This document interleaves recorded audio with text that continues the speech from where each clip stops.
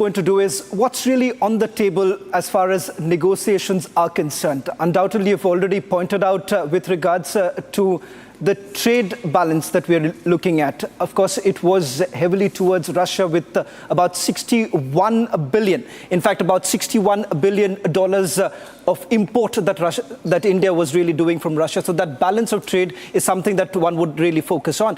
But having said that, a lot of talk has happened with regards to the defense cooperation. But as we've always said, the USSR, Donald, has been India's friend even during the Cold War. And over the last 25 years, there was a shift perhaps from Russia to the United States of America. Do you believe that Russia somehow is going to woo India back? Because there is always that fear that with Moscow-Beijing talks underway, perhaps it could keep New Delhi a little nervous.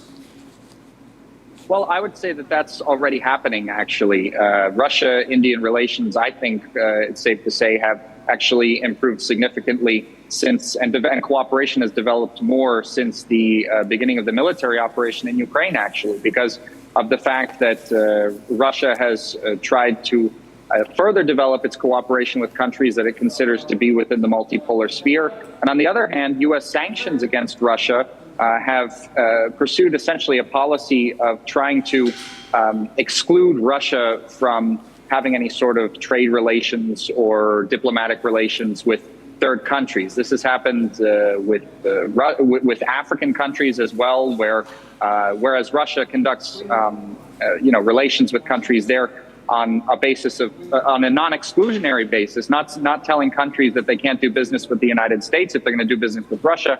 The United States, on the other hand, has with many countries a different approach in terms of their sanctions regime against Russia. So, of course, like you mentioned, Russia and India are still actually significant partners in the military sphere. And I think that's only going to continue because of the fact that Russia has been conducting its trade relations with countries on a basis of mutual respect, mutual cooperation, and just basically offering these countries beneficial contracts and not saying you can't do business with the United States if you don't do business with Moscow.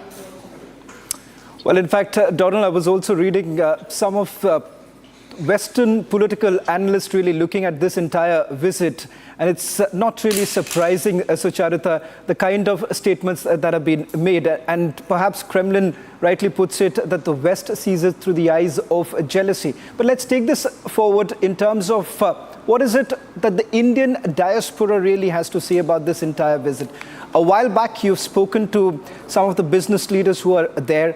We've seen Prime Minister's last visit to Russia, which was back in 2019 in Vladivostok, which was mostly to deepen the energy cooperation. And that's a primary focus for India, keeping in mind oil trade.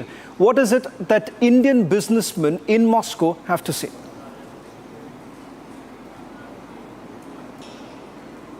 Well, Shravan, I would also like to bring into perspective a picture. I would like to bring into perspective a picture that would be drawn, and there will be comparisons made, because as President Putin meets the Indian Prime Minister on the 9th, we will also see a parallel NATO meeting happening in Washington, where Ukraine is going to be on the agenda and where there will be a heavier package being discussed for Ukraine. So both these meetings are going to be seen as parallel meetings with different agendas, and there will be talks of both together. Why I say this? Because we know that ever since the war between the two countries started, there have been sanctions by the Americans, by the European countries against Russia. You spoke about the oil trade, and I say this, that India has been one of the major purchasers of oil from Russia. So when we speak about an all-weather friend, it has been India for Russia and vice versa. So both the meetings need to be seen as parallels that will be drawn, and there will be questions raised, because I clearly remember that the press secretary, the foreign secretary in India, before this visit by the Indian Prime Minister, was very clearly asked that is there a signaling, is there a messaging by India when the Prime Minister chooses to come to Russia as his first bilateral visit in his third term, and a signal which is being made to the Western world. And he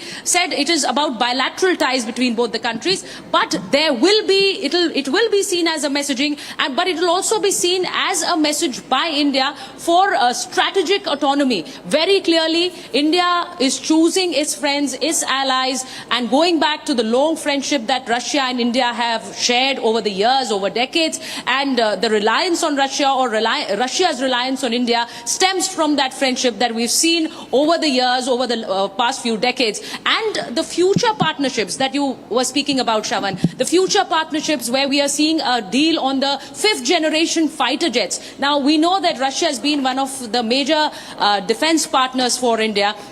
And a deal on 5th generation fighter jets is on the cards, and that is going to be very, very important. And as you said, the cultural ties definitely remain at the center.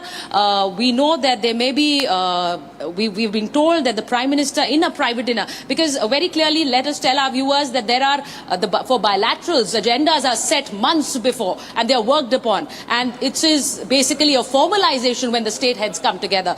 But when we speak about private dinners, the agendas that are still to be decided somewhere come along, and that is where personal bonhomie and personal chemistry between state leaders really plays a pivotal role.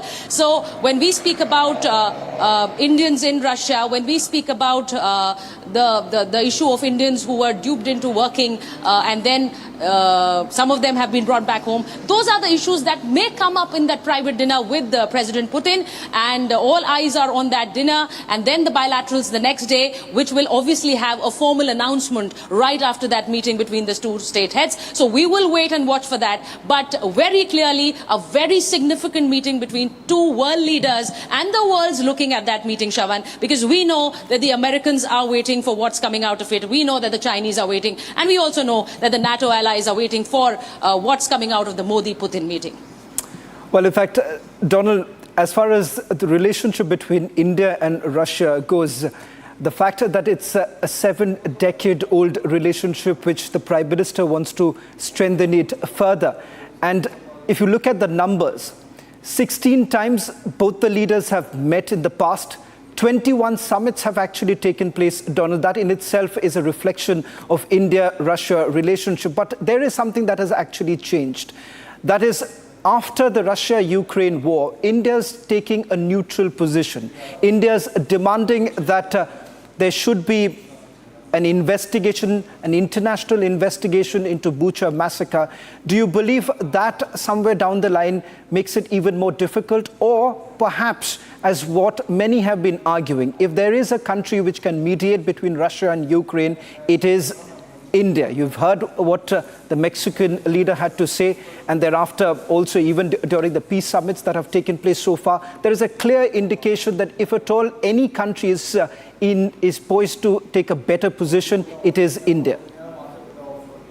Well, I think this goes back to what I mentioned before about the difference between U.S. foreign policy on this issue and Russian foreign policy on the issue, because Moscow has not taken issue with India's neutral position on the matter. In fact, what you're talking about in terms of peace negotiations is something that Moscow has welcomed for the longest time, right? We've seen China put forward a peace plan, which was welcomed by Russia, but rejected by Ukraine and the West. If India were to put forward its own peace plan, I'm sure based on what we've seen from Russian foreign policy, Moscow would only welcome that. Again, we have to remember that right now, and pretty much throughout the entire conflict, the only party to the conflict that's been serious about sitting down at the negotiating table and cracking out some sort of peace deal has been Russia.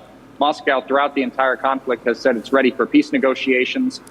Ukraine is not, and nor is the West. So that's the position of Russia on that matter. On the other hand, we've seen U.S. policy around the world try to pressure countries out of neutrality, not being satisfied with neutrality on the matter, but trying to pressure countries to support the Western position, support the sanctions regime on Russia, which is completely a much more hostile version of conducting foreign politics in relation to what we see with Russia. Again, China also has taken a very mild position on the conflict as well, not sort of overt support for Russia's military operation in Ukraine.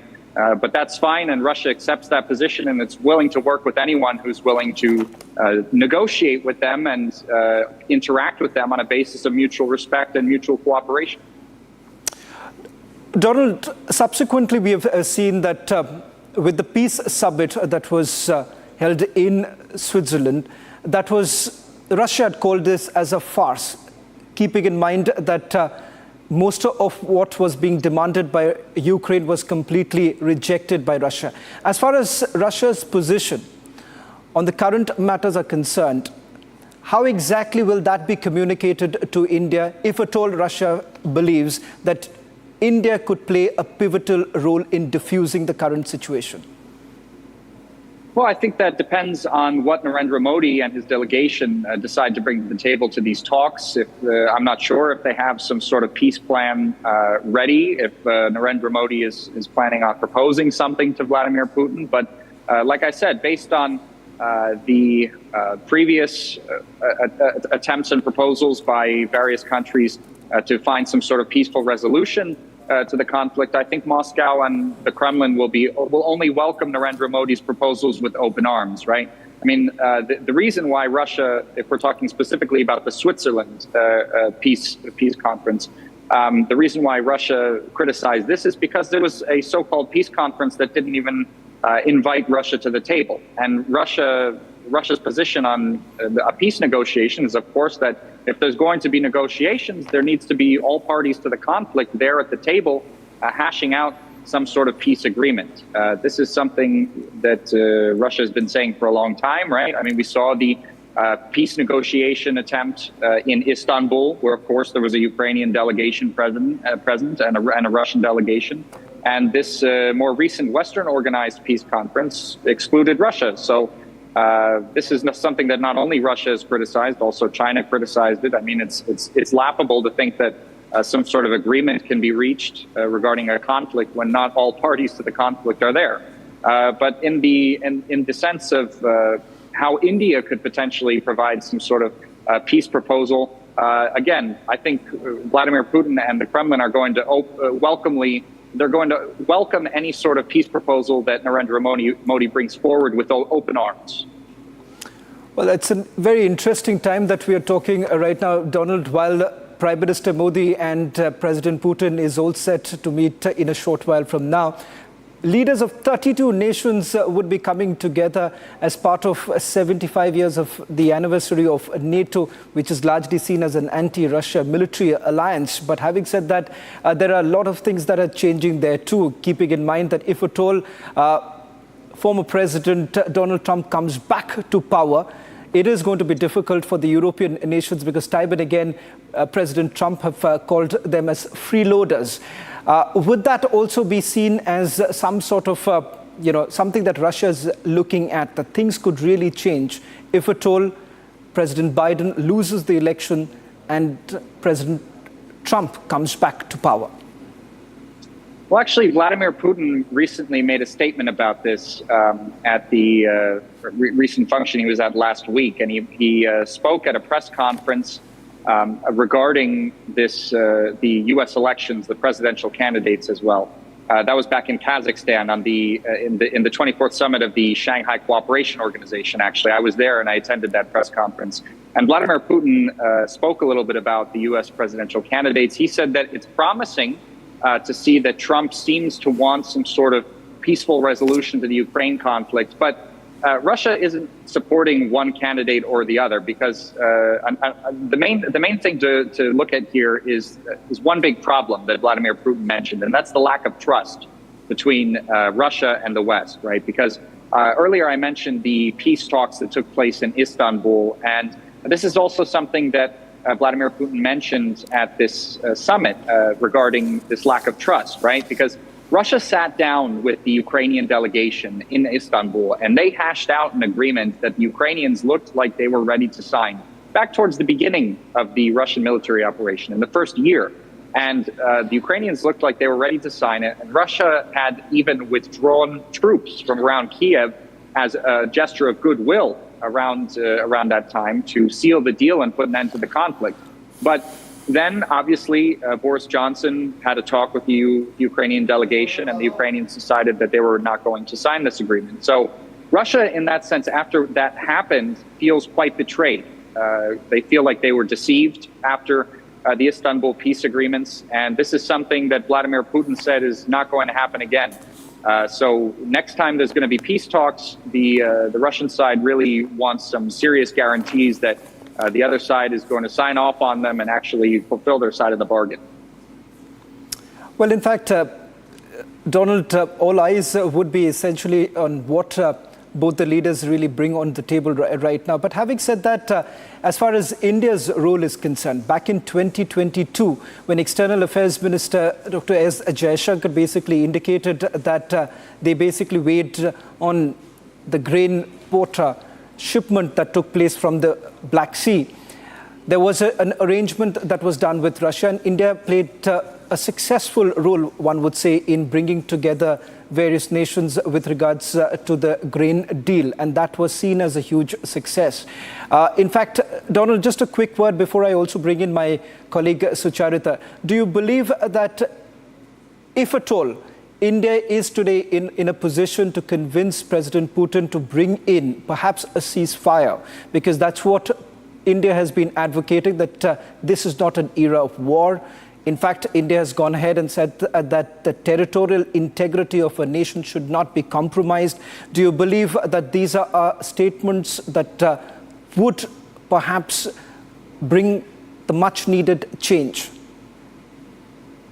Well, I think Russia agrees that territorial integrity must not be violated, right? And Russia is calling for a ceasefire, but it has to be along the lines of the goals of the military operation, as Vladimir Putin said recently in a statement, because the territories of Lugansk, Donetsk, Zaporozhye, and Kherson, they voted to become part of Russia in referendums that had, international observers, and these are the terms that Russia's putting forward, and the Ukrainian side has rejected them because they want these territories that have essentially voted to become part of Russia after voting to become independent, even before Russia's military operation began, to become independent from Ukraine because they weren't happy with the Kiev government that came to power in 2014. Well, obviously that was only Lugansk and Donetsk, and Kherson and Zaporozhye came later. So Russia can't abandon these territories now because these are Russian people living there that voted to become part of the Russian Federation. So these are the terms that Russia puts forward in terms of having a ceasefire. And right. I think if those terms are met, Vladimir Putin would definitely be willing to at least, agree to a ceasefire along with the Russian government. But wider encompassing peace negotiations still have to take place. And as far as right now, the Ukrainian side and the Western side have not shown any interest in that. Well, thank you very much, Donald, for joining us on this broadcast. I'll just get a quick word also from my colleague Sucharita, because in a short while from now, Prime Minister Modi is expected to land in Moscow. Sucharita, in terms of the itinerary, if you could just walk us through the details of it for all our viewers who are tuning in right now. Rightly, Shawan, the Prime Minister is going to be arriving here at about 3 o'clock Moscow time, which is roughly about 5:30 Indian time. He's going to be here, and then by the time he reaches the hotel, I think it should be about 6 p.m.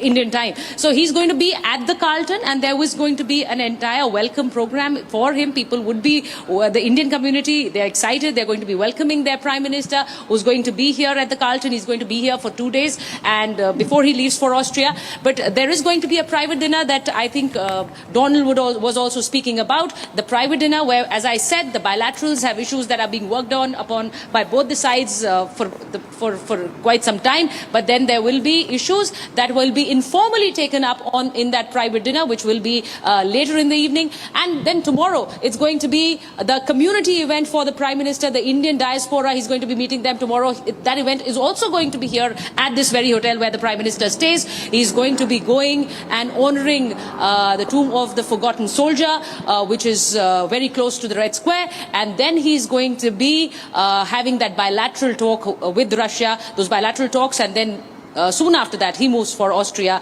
the visit that he has tweeted about as well. So that is going to be his 2-day program here in Russia. And before that, as I very clearly pointed out, that the people who are here, the Russians and the Indians, the Indian diaspora, eagerly waiting to see the Prime Minister. Well, thank you so much, Sucharita, as well as Donald, for joining us on this broadcast. And for all our viewers, this is just the beginning. The coming together of two global broadcasters, and there's much more lined up for you. This is just one of the many broadcasts that we have planned for you.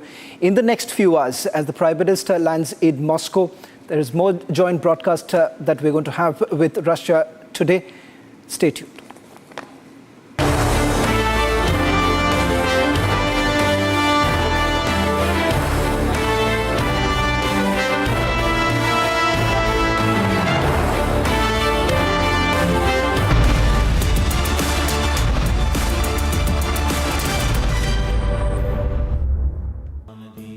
Amity has been ranked India's #1 private university in the recently released Education World Rankings.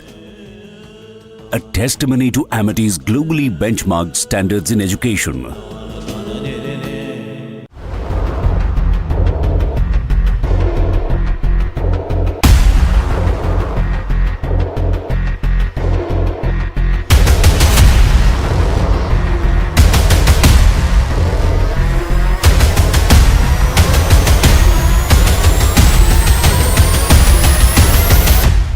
हाँ, बहुत ज्यादा बड़े हुए हैं। मैं हर 3 दिन के बाद आती हूँ। कारण यही है मैडम, पीछे से आलू आ रहा नहीं है, स्टोर वालों ने रोक रखा आलू। भैया ऐसे तो लगाएं, महंगाई तो जोरों पे ही है। टमाटर भी अच्छे खासे जा रहे हैं।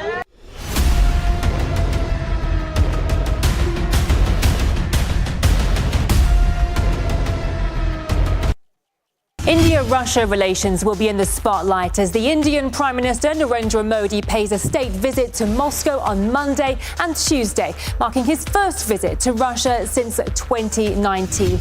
Now, we could see outcomes that will impact the geopolitical landscape. You can follow the latest updates right here on RT International in cooperation with India's Republic TV channel. We've got every angle covered for you, so make sure you don't miss it. In his third term, Prime Minister Narendra Modi chooses Russia for his first bilateral visit. All eyes are going to be on the Modi-Putin camaraderie. We get you all the live updates here from Moscow in collaboration with Russia Today.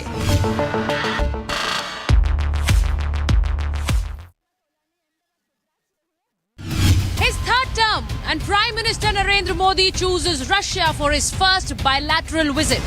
From the United States to China, the world looks on at the Putin-Modi camaraderie.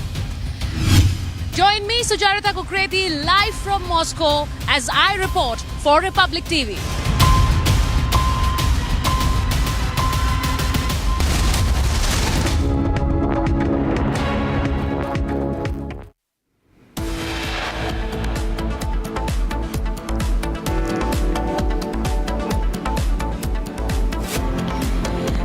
Minister Modi en route Moscow with the big bilaterals on the cards. All eyes now on the big Modi-Putin meet.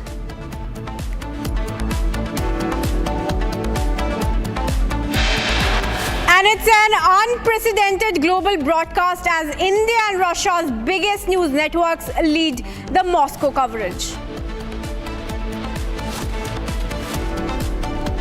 Yet another hit and kill case in Maharashtra. Shiv Sena leader's son missing as BMW kills one, father under arrest.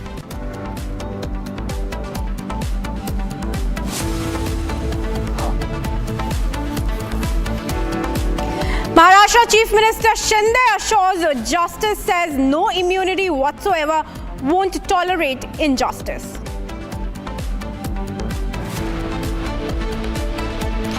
Top court dismisses plea by Mamata. Government's challenging High Court order over CBI probe in Sandesh Khali.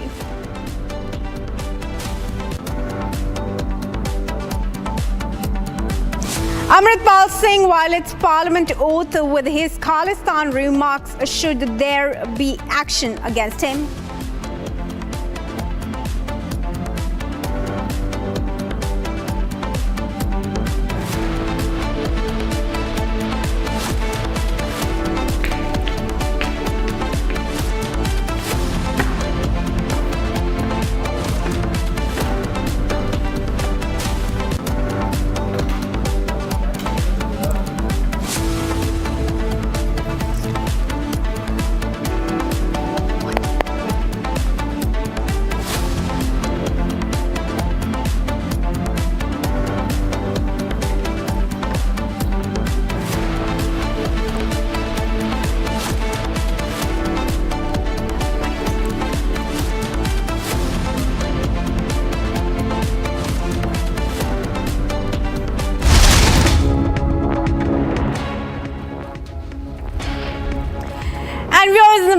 Now shifting our focus to the big story that we are tracking from Maharashtra. And after the Pune Porsche case, another hit and kill case has surfaced from Mumbai, this time where a Shiv Sena Neta's son is the prime accused. Shinde Sena leader's son Mihir Shah has been absconded and a lookout notice had been issued against him. In fact, his mother and sister are also missing. Their house is locked, but both of them have disappeared. Meanwhile, Chief Minister Eknath Shinde has assured swift action and said that justice won't be denied. Let's take a look at this report.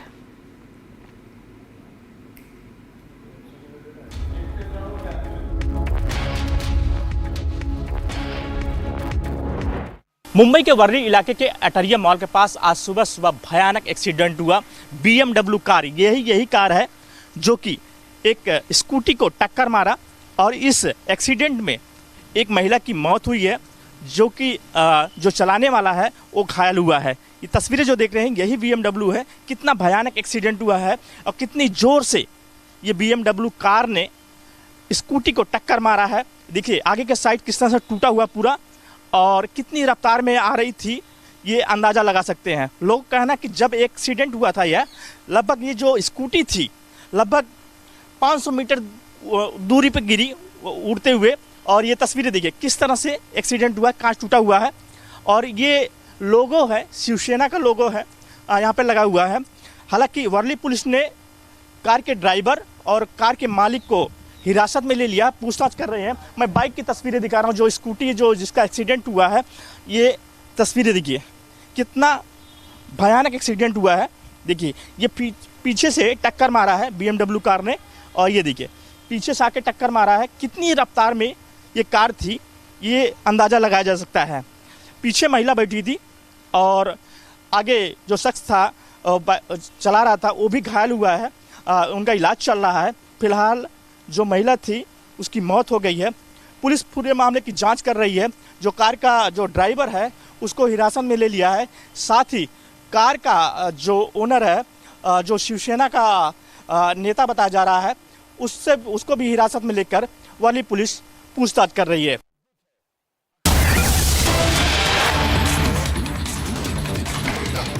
And now, viewers, the Republic has spoken to the husband of the deceased woman, and he has now made a very big allegation on this VVIP killer, saying that if he had stopped his BMW cars, the woman's life would have been saved. Take a look.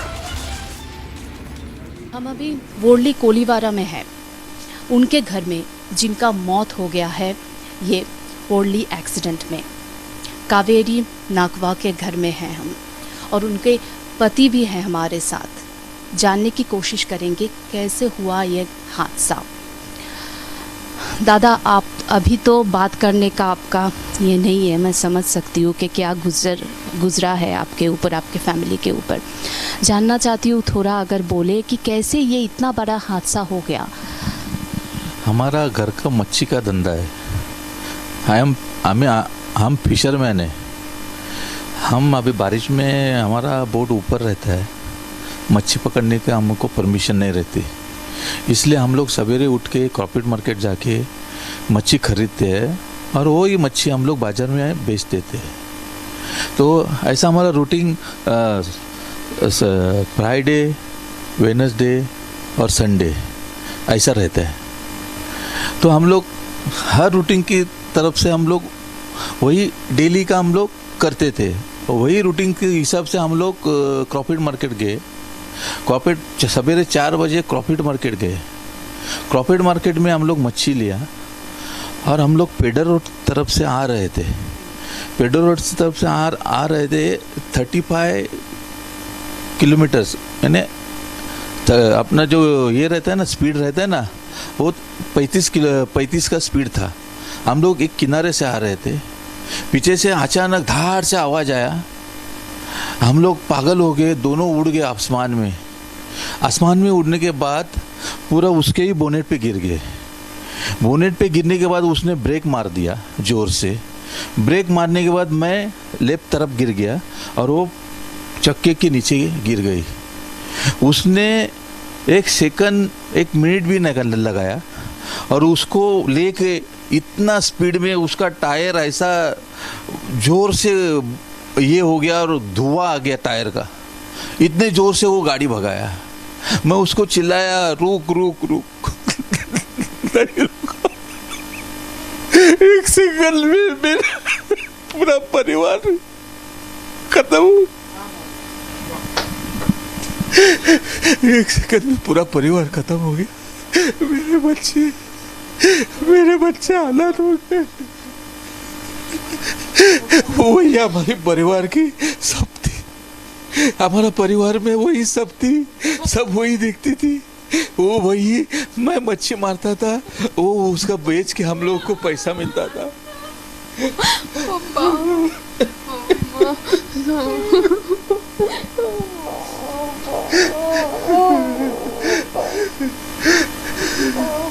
वो थोड़ा भी नहीं रुका, थोड़ा भी नहीं। सीजा house से लेके उसने जो गाड़ी चलाया, मैं उसके पीछे टैक्सी लेके दौड़ा, मगर वो मिला नहीं मेरे को। आधा यानी कम से कम आधा किलोमीटर तक मैं गया, वो मिला नहीं मेरे को। मैं वहीं से टैक्सी घुमा के पुलिस स्टेशन पे आया और पुलिस लोगों को बताया। फिर 15 मिनट में मेरे को पता चला कि सीलिंग के इधर उसने खींच के उधर फेंक दिया। तभी रुक जाता तो जान से बच, रुक जाता तो उसको कुछ नहीं हुआ था, कुछ नहीं हुआ था। मेरे पीठ पे गिरी थी वो, बोनेट पे हम लोग ऊपर उड़े ना, वो मेरे पीठ पे गिरी थी। उसने उसको गाली दी, साला रुक रुक। वो रुका नहीं, वो चिल्ला रही थी, कोई सुना नहीं, कोई सुना नहीं। वो जोर जोर से चिल्ला रही थी मेरे सामने से, परपट के ऐसा घसीट के लेके गया ना, कोई जानवर को भी नहीं लेके जाता, ऐसा घसीट के लेके गया। क्या करूं, मैं चिल्ला रहा है, रुको रुको रुको, कुछ नहीं रुका। 28 साल का लड़का है, वही चला रहा था गाड़ी, मिहिर शाह। हाँ, नीतीश शाह करके, मेरे को मालूम नहीं, नीतीश शाह, मिहिर शाह। हाँ, वो नाम नहीं था मेरे को मालूम, मगर जो ऐसा पतला सा ऐसा ये था, उसका नाक ऐसा थोड़ा सा लंबा सा था, ऐसा और ऐसा थोड़ा दाढ़ी था उसको। मैंने उसको, जब मैं गिरा ना, तभी मैं हाथ मारा, तभी उसको देखा, तो उसके बगल में हम लोग गिरा तो उसका कांच टूटा था। तो उसको मैं इस साइड के आदमी को नहीं देखा, मगर जो गाड़ी चला था उसको देखा था। तो आपने चिल्लाया, वो सुना तो चिल्लाया, हाथ मारा, फिर भी नहीं रुका। वो ऐसा इतना स्पीड में दौड़ा है कि उसको खींच के लेके गया। कितना दूर लेगा खींच के? सीजिया उससे तो आप बोले तो सीलिंग का कोना कितना हो गया? सीजिया उस कहाँ है? 4-5 किलोमीटर। 5 किलोमीटर खींच के लेके गया। बताओ, अपन को अगर थोड़ा सा भी खरोच आए तो आदमी क्या करता है, उसका क्या हालत हो गया होगा, बताओ। हाँ, ये बड़े लोग रहते हैं, हाँ, हम गरीब लोग हैं, हम गरीब लोगों को क्या करेंगे बताओ ना। हाँ, हमारे पीछे कौन है? ये लोग क्या अभी खत्म हो जाएगा, थोड़े दिन करेंगे, खत्म हो जाएगा, हम वैसे ही पड़े रहेंगे, कोई पूछने वाला नहीं गरीबों को। आपके साथ ही आपकी वाइफ ये काम करती थी, जहाँ मछली का कारोबार संभालती थी, अब ये घर का क्या होगा, क्या आपने क्या सोचा? नहीं संभालने वाला, अभी मेरा बच्चा अनाथ हो गया। हम लोग का पूरा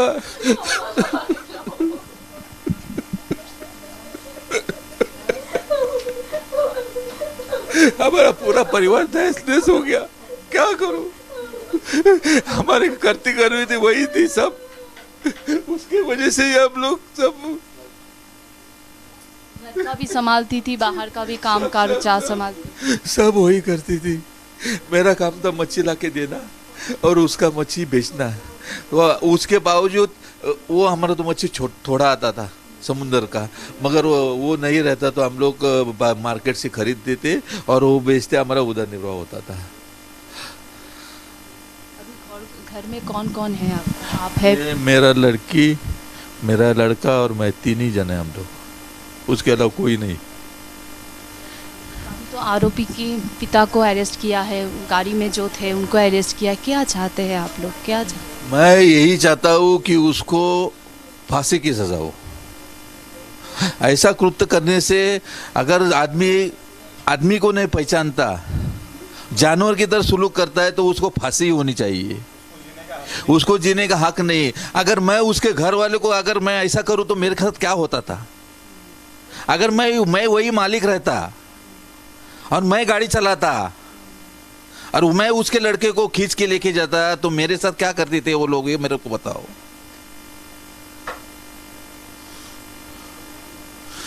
उनको फांसी होनी चाहिए, फांसी का कुछ नहीं।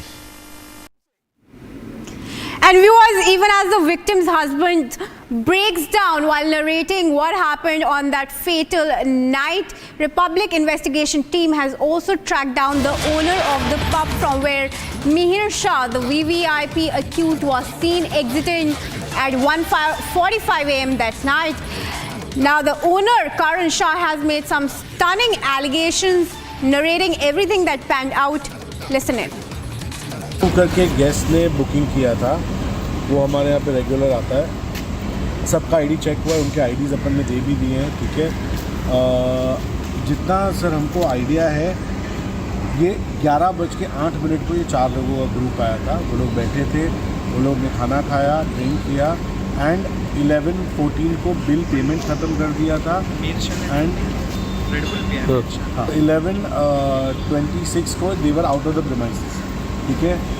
जो लड़का मिहिर बोला जा रहा है उसने ड्रिंक भी नहीं किया है, खाली रेड बुल लिया है, ठीक है। वो डिटेल्स सीसीटीवी में पुलिस भी चेक कर रही है, उनके पास सारी डिटेल्स है और हमारे यहाँ से कोई इसका लेना नहीं है। कितने लोग सर ये आए थे मर्सिडीज़ गाड़ी में, एक्सीडेंट हुआ है BMW, जब गए भी थे तभी भी मर्सिडीज़ गाड़ी थी सर। तो हमारे यहाँ से गाड़ी, ड्राइवर, चालक किसी का कोई संबंध नहीं है। ये खाली दूसरे सब जो पॉलिटिकल चीज़ की वजह से एक रेस्टोरेंट ओनर को या हम रेस्टोरेंट को कंसीडर कर रहा है। As per law, as per norms हमने सब किया है और कुछ भी इसमें आउट नहीं। टोटल कितने लोग आए थे? 4 लोग आए। उसमें कोई लेडीज भी शामिल थे? नहीं, कोई भी नहीं था, सॉरी। और आए थे मर्सिडीज से, लेकिन घटना BMW में हुई है। हाँ। यहाँ पे BMW थी क्या? नहीं, खाली Mercedes. Tripura Chief Minister Manik Saha visited GB Pant Hospital to oversee preparations for the state's first kidney transplant scheduled for July 8th. As Health Minister, he interacted with donors and recipients, ensuring all arrangements were in place.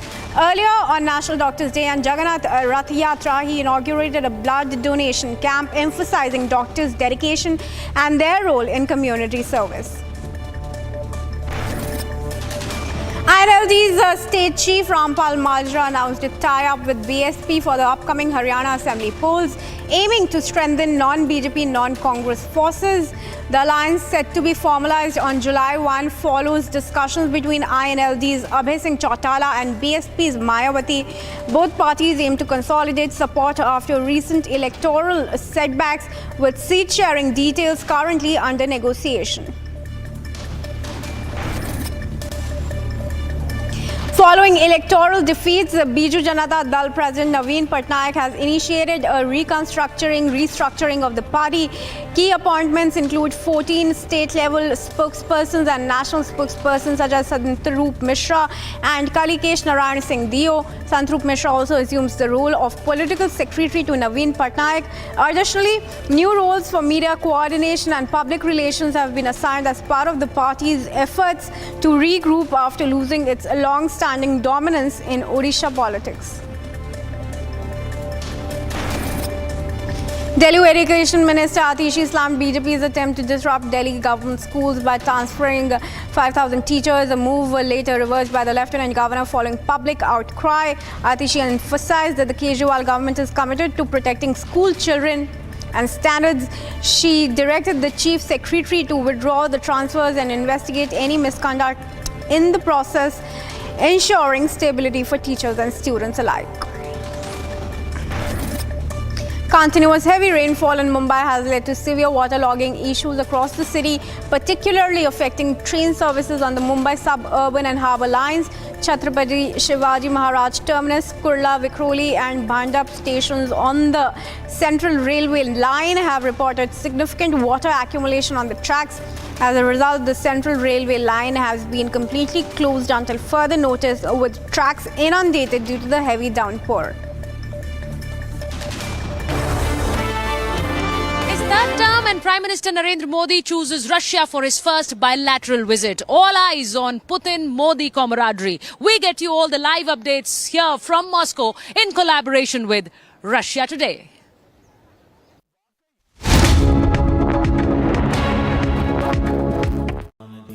Amity has been ranked India's #1 private university in the recently released Education World Rankings.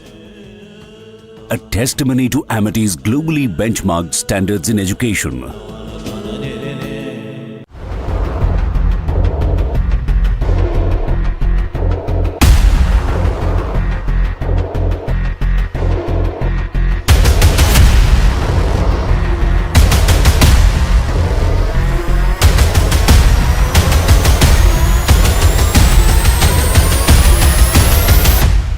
हाँ, बहुत ज्यादा बड़े हुए हैं। मैं हर 3 दिन के बाद आती हूँ। कारण यही है मैडम, पीछे से आलू आ रहा नहीं है, स्टोर वालों ने रोक रखा आलू।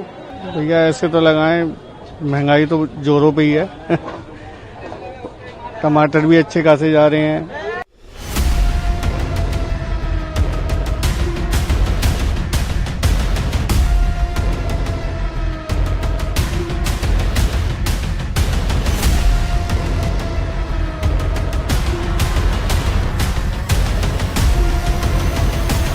India-Russia relations will be in the spotlight as the Indian Prime Minister Narendra Modi pays a state visit to Moscow on Monday and Tuesday, marking his first visit to Russia since 2019.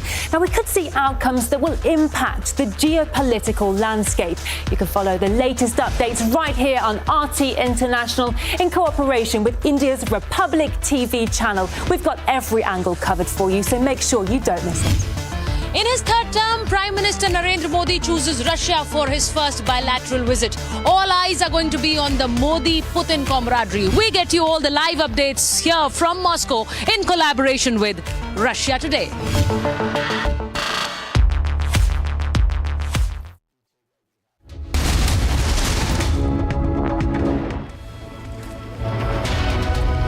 Welcome back, viewers. Now, floods have wreaked havoc in Assam, leading to 8 more deaths in the disaster's trail of destruction. Now, as the flood crisis continues to remain grim in the northeastern state, nearly 24 lakh residents have been affected or displaced from across 29 districts of the state. The death toll has also mounted to 66. Meanwhile, Assam Chief Minister Himanta Biswa Sarma visited flood relief camps to assess the impact of the devastating floods and assure relief to the distribution of affected residents of the state. We have a report on the details of everything that has panned out so far. Take a look.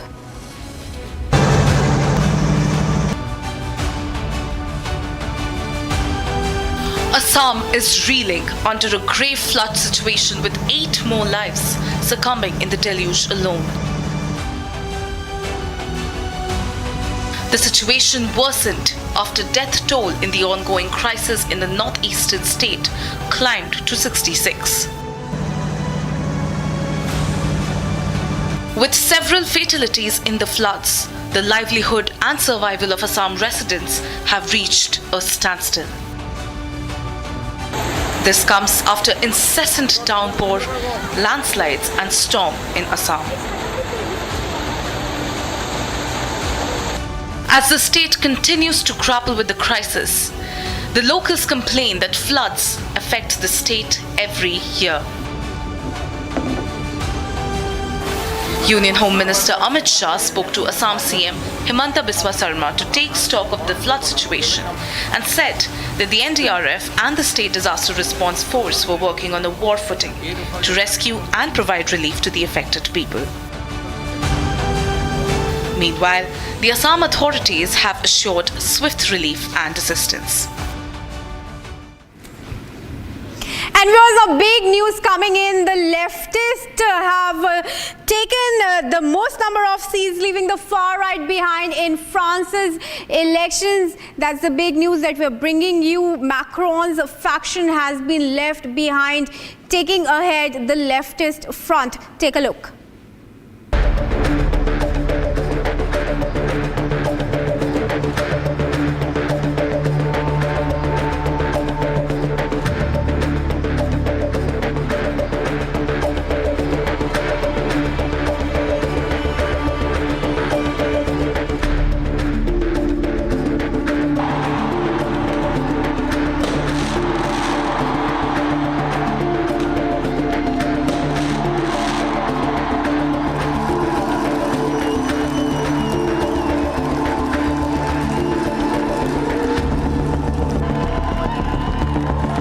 sommes d'abord tellement immensément soulagés. Voyez-vous, d'une manière ou d'une autre,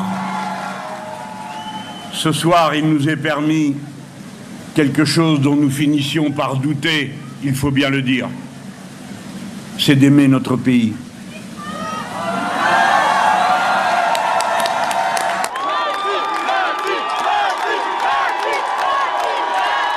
Premièrement, le président de la République doit ou bien s'en aller, ou bien nommer un Premier ministre dans nos rangs.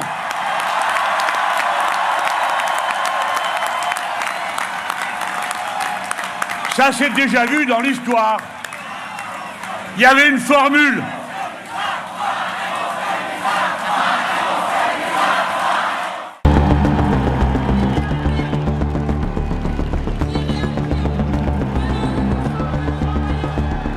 Là, déjà, on a écarté la menace immédiate qui était une accession au pouvoir de Jordan Bardella, potentiellement. Maintenant, on va essayer de convaincre les Français pour le reste de la mandature, c'est sûr. Mais là, aujourd'hui, on célèbre la victoire déjà. La joie est immense.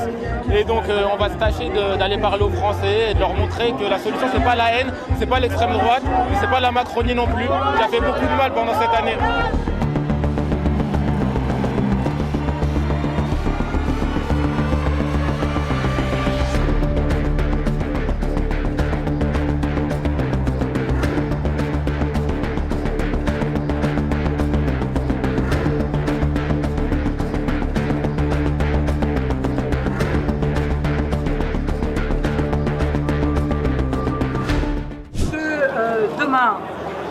Nous soyons en situation d'avoir une majorité absolue dans un an peut-être. Car en réalité, le courbier que j'avais annoncé va évidemment se réaliser. La France va être totalement bloquée avec 3 groupes qui sont peu ou prou de même importance à l'Assemblée nationale. Parce qu'on par là, c'est malheureux, on perdra un an supplémentaire, un an de plus d'immigration dérégulée, un an de plus de perte du pouvoir d'achat, un an de plus d'explosion de l'insécurité dans notre pays. Mais s'il faut en passer par là, eh bien, nous en passerons par là. Bien sûr, il aura le rôle qu'il a toujours eu, défendre la France et les Français. Voilà, défendre les idées pour lesquelles nous avons été élus, car nous sommes encore une fois le seul groupe uni et cohérent de cette Assemblée nationale. Nous savons ce que nous défendons, nous continuerons à le défendre et nous serons, comme l'a dit Jordan Bardella, toujours avec les Français et pour la défense de leurs intérêts. His third term and Prime Minister Narendra Modi chooses Russia for his first bilateral visit. All eyes on Putin-Modi camaraderie. We get you all the live updates here from Moscow in collaboration with Russia Today.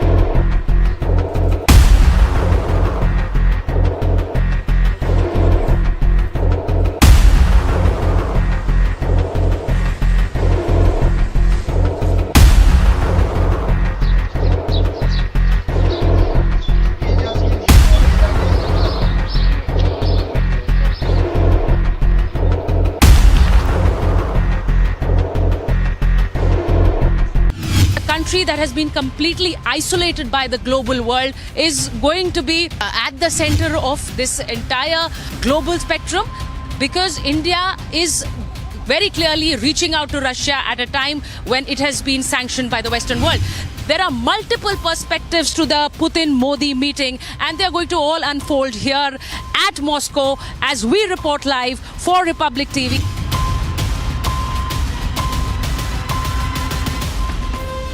from Asia's largest news headquarters. Setting the agenda for Bharat.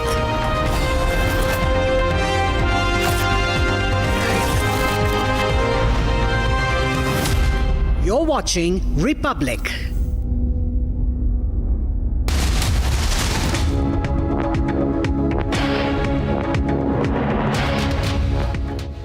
American Pistachio presents cracking news of the hour. Prime Minister en route Moscow with big bilaterals on the cards. All eyes now on the big Modi-Putin meet.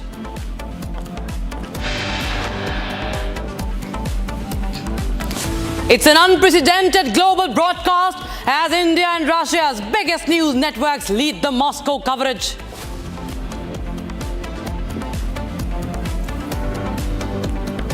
Yet another hit and kill case in Maharashtra. Shiv Sena leader's son missing as BMW kills one father under arrest.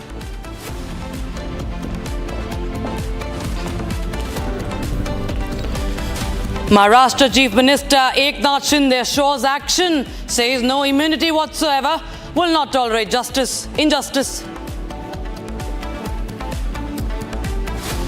And top court dismisses a plea by Mamata government challenging the High Court order over CBI probe in Sandesh Khali.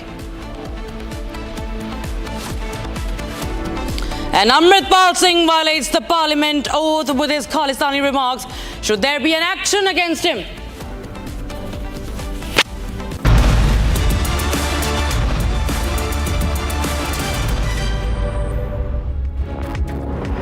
Hello and a very warm welcome, viewers. You're watching Republic TV with me, Rakshita Mishra, and Republic TV is getting you an unprecedented broadcast with the biggest networks of India and Russia, getting the latest on Prime Minister Narendra Modi's visit to Moscow. This is his first bilateral meeting with a state head right after he took oath as the Prime Minister of the country for a third straight time. And the preparations are underway, viewers. Preparations are in full swing. Prime Minister is en route Moscow, and my colleague Sucharita Kukreti is on ground. She is in Moscow getting us the latest inputs from ground zero. Take a listen in to this report that my colleague Sucharita has just filed. I would also like to bring into perspective a picture. I would like to bring into perspective a picture that would be drawn, and there will be comparisons made, because as President Putin meets the Indian Prime Minister on the 9th, we will also see a parallel NATO meeting happening in Washington, where Ukraine is going to be on the agenda and where there will be a heavier package being discussed for Ukraine. So both these meetings are going to be seen as parallel meetings with different agendas, and there will be talks of both together. Why I say this? Because we know that ever since the war between the two countries started, there have been sanctions by the Americans, by the European countries against Russia. You spoke about the oil trade, and I say this, that India has been one of the major purchasers of oil from Russia. So when we speak about an all-weather friend, it has been India for Russia and vice versa. So both the meetings need to be seen as parallels that will be drawn, and there will be questions raised, because I clearly remember that the press secretary, the foreign secretary in India, before this visit by the Indian Prime Minister, was very clearly asked that is there a signaling, is there a messaging by India when the Prime Minister chooses to come to Russia as his first bilateral visit in his third term, and a signal which is being made to the Western world. And he said it is about bilateral ties between both the countries, but it will be seen as a messaging, but it will also be seen as a message by India for strategic autonomy. Very clearly, India is choosing its friends, its allies, and going back to the long friendship that Russia and India have shared over the years, over decades, and the reliance on Russia, or Russia's reliance on India, stems from that friendship that we've seen over the years, over the past few decades. And the future partnerships that you were speaking about, Shravan, the future partnerships where we are seeing a deal on the 5th generation fighter jets. Now, we know that Russia has been one of the major defense partners for India. a deal on fifth-generation fighter jets is on the cards, and that is going to be very, very important. And as you said, the cultural ties definitely remain at the center. We know that there may be, we've been told that the Prime Minister in a private dinner, because very clearly, let us tell our viewers that there are, for bilaterals, agendas are set months before, and they are worked upon. And it is basically a formalization when the state heads come together. But when we speak about private dinners, the agendas that are still to be decided somewhere come along, and that is where personal bonhomie and personal chemistry between state leaders really plays a pivotal role. So when we speak about Indians in Russia, when we speak about the issue of Indians who were duped into working and then some of them have been brought back home, those are the issues that may come up in that private dinner with President Putin, and all eyes are on that dinner, and then the bilaterals the next day, which will obviously have a formal announcement right after that meeting between the two state heads. So we will wait and watch for that. But very clearly, a very significant meeting between two world leaders, and the world's looking at that meeting, Shavan, because we know that the Americans are waiting for what's coming out of it. We know that the Chinese are waiting, and we also know that the NATO allies are waiting for what's Of course, there are key issues that are up for discussion in this bilateral meeting, viewers, but there's lots lined up for the Prime Minister. He'll also be addressing the Indian diaspora there. My colleague Sucharita, in fact, has got us a report from outside the hotel where the Prime Minister is going to stay. It's a Carlton Hotel in Moscow. Take a look and get a sense of the preparations. Prime Minister Narendra Modi, during his Moscow visit, will be residing at this Carlton Hotel, which is right behind me. This is the place where the Prime Minister is going to be reaching in a short while from now. Carlton Hotel is now only going to allow entry to people who are staying there at the hotel or who are part of the Prime Minister's security. So this is the place where the community event on the 9th will also be held. So there is going to be a big Indian community event which will be held tomorrow at Carlton Hotel, where there will be a series of performances by Indians residing in Russia, and there will be an address by Prime Minister Narendra Modi to the Indians staying in Russia.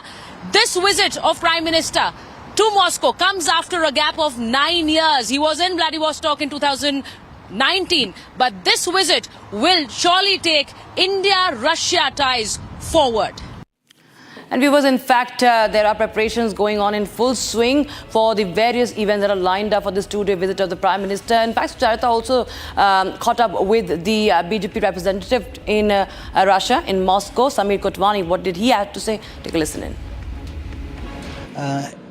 मैं Indian embassy का बहुत शुक्रगुजार हूँ कि उन्होंने मुझे मौका दिया गया है कि हम पीएम मोदी की विज़िट में हम लोग उनको रिसीव किया जाए.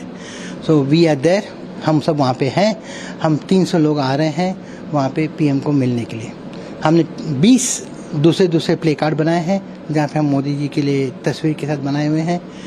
ये साल 7 years of Russia India friendship, Hindi रूसी भाई के जो ये 25 साल है, और उस वक्त डिप्लोमेटिक रिलेशन के भी ये 77 years हैं.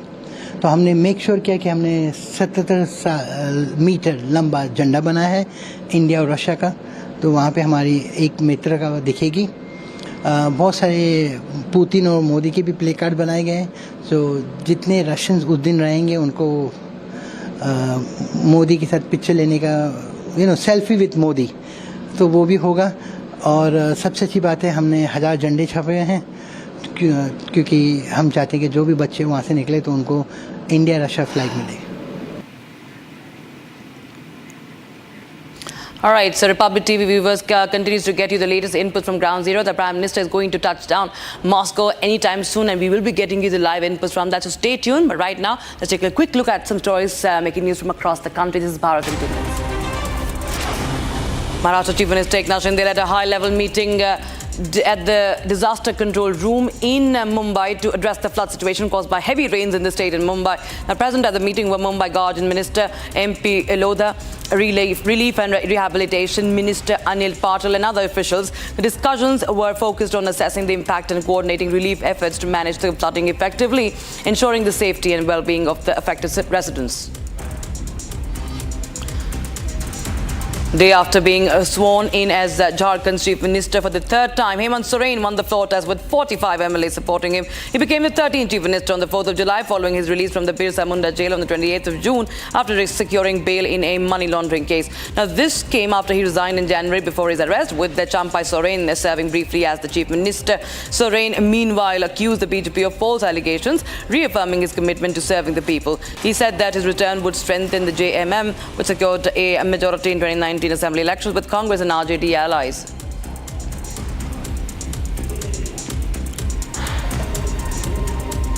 BJP leader Shahzad Poonawalla criticized Congress for allegedly celebrating India's T20 defeat against Zimbabwe.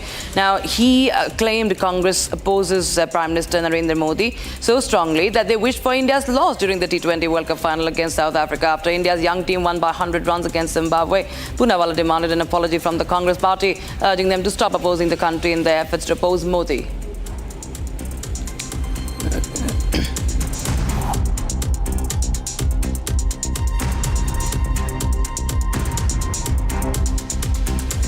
And viewers, it's been a big setback for Mamata Banerjee government. Today, the Supreme Court has in fact dismissed the West Bengal government's plea challenging the Calcutta High Court's order directing CBI investigation into the allegations of land grabbing and sexual assault in Sandesh Khali case. In fact, the Supreme Court had some harsh words against Mamata Banerjee government.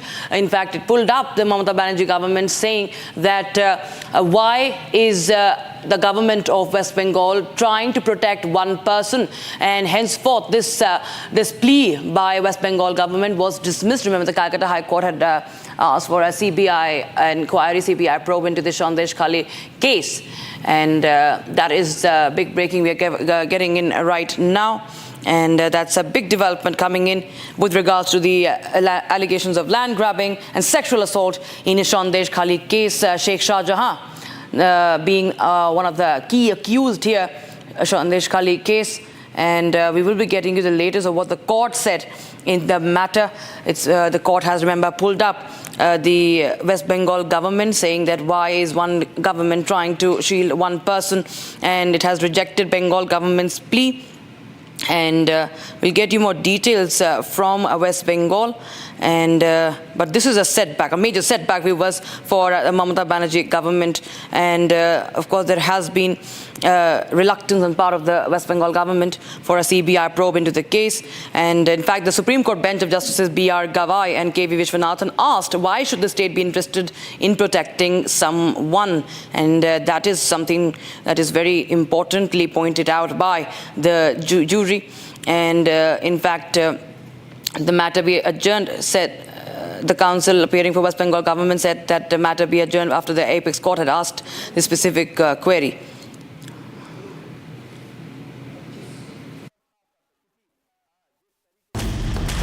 Hello, Moto. Motorola, India's best 5G smartphone. All right, we will be getting a footage right now on your screens. People are forming long queues to collect free liquor bottles brought in by trucks at a poll win party hosted by Chikkaballapura BJP MP K. Sudhakar. Liquor was distributed and served openly at this party. The alcohol was served in presence of police. There you have people queuing up to get free liquor, and this was a liquor party that was in fact a poll win party that was hosted by the Chikkaballapura BJP MP K. Sudhakar, and of course Congress also slamming the BJP over this.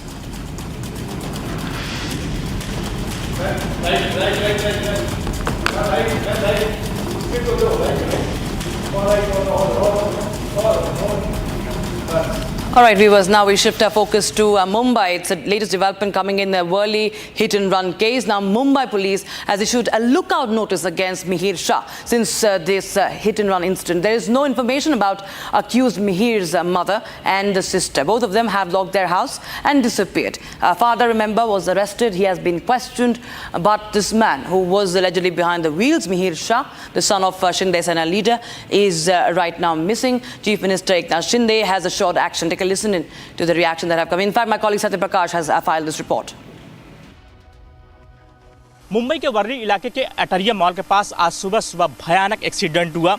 BMW car, यही car है जो कि एक scooty को टक्कर मारा और इस एक्सीडेंट में एक महिला की मौत हुई है, जो कि जो चलाने वाला है वो घायल हुआ है। ये तस्वीरें जो देख रहे हैं यही BMW है। कितना भयानक एक्सीडेंट हुआ है और कितनी ज़ोर से ये BMW कार ने स्कूटी को टक्कर मारा है। देखिए आगे के साइड किस तरह से टूटा हुआ पूरा, और कितनी रफ्तार में आ रही थी ये अंदाज़ा लगा सकते हैं। लोग कहना कि जब एक्सीडेंट हुआ था यह लगभग ये जो स्कूटी थी लगभग 500 मीटर दूरी पर गिरी उड़ते हुए, और ये तस्वीरें देखिए किस तरह से एक्सीडेंट हुआ, कांच टूटा हुआ है। और ये लोगो है, शिवसेना का लोगो है यहाँ पे लगा हुआ है।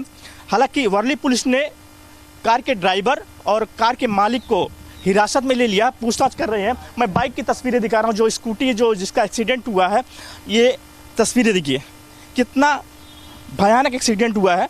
देखिए ये पीछे से टक्कर मारा है BMW कार ने, और ये देखिए पीछे से आके टक्कर मारा है। कितनी रफ्तार में ये कार थी ये अंदाज़ा लगाया जा सकता है। पीछे महिला बैठी थी और आगे जो शख्स था चला रहा था वो भी घायल हुआ है, उनका इलाज चल रहा है। फिलहाल जो महिला थी उसकी मौत हो गई है। पुलिस पूरे मामले की जांच कर रही है। जो कार का जो ड्राइवर है उसको हिरासत में ले लिया है। साथ ही कार का जो ओनर है, जो शिवसेना का नेता बताया जा रहा है, उसको भी हिरासत में लेकर वाली पुलिस पूछताछ कर रही है। So now, viewers, the Shinde Sena leader is right now in the spotlight with this, but the Chief Minister Eknath Shinde has assured action. Mumbai hit and run case. Eknath Shinde says that no one will be spared, no matter who it is. The guilty will not be spared. Take a listen in. Hit and run में किसी को भी बख्शा नहीं जाएगा। वो कितना भी इन्फ्लुएंस वाला हो, कोई भी हो, पॉलिटिकल हो, पैसे वाला हो, ये गरीब की जान होती है, और इसलिए वो भी किसी की बेटी होती है, किसी की बहन होती है, और इसीलिए कोई भी हो उसको बख्शा नहीं जाएगा। और ये जो मैंने पुलिस कमिश्नर जी को भी कल कहा है कि हिट एंड रन में जितने भी होटल है, ये होटल जितने देरी से रात को बंद करते हैं उनके ऊपर कार्रवाई करो, लाइसेंस रद्द करो, और जो ड्रंक एंड ड्राइव वाला जो ड्राइव है वो भी तेज करो, वहाँ पर भी तेजी से चेकिंग करो। जो भी है वहाँ पर कोई भी ड्रिंक करके ड्राइव न करे और ऐसे एक्सीडेंट ना हो। और इसलिए उनको ऐसे अगर जो हैबिचुअल है उनको लाइसेंस भी उनका रद्द करने के मैंने बोल दिया है। और इसलिए ये बहुत बड़ा ड्राइव भी पुलिस लेंगे, और ये हिट एंड रन जो है इसको पूरी तरह हम पाबंदी कैसे हो सकती है इसके ऊपर काम कर रहे हैं। इसमें कड़ी कार्रवाई होगी, जो भी है उसको छोड़ा नहीं जाएगा, वो कोई भी हो। And in fact, in an exclusive, Republic TV has spoken to the husband of the woman who lost her life.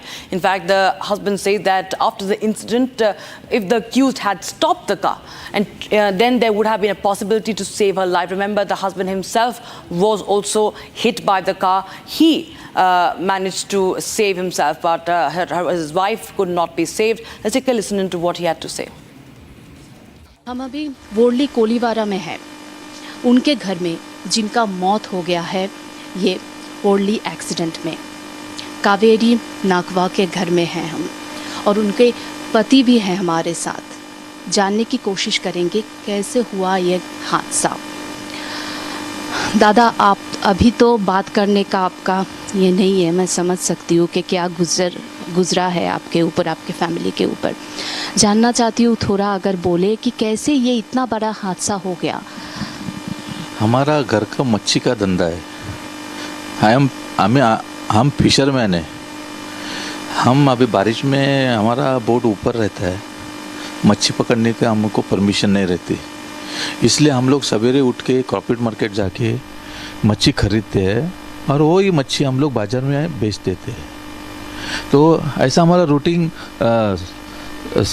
Friday, Wednesday और संडे ऐसा रहता है।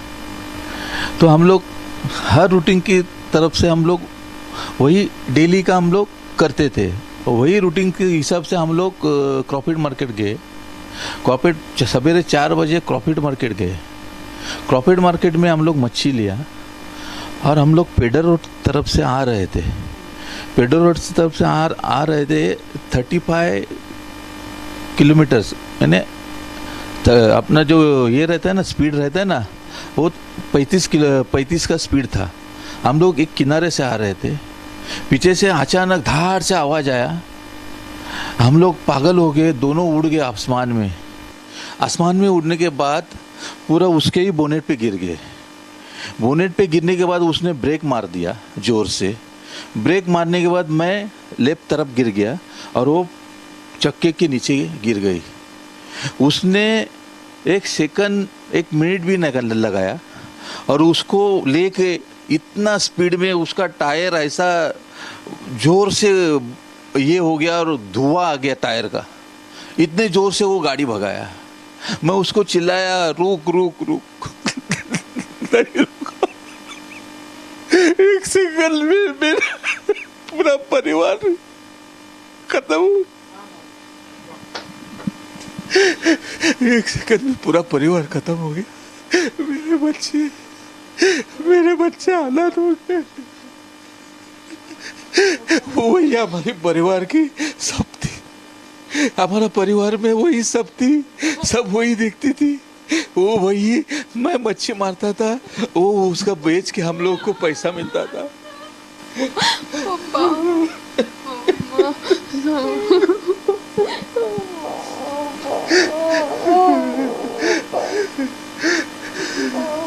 वो थोड़ा भी नहीं रुका, थोड़ा भी नहीं। सीजा हाउस से लेके उसने जो गाड़ी चलाया, मैं उसके पीछे टैक्सी लेके दौड़ा, मगर वो मिला नहीं मेरे को। आधा यानी कम से कम आधा किलोमीटर तक मैं गया, वो मिला नहीं मेरे को। मैं वहीं से टैक्सी घुमा के पुलिस स्टेशन में आया और पुलिस लोगों को बताया। फिर 15 मिनट में मेरे को पता चला कि सीलिंग के इधर उसने खींच के उधर फेंक दिया। तभी रुक जाता तो जान से बच, रुक जाता तो उसको कुछ नहीं हुआ था, कुछ नहीं हुआ था। मेरे पीठ पे गिरी थी वो, बोनेट पे हम लोग ऊपर उड़े ना, वो मेरे पीठ पे गिरी थी। उसने उसको गाली दी, रुक रुक, वो रुका नहीं, वो चिल्ला रही थी, कोई सुना नहीं, कोई सुना नहीं। वो जोर जोर से चिल्ला रही थी मेरे सामने से, परपट के ऐसा घसीट के लेके गया ना, कोई जानवर को भी नहीं लेके जाता, ऐसा घसीट के लेके गया। क्या करूं, मैं चिल्ला रहा है, रुको रुको रुको, कुछ नहीं रुका। 28 साल का लड़का है, वही चला रहा था गाड़ी, मिहिर शाह। हाँ, नीतीश शाह करके, मेरे को मालूम नहीं, नीतीश शाह, मिहिर शाह। हाँ, वो नाम नहीं था मेरे को मालूम, मगर जो ऐसा पतला सा ऐसा ये था, उसका नाक ऐसा थोड़ा सा लंबा सा था, ऐसा और ऐसा थोड़ा दाढ़ी था उसको। मैंने उसको, जब मैं गिरा ना, तभी मैं हाथ मारा, तभी उसको देखा, तो उसके बगल में हम लोग गिरा तो उसका कांच टूटा था, तो उसको मैं इस साइड के आदमी को नहीं देखा, मगर जो गाड़ी चला था उसको देखा था। तो आपने चिल्लाया, वो सुना तो चिल्लाया, हाथ मारा, फिर भी नहीं रुका। वो ऐसा इतना स्पीड में दौड़ा है कि उसको खींच के लेके गया। कितना दूर लेगा खींच? सीजिया उससे तो आप बोले तो सीलिंग का कोना कितना हो गया? सीजिया उस कहाँ है? 4-5 किलोमीटर। 5 किलोमीटर खींच के लेके गया। बताओ, अपन को अगर थोड़ा सा भी खरोच आए तो आदमी क्या करता है, उसका क्या हालत हो गया होगा, बताओ। हाँ, ये बड़े लोग रहते हैं, हाँ, हम गरीब लोग हैं, हम गरीब लोगों को क्या करेंगे बताओ ना। हाँ, हमारे पीछे कौन है? ये लोग क्या अभी खत्म हो जाएगा, थोड़े दिन करेंगे, खत्म हो जाएगा, हम वैसे ही पड़े रहेंगे, कोई पूछने वाला नहीं गरीबों को। आपके साथ ही आपकी वाइफ ये काम करती थी, जहाँ मछली का कारोबार संभालती थी, अब ये घर का क्या होगा, क्या आपने क्या सोचा? नहीं संभालने वाला, अभी मेरा बच्चा अनाथ हो गया। हम लोग का पूरा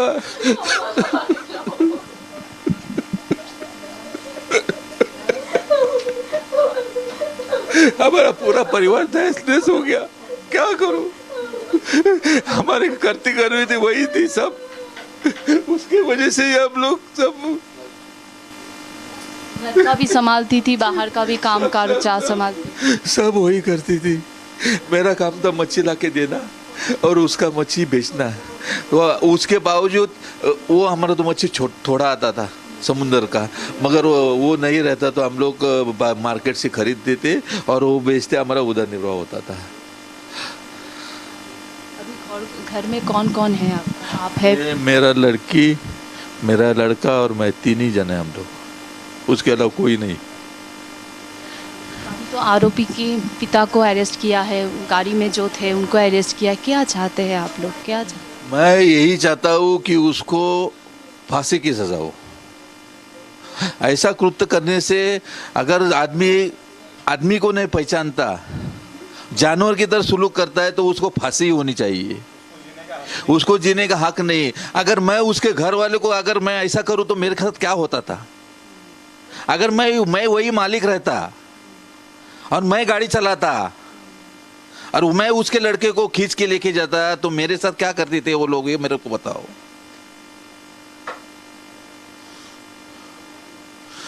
उनको फांसी होनी चाहिए, फांसी का कुछ नहीं। That was the victim's husband narrating the ordeal, and now Republic's investigation team has in fact tracked down that club owner. He is the owner of that very club from which the Mihir Shah was seen exiting from in a CCTV footage. Listen into as he reveals details from the night of the incident. करके guest ने booking किया था, वो हमारे यहाँ पे regular आता है। सबका आईडी चेक हुआ है, उनके आईडीज़ अपन ने दे भी दिए हैं, ठीक है। जितना सर हमको आइडिया है, ये 11:08 को ये 4 लोगों का ग्रुप आया था। वो लोग बैठे थे, वो लोग ने खाना खाया, ड्रिंक किया एंड 11:14 को बिल पेमेंट ख़त्म कर दिया था एंड 11:26 को देवर आउट ऑफ द प्रीमाइसेस, ठीक है। जो लड़का मिहिर बोला जा रहा है उसने ड्रिंक भी नहीं किया है, खाली रेड बुल लिया है, ठीक है। वो डिटेल्स सीसीटीवी में पुलिस भी चेक कर रही है, उनके पास सारी डिटेल्स है और हमारे यहाँ से कोई उसका लेना था। कितने लोग सर ये आए थे मर्सिडीज़ गाड़ी में, एक्सीडेंट हुआ है BMW, जब गए भी थे तभी भी मर्सिडीज़ गाड़ी थी सर। तो हमारे यहाँ से गाड़ी, ड्राइवर, चालक किसी का कोई संबंध नहीं है। ये खाली दूसरे सब जो पॉलिटिकल चीज़ की वजह से एक रेस्टोरेंट ओनर को या हम रेस्टोरेंट को कंसीडर कर रहा है। As per law, as per norms हमने सब किया है और कुछ भी इसमें आउट नहीं। टोटल कितने लोग आए थे? 4 लोग आए। उसमें कोई लेडीज भी शामिल थे? नहीं, कोई भी नहीं था सर। और आए थे मर्सिडीज से, लेकिन घटना BMW में हुई है। हाँ। यहाँ पे BMW थी क्या? नहीं, खाली Mercedes. In his third term, Prime Minister Narendra Modi chooses Russia for his first bilateral visit. All eyes are going to be on the Modi-Putin camaraderie. We get you all the live updates here from Moscow live in collaboration with Russia Today.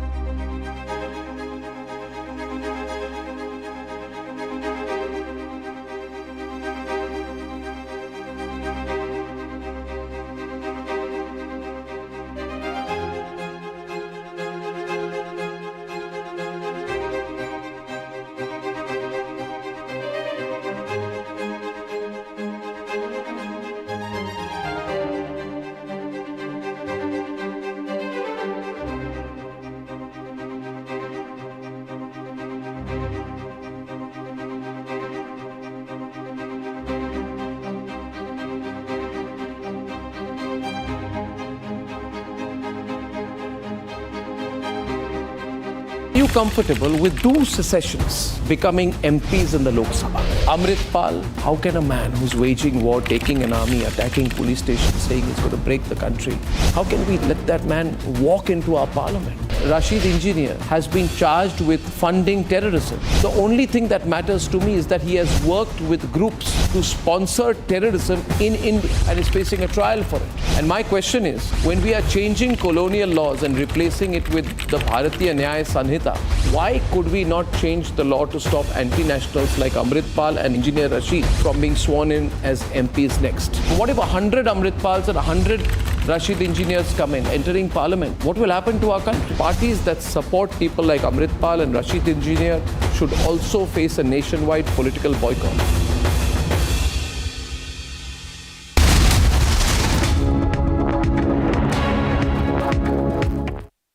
American Pistachio presents cracking news of the hour. Prime Minister Modi en route Moscow with big bilaterals on the cards. All eyes on the big Modi-Putin meet.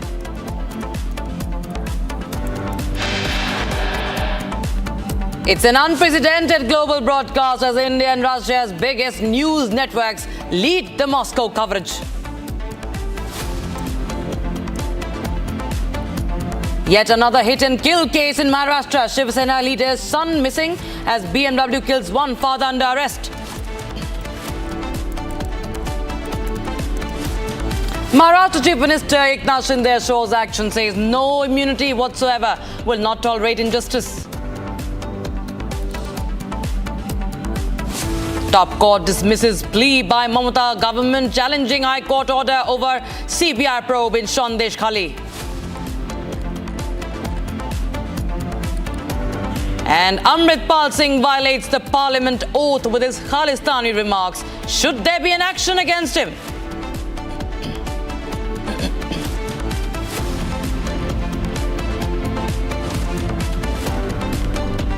Good afternoon, viewers. We start with news coming in from Hathras. Now, the Uttar Pradesh police have made 2 additional arrests in the Hathras stampede case. Dalveer Pal and Durvesh have been identified as associates or sevadar of Suraj Pal, alias Bhole Baba. They have been apprehended by the police, and with these arrests, the total number of individuals detained in connection with the tragedy has now gone to 11. So it's 11. The total number of arrests. 2 more people today have been arrested. There you have the photographs of them to the right of your screens.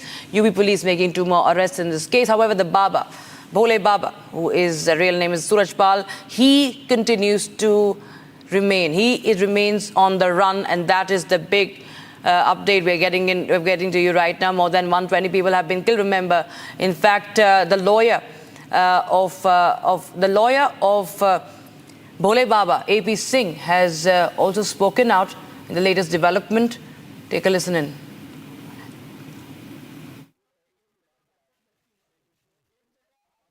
Mr. Singh, there's this claim made by you about a spray that was sprayed on the public there. Can you tell us more about that? Actually, what happened, I have already said earlier statement, and Narayan Sakar Hari also stated in his statement flashed by ANI that a criminal conspiracy hatched against them, against Manav Mangal Milan Sadbhavna Samagam, against followers of Narayan Singh. There is a very critical position when in the side of ladies especially, some anti-social elements in the number of 15, 16, young healthful person in a half pant. That's why they recognize there is a system that nobody will enter in half pant, because there are ladies, women's, girls. So, but they use this anti-social elements to run away fastly, and they use spray, flask type spray, water flask type, and use spray, poisonic, dangerous spray, and run in a very speed, very fastly. And after doing every illegal work, and they set in their cars, which are available en route towards ETA, and they run away. So I also send a written complaint before SP Hathras that take CCTV footage, free CCTV footage towards ETA and towards Aligarh toll Naka, toll plaza. That is a compulsory. By this investigation, a real culprit may be sent to bar. Ever since this tragic incident took place, not even once, for like good 4 to 5 days, not even once there was this mention about this magic spray which was dangerous. However, since day one, there was this claim that those women and those people had tried to touch the feet of Baba, which led to the stampede. So what made you make this claim after good 5 days, after so many lives were lost? It is not too much 5 days. The incident took place on 2nd July. 3rd to 4th, there was management. Narayan Sakar Hari's followers were very much busy in the arrangement of dead bodies. The funeral ceremonies was going on. At present, injured are in the hospital. Followers were very much interested that nobody will go abandoned lawaris. That is important. Ki every family members seen last rites of the dead bodies. There was 121 dead bodies. Injured was the organizer. The dead body related with the family of organizer. Organizer arranged electric facilities, munch facilities, carpet facilities, parking facilities, different type parking, motorcycle, different car parking, bus parking, each and every facility is provided by the organizer Sevadar. Sevadar were busy. There is, of course, update coming in on the NEET case. Remember, it's being heard in the Supreme Court. And right now, the hearing is underway. It's hearing the petitions related to the NEET exam. Remember, there is a massive outrage over the cancellation of the NEET examinations. And my colleague Gopi, in fact, is joining us live on the broadcast from outside the Supreme Court. Now, Gopi, just tell us what's happening in court. What we're getting to know is that the CJI, Justice D.Y. Chanchur, has made some really important statements. He has, in fact, also talked about if there were any beneficiaries of the paper leak, and if there were, we could be cancelling the exam. Right. So, Rakshita, since lunchtime, like post-lunch, hearing has begun and deliberations and discussions are going on in court regarding what is happening with NTA, and they are trying to address various petitions, 38 petitions which have been filed. Just to note and keep things in perspective, 6 petitions would not be addressed today as they will be looked at by the CBI as per the sources. While the deliberations which are happening in the court today are revolving around the questioning of CJI to NTA, where the CJI is questioning the NTA regarding various anomalies that had taken place in NEET UG, which includes, yes, as you have mentioned, that there might be a re-NEET if they are not able to prove how this paper leak thing had happened. So the major question that CJI is in fact asking the NTA is, what was the medium of paper leak? Because if it is online, then there is a possibility that not just 24 lakh students, but there might be the entire people who have given, entire NEET aspirants who have appeared for the exam entrance. They all would have been affected by that. While the CJI has also asked NTA to ask and seek permission from the government to form a committee or to form an electronic system through which they will get to know what had happened where. So this is an important step which might be taken by the NTI in the coming days. This is what we are learning from the Supreme Court discussions. Back to you. All right. Thank you so much, Gopi, for joining us with the update, viewers. We'll keep a track of that hearing. The CBI has been asked by the Supreme Court to file a status report in this NEET case. And right now, viewers, we will be switching our focus to some more news coming in from across the country.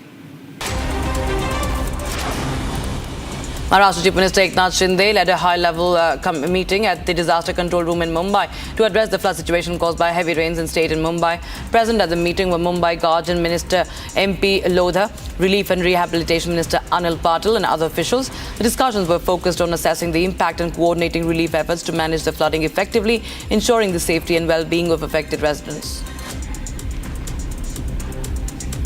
Days after being sworn in as Jharkhand's Chief Minister for a third time, Hemant Soren won the floor test with 45 MLAs supporting him. He became the 13th Chief Minister on the 4th of July, following his release from Birsa Munda jail on the 28th of June after securing bail in a money laundering case.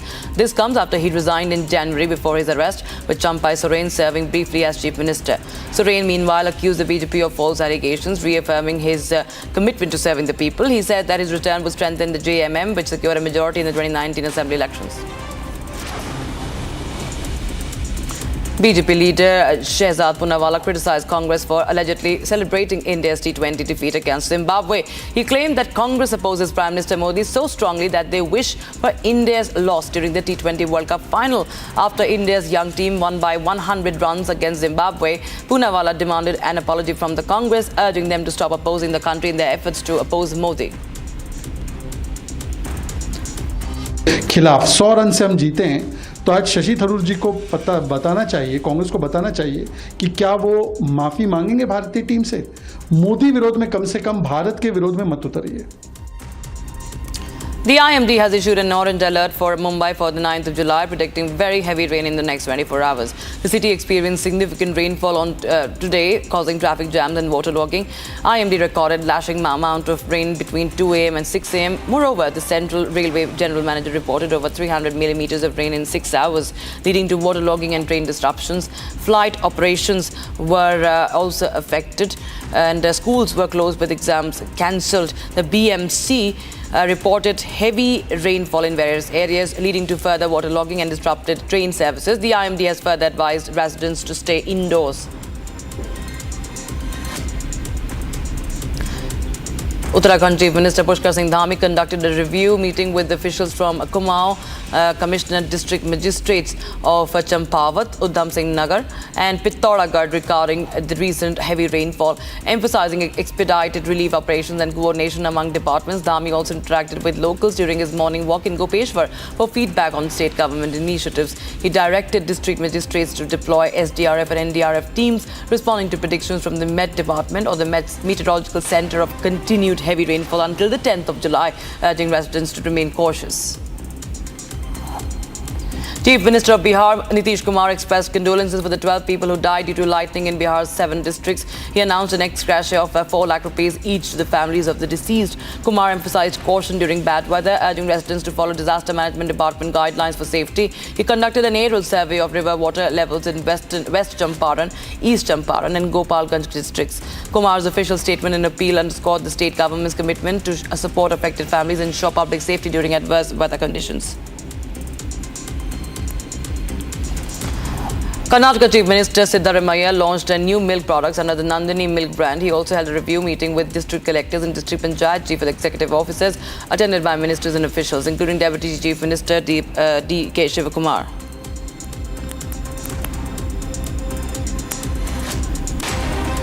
Karnataka Deputy Chief Minister D.K. Shivakumar in fact criticized the BJP over liquor distribution at a Thanksgiving event following BJP MP Dr. K. Sudhakar's victory. He said that it to be the culture of BJP. It's the culture of BJP, and further wanted BJP National President J.P. Nadda to respond regarding the same.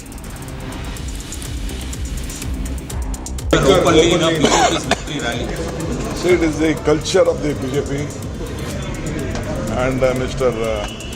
Naddaji, the national president, I don't want the local leaders to reply to it. I want the BJP president, national president to just reply to it.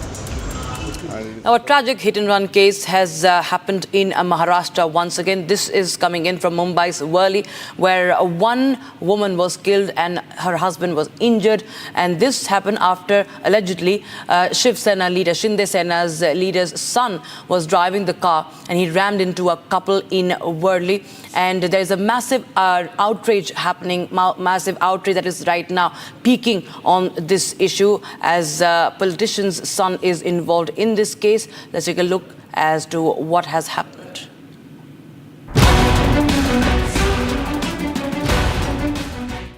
Another city, another luxury car, another hit and run. In what seems like a rerun of the Pune Porsche murder cover-up. This time, it is the hit and run case of Worli, Mumbai.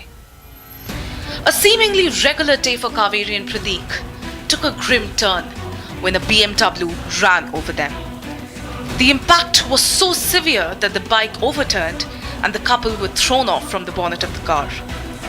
While the husband managed to jump off the bonnet, his wife was dragged on for 100 meters by the car while the driver tried to flee. While the husband survived, his wife was not as fortunate and was declared dead. Mumbai के वर्ली इलाके के अटरिया mall के पास आज सुबह भयानक accident हुआ। BMW car, यही car है जो कि एक स्कूटी को टक्कर मारा और इस एक्सीडेंट में एक महिला की मौत हुई है, जो कि जो चलाने वाला है वो घायल हुआ है। ये तस्वीरें जो देख रहे हैं यही BMW है। कितना भयानक एक्सीडेंट हुआ है और कितनी ज़ोर से ये BMW कार ने स्कूटी को टक्कर मारा है। देखिए आगे के साइड किस तरह से टूटा हुआ पूरा और कितनी रफ्तार में आ रही थी, ये अंदाज़ा लगा सकते हैं। And yet again, a political angle has emerged. The car belongs to a leader of a political party from Palghar.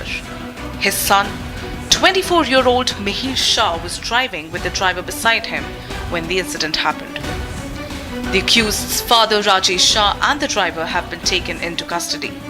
अभी तपास के लिए हमारे पास जो गाड़ी में एक व्यक्ति था राजश्री गिड़ावत, उसको हमने तपास के लिए आगे के इन्वेस्टिगेशन के लिए ताबे में लिया हुआ है और उसके साथ ही राजेश शाह, इस तरीके से दो व्यक्ति को इस गुने के इन्वेस्टिगेशन के बारे में हमने अभी तक अपने डिटेन किया हुआ है और उनसे पूछताछ जारी है। Mihir Shah, who is now absconding, was seen leaving a pub the night before. The country is seething and the outrage is palpable. While Maharashtra CM Eknath Shinde has assured a stringent action, the question is, will power and money dig a safe passage for the accused yet again? Will the glaring cover-up remain under the wraps? And will it be the Pune Porsche murder cover-up all over again? All right, viewers, now we shift our focus to the deluge that is being witnessed in Mumbai. Remember, today Mumbai woke up to a massive deluge as 300 millimeters of rainfall flooded the city, and the daily life has been right now brought to a standstill. The central railway line has been completely closed, and the BMC has announced holidays for schools and colleges. Let's take a look at this report.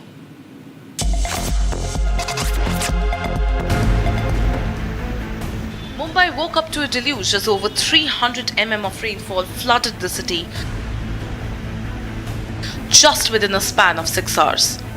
As the city now grapples with the swelling floods, Chhatrapati Shivaji Maharaj Terminal, Kurla Vikhroli and Bhandup stations on the central railway line have reported significant water accumulation on the tracks. As a result, the central railway line has been completely closed until further notice, with tracks inundated due to the heavy downpour. Meanwhile, the BMC has declared holiday for schools and colleges in the light of the severe weather.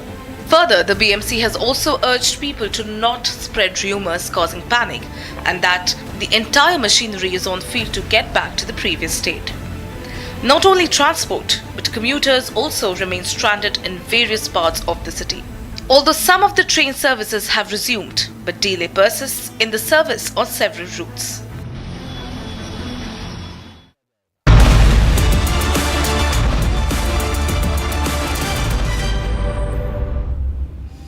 Viewers, the Prime Minister Narendra Modi is en route to Moscow, and it's a 3-day official visit to Russia and Austria. In the first leg of his visit, Prime Minister Modi will be in Moscow for the 22nd the annual summit between India and Russia. And the annual summit will provide an opportunity for Prime Minister Modi and Russian President Vladimir Putin to review the whole range of bilateral issues that includes defense, trade, linkages, investment ties, energy cooperation, education, culture, and people-to-people exchanges. They'll in fact also share perspectives on the regional and the global development of mutual interest. My colleague Sucharita has filed this report from Moscow ahead of the Prime Minister's arrival in Moscow. I would also like to bring into perspective a picture.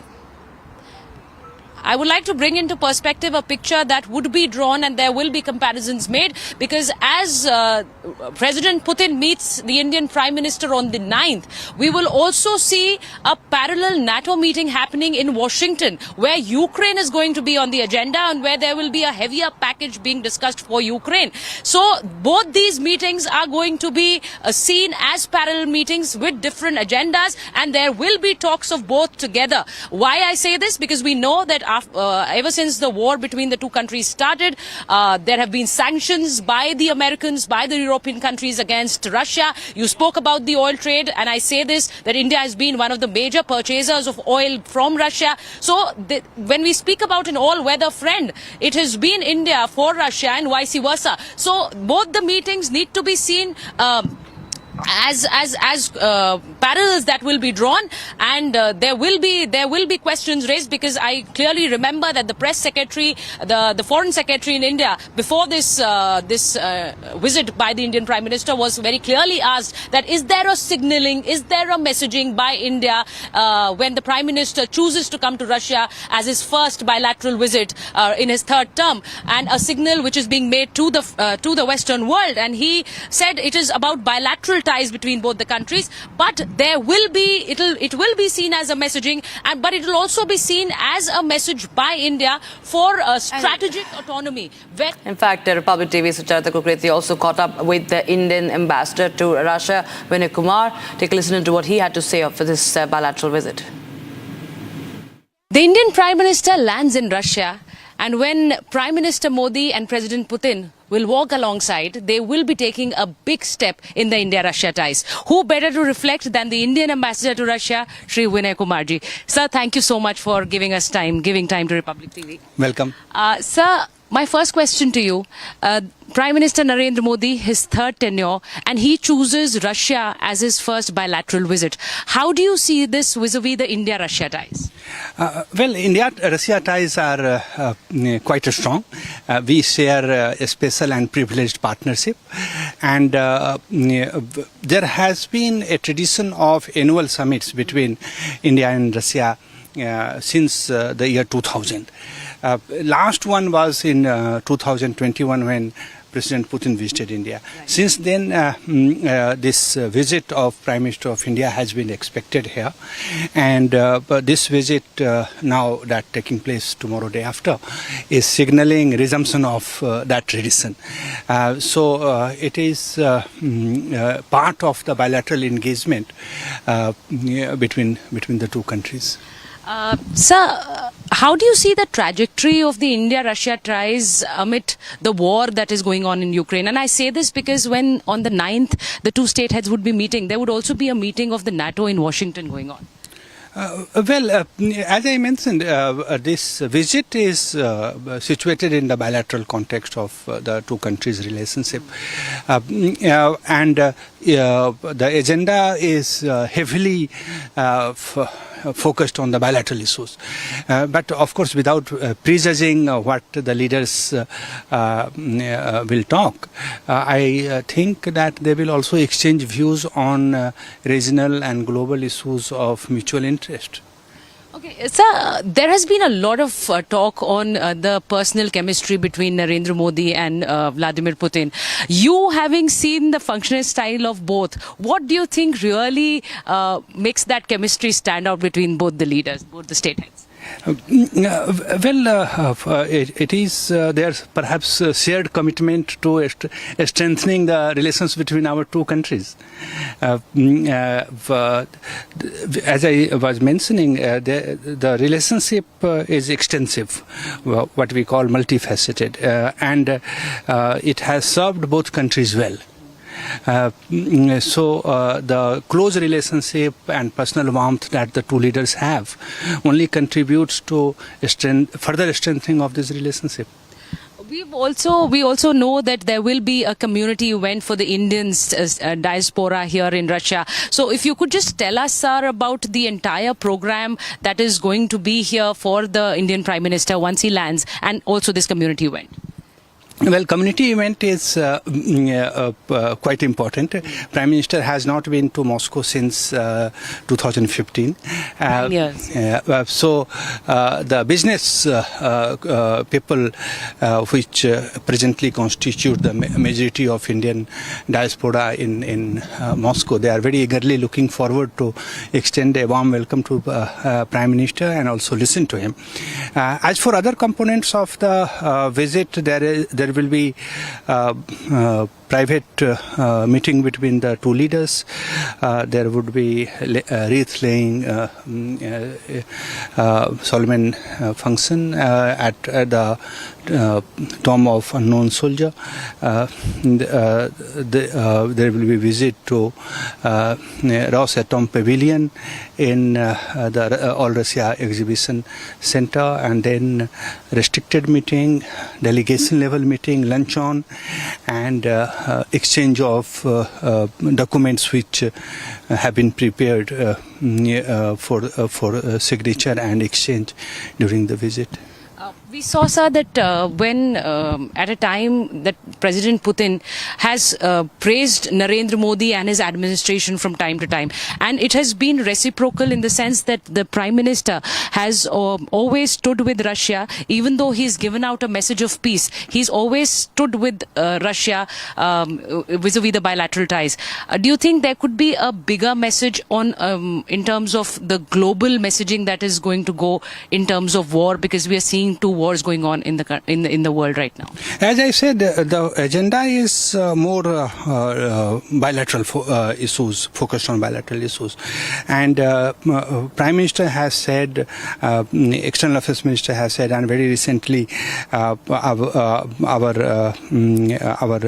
participant in the Swiss meeting, Secretary West, my predecessor, Mr. Pawan Kapoor, said that India favors dialogue and diplomacy for resolution of this conflict.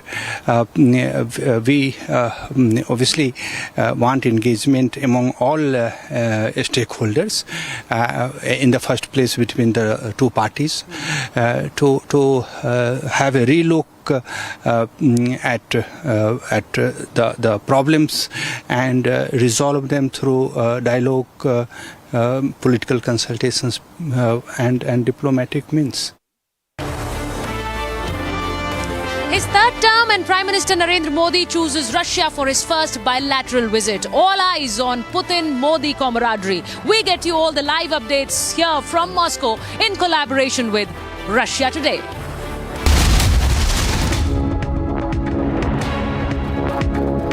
The path to Mars is beset with challenges. And the crew and their families have committed a year of their lives in service to NASA, to the country, and to humanity's exploration of space. And so thank you. Congratulations and thank you to the crew for putting your previous careers on pause for a year and committing yourself to research that is going to enable our future exploration of space.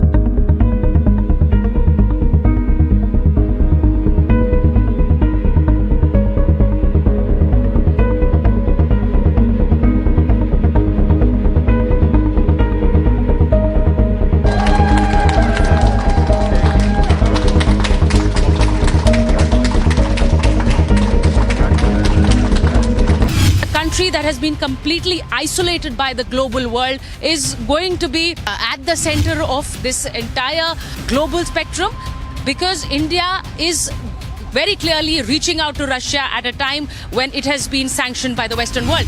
There are multiple perspectives to the Putin-Modi meeting, and they're going to all unfold here at Moscow as we report live for Republic TV.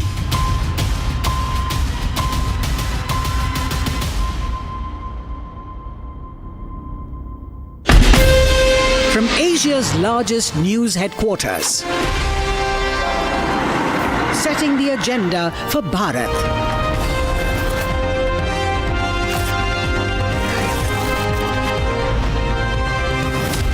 You're watching Republic.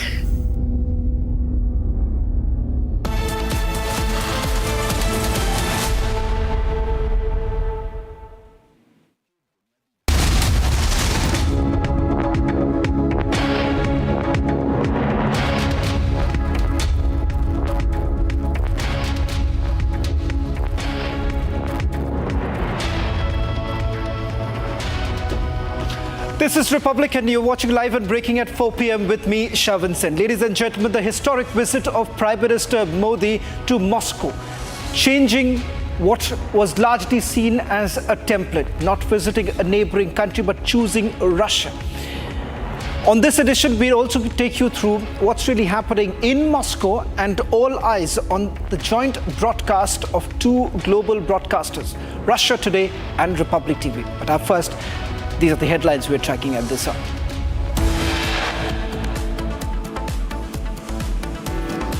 Prime Minister en route to Moscow with big bilaterals on the card. All eyes now on the big Modi-Putin meeting.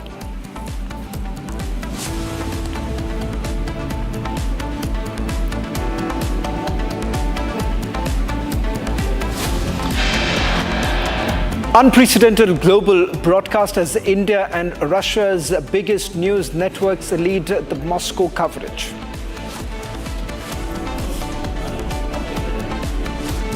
Yet another hit and kill case in Maharashtra. Shiva Sena leader's son missing as BMW kills one father under arrest.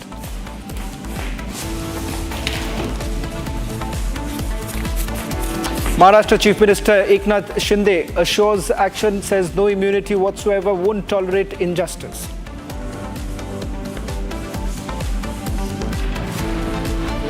Top court dismisses plea by Mamata government challenging High Court order over CBI probe in Sandesh Khali.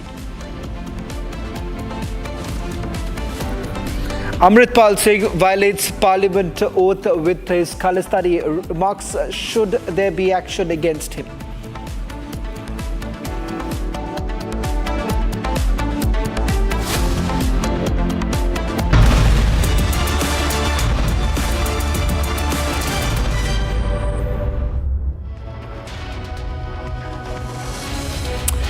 Ladies and gentlemen, it's a historic visit by Prime Minister. In fact, he's en route to Moscow. But setting apart a tradition of newly elected Prime Ministers in this country, of not taking any visit to a neighboring country. In 2014, remember, the Prime Minister had chosen neighboring country, so was back in 2019. But there has been a departure from that tradition, with the Prime Minister this time selecting Russia as the first country for the bilateral visit and the talks that are going to take place. What exactly is India really looking at right now, and how are things really changing, especially given at a time that you've already had Moscow saying that West perhaps looks at this relationship with an eye of jealousy. This also comes at a time when 32 nations will be coming together celebrating 75th anniversary of an anti-Russia military alliance, that's the NATO. All this happening as Prime Minister Modi and President Putin are all set to meet. Not the first time, 16 times that both the leaders have met. On this, we're also going to go across to our reporters on the ground. My colleague Sucharita has sent this report. Prime Minister Narendra Modi, during his Moscow visit, will be residing at this Carlton Hotel, which is right behind me. This is the place where the Prime Minister is going to be reaching in a short while from now. Carlton Hotel is now only going to allow entry to people who are staying there at the hotel or who are part of the Prime Minister's security. So this is the place where the community event on the 9th will also be held. So there is going to be a big Indian community event which will be held tomorrow at Carlton Hotel, where there will be a series of performances by Indians residing in Russia, and there will be an address by Prime Minister Narendra Modi to the Indians staying in Russia. This visit of Prime Minister to Moscow comes after a gap of 9 years. He was in Vladivostok in 2019, but this visit will surely take India-Russia ties forward. 7-decade-old relationship that the Prime Minister wants to continue strengthening it. But what's really on the cards? Is it all going to be about the Russia-Ukraine war? Not to forget the statements that have been made by the Prime Minister, which has been global headlines, starting from the fact that in Samarkand, remember, the Prime Minister had said that this is not an era of war. So will India play the role of a mediator, or have things been changing as Moscow is also been seen inching towards Beijing? what's the relationship between Moscow and Beijing, well, whether at all it's going to have a direct impact with its relationship with New Delhi. In fact, we're going to take you through the details of what's the significance of it and what is it that the Prime Minister had to say. Remember, the Russia-Ukraine war, which is also going to be the headline perhaps. Will India play the role of a mediator? Now remember, the Prime Minister, this was in Samarkand where he had said that this is not an era of war. Then he said that India is in favor of peace. Remember, the position that India has actually taken as far as Russia-Ukraine war is concerned, a neutral position saying that the territorial integrity and sovereignty of a nation cannot be compromised. And the fact that India too was also the country calling for an international investigation into the Bucha massacre. Let's take you through the other side. India not on anyone's side, and that is the reason why many would say that India is poised to be in a position to mediate between Russia and Ukraine. There have been multiple suggestions that have been made in the past too. Democracy, diplomacy, dialogue touch the world. Now that's the essence of India's role in any conflict. India has been saying that this is not an era of war. Diplomacy, negotiation is perhaps the only way forward. Now let's also take you through what's really on the agenda in terms of the meeting that's going to take place between President Putin and Prime Minister Modi. Is it just about Russia-Ukraine war? It's more than that. With regards to oil trade, let's not forget the bilateral trade has hit an all-time high. We are looking at almost $61 billion trade taking place between Russia and India. And the balance of trade also perhaps, which was heavily towards Russia, has also been shifting gears. So let's now take you through some of the details that are emerging from the agenda of this meeting. PM Modi is set to embark on a two-day visit to Moscow to attend the 22nd annual India-Russia summit and hold bilateral talks with Russian President Vladimir Putin. Russia is now one of very important sources of crude energy resources in India. Also, trade have expanded in other areas. So this visit becomes very important for the leaders to exchange views on all these developments in bilateral relationship, but also other regional and international issues of mutual interest. This is Prime Minister Modi's first visit to Russia since the Ukraine wars began in February 2022. The Russia-Ukraine war is likely to be one of the focus points when the two leaders hold talks. Last year, PM Modi met Ukrainian President Zelensky in Japan and called the war in Ukraine an issue for humanity. Ukraine में चल रहा युद्ध पूरे विश्व के लिए बहुत बड़ा मुद्दा है। पूरे विश्व पर इसके अनेक प्रकार के प्रभाव भी पड़ेंगे, लेकिन मैं इसे राजनीति या अर्थव्यवस्था का मुद्दा नहीं मानता। मेरे लिए यह मानवता का मुद्दा है, मानवीय मूल्यों का मुद्दा है, और मैं आपको विश्वास दिलाता हूं कि इसके समाधान के लिए भारत और निजी रूप से मैं स्वयं हमसे जो कुछ भी हो सकता है हम अवश्य करेंगे। Ukrainian Foreign Minister Dmytro Kuleba had urged other nations to appeal to the Indian Prime Minister to reach out to the Russian President to end the war. PM Modi is also expected to raise the issue of Indians stranded in the Russia-Ukraine conflict. The issue of early discharge of Indian nationals who have been misled into the service of the Russian army is also expected to figure in the discussions. External Affairs Minister Dr. S. Jaishankar had earlier raised the issue with Russia's Foreign Minister Sergei Lavrov. There are a number of Indians who have in some way or the other been pressed into service with the Russian army. Now, only when they come back will we know the full circumstances. But whatever the circumstances, to us it is unacceptable that Indian citizens, find themselves in the army of another country in a war zone. So I made it, I told him that, look, we seek your cooperation, you are a friend and partner, we have to find a way by which these people are allowed to return to India as quickly and effectively as possible. I think he appreciated the point. The Modi government has refused to publicly blame Moscow for the crisis while emphasizing India's traditional respect for sovereignty and territorial integrity. Despite Western allies criticizing Kremlin for its invasion of Ukraine, India has maintained its close ties to Russia. In fact, during the war, India increased Russian oil imports and received Russian Foreign Minister Sergei Lavrov on a diplomatic visit in April 2022. PM Modi's message is very clear: stay neutral, broker peace talks while maintaining bilateral ties. And in an exclusive, we also spoke to the president of the business chamber in Moscow. In fact, there has been a lot of euphoria about the Prime Minister's visit. Many would say that this visit also has a business idea behind it.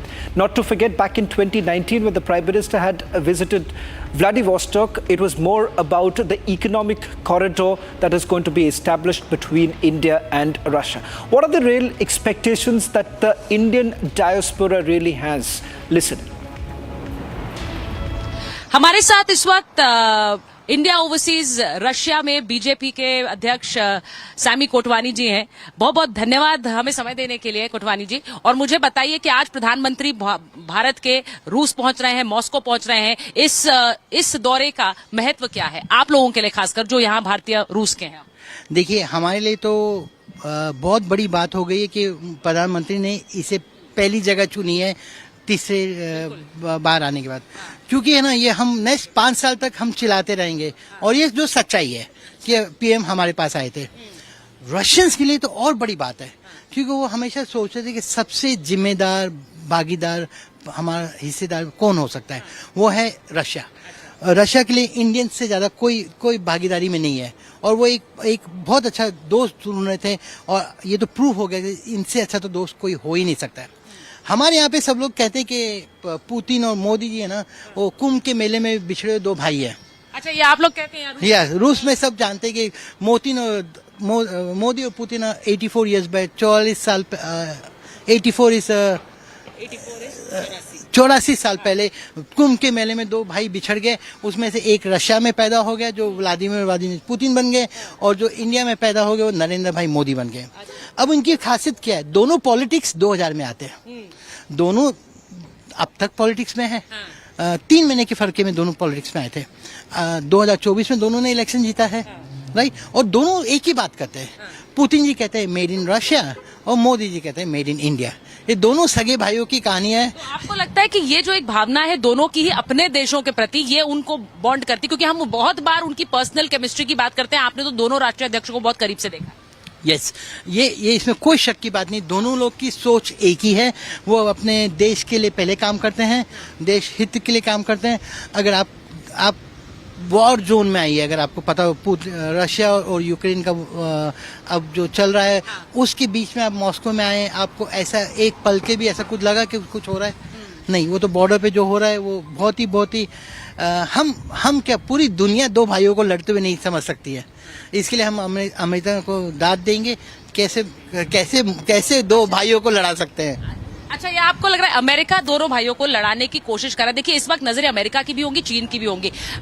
Narendra Modi रूस आ रहे हैं, लेकिन ये कहा जाता है कि चीन और रूस की दोस्ती भी बहुत ज्यादा आगे बढ़ चढ़ कर बोल रही है। नहीं, रूस और चीन की कोई दोस्ती नहीं है। उनमें बिजनेस के संबंध बहुत ज्यादा हैं, उनका व्यापार बहुत अच्छा चल रहा है। लेकिन रशियन ने कहा, रशियन से अगर पूछोगे ना, अगर व्यापार करने के लिए उनको चीन से कोई एतराज नहीं है, लेकिन वो लोग विश्वास नहीं करते हैं। आज भी वो हमें हिंदुस्तानियों में विश्वास ढूंढ रहे हैं, और उनको पता है कि अगर उनको व्यापार करना है तो उनको सिर्फ हिंदुस्तानियों से ही करना है। और आपको लगता है वहाँ एक ट्रस्ट डेफिसिट है और यहाँ पर एक ट्रस्ट सरप्लस है? यस, हमारे बीच में ट्रस्ट की तो कोई बात ही नहीं है। मैं यहाँ पे रहता हूँ, मुझे नहीं लगता जितना रशियंस हमें प्यार करते शायद कोई किसी को करता होगा। और आप एक झंडा भी अभी बात कर रहे थे किसी से फोन पर, तो एक लंबा झंडा जिसमें रूस भी होगा और भारत भी होगा, उसके बारे में जरा बताइए। देखिए, ये साल 77 साल है हमारे दोस्ती के और डिप्लोमेटिक टाइज के। तो हम चाहते हैं कि 77 साल लंबा वाला हम झंडा बनाया जाए, उतने लंबा मीटर वाला एक झंडा बनाया जाएगा। और ये कहाँ लहराया जाएगा? एग्जैक्टली प्रधानमंत्री में आएंगे जहाँ पे आ रहे हैं। प्रधानमंत्री सैमी कोटवानी जी उस वेलकमिंग पार्टी में भी होंगे जब वो कार्ल्टन पहुंचेंगे, तो जरा उसके बारे में भी बता दीजिए। यस, हम एम्बेसी के बहुत सारा शुक्रिया करना चाहेंगे कि उन्होंने हमें ये मौका दिया है और हम लोग 350 लोग के साथ उधर पहुंच रहे हैं। बहुत सारे प्ले कार्ड बनाए गए हैं और इंडियंस रशियन डांसर आ रहे हैं वहाँ पे, कला वो लोग अपना कला भी दिखाएंगे। So it will be very very interesting. Bollywood Bharatanatyam सब होगा। अच्छा, आपने एक चिट्ठी भी लिखी है व्लादिमीर पुतिन को, रूसी राष्ट्रपति को, रशिया में एक मंदिर की मांग करते हुए। देखिए, मैं पहला हिंदुस्तानी हूँ जिसको रशियन पासपोर्ट मिला है, बिगर रशियन बीबी के। अच्छा। मुझसे पहले जितनों को भी पासपोर्ट मिला था उनके पास रशियन बीबी थी। मैं पहला हिंदुस्तानी हूँ जिसको रशियन पासपोर्ट मिला था, बिगर रशियन बीबी के। तो मेरा हक बनता है कि मुझे अपनी जगह होनी चाहिए जहाँ पे मैं जाके प्रार्थना कर सकूं। तो उसी रिक्वेस्ट में मैंने उन्हें कहा था और कोविड के समय में हमने 25 लोगों को यहाँ पे, हमारे मित्र लोग जो गुजर गए थे, तो उसमें हमने उन सबको लूज किया था। तो हमें मंदिर नहीं था, बहुत दुख भरी बात थी। तो मैंने सोचा कि एटलीस्ट मरने पे कोई तो जगह हो जहाँ पे अपना सर टेका जाए। अच्छे टाइमों में तो सब हो। ये जो बात उन्होंने कही है, ये क्योंकि अयोध्या में एक मंदिर बना, उसके बाद अबू धाबी का जो मंदिर, जहां पर, वहां पर भी मैं गई थी कोटवानी जी, और वो अबू धाबी का जो मंदिर है, जब आप उसे देखते हैं तब शायद पूरे दुनिया भर में जहां भारतीय बसते हैं उनमें एक आस जगी है कि उनका भी एक प्रार्थना स्थल जिन जगहों पर नहीं है वहां। और हमने हिंदू मंदिर की बात की है। हमने ना कोई कृष्णा, ना कोई शिवा, ना कोई रामा की बात की है। We have talk Indian Hindu mandir. Russians को मैंने समझाया, देखिए हमारी संस्कृति पहले आई है। क्रिश्चियनिटी, ऑर्थोडॉक्स क्रिश्चियंस, मुस्लिम्स और सब बाद में आए। जो आपसे पहले आए उसके ऊपर तो आपके ऊपर कोई एतराज ही नहीं होना चाहिए। अगर कोई बाद में आए आप उसके बारे में सोचो वो सही है कि गलत है, लेकिन हम तो पहले से हैं तो वो मानते हैं कि हमारा ये होना चाहिए। Well, let's now take you through what's really on the agenda. What is it that President Putin and Prime Minister Modi are expected to discuss? The first is with regards to the trade talks. Not to forget that as far as India-Russia trade goes, now there has been a change. There was a point in time that India was basically importing heavily from Russia. This was roughly about $61 billion of import that used to take place. So trade talks certainly at the top of the agenda. Let's take you through the others. Now there is also talks that are going on with regards to boosting the pharma exports. Now that is exactly what India essentially feels is going to be able to balance out the trade deficit. Now as far as this sticking point is concerned, it is about the issue of Indian nationals in war. Remember, there are several Indians who have now complained that they were misled, sent to Russia, and they were then made to fight the war. About 40 such Indians that we are talking about, few of them have already been rescued. In fact, this was an issue that was also discussed in the press conference that the Ministry of External Affairs had just about a few days ago. Take a look at this report.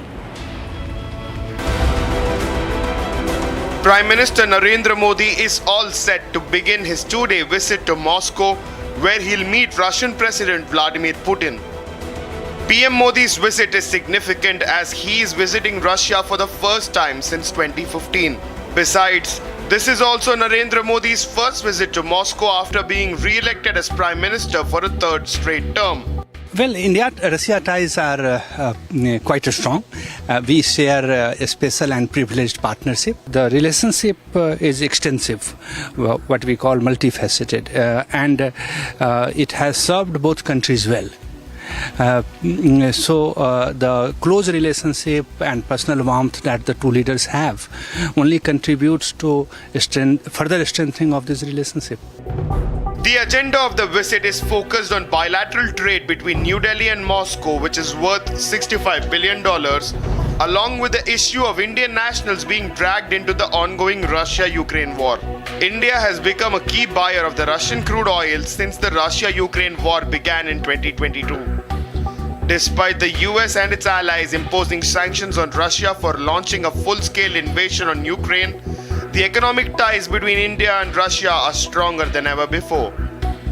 But the big suspense now is what will the conclusion of the bilateral talks between PM Modi and President Putin be? One thing is certain, that the eyes of the entire world and particularly the West will be on PM Modi's historic visit to Russia after 9 years. Well, in fact, Prime Minister Modi is expected to land in Moscow in a short while from now. All eyes would be on that private dinner that's expected later in the evening between President Putin and Prime Minister Modi. What do you see? These are the images of coming in from Moscow of the celebrations that are essentially taking place. Also, several arrangements essentially being done by the Indian diaspora. There is a community event of the Prime Minister which is scheduled for 9:30 tomorrow morning, which would be roughly around 11:30 here in India time. Now, these images once again reflecting the deepening ties between India and Russia, and that is exactly what the Prime Minister has referred to. What's also very interesting to point out here, ladies and gentlemen, is the fact that the Prime Minister choosing Russia, he only happens to be the first Prime Minister to have selected Moscow, Russia, as his first visit. In fact, the fact that there have been also, I'm told that there are responses now coming in. Let's take you through some of the responses coming in with regards to the celebrations that are taking place on the ground. Shri Narendra Modi ji के स्वागत में नृत्य करने के अवसर मिला. Hello, my name is Irina. I'm from Moscow. I'm very happy and excited to perform here, and I very like to dance. And I'm really excited to meet Modi. This is the first opportunity I've gotten from the embassy as well as from the school to meet our Honorable Prime Minister. I'm very honored and very excited to meet our Prime Minister. I am very excited and I am grateful to our Indian Embassy to give us this opportunity to meet our Honorable Prime Minister. I'm very excited here and I'm very thankful that I got this opportunity to meet Prime Minister, sir. I'm really honored and actually मैं बहुत ज़्यादा खुश हूँ. मैं खुश नसीब हूँ कि मेरे को ये opportunity मिली है और मैं खुद को lucky मानती हूँ. I am feeling very proud and great and honored that our Prime Minister Shri Narendra Modi ji is coming to Moscow. मुझे बहुत खुशी हो रही है कि हमारे प्रधानमंत्री जी और इंडियन एम्बेसी ने हमें ये मौका दिया उनसे मिलने का. मुझे बहुत खुशी हो रही है कि हमारे देश के प्रधानमंत्री श्री नरेंद्र मोदी जी रूस मॉस्को में आ रहे हैं. ये हम सबके लिए गौरव की बात है. हमें बहुत खुशी हो रही है. धन्यवाद. I am really glad to have this opportunity to meet the Prime Minister. मैं 12वीं कक्षा में पढ़ती हूँ. ये बहुत ही अच्छा मौका है हम लोग को मोदी जी से मिलने. मैं बहुत ही खुश हूँ और ये मेरी पहली बार है. मैं आज तक टीवी में देखती थी, आज मैं पहली बार अपने सामने देखूंगी. मैं बहुत ही गर्व हूँ इस बात का. I made this art for Modi ji and I also wrote a poem on him. It's like हजारों नहीं करोड़ों लोग की दुआ है मोदी जी. देश का गर्व और विश्वास है Modi ji.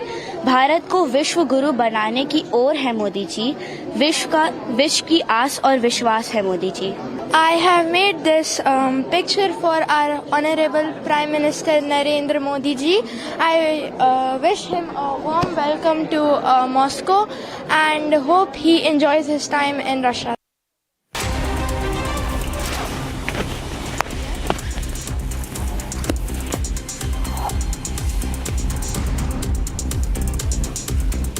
Maharashtra Chief Minister Eknath Shinde led a high-level meeting at the Disaster Control Room in Mumbai to address the flood situation caused by heavy rains in the state and Mumbai.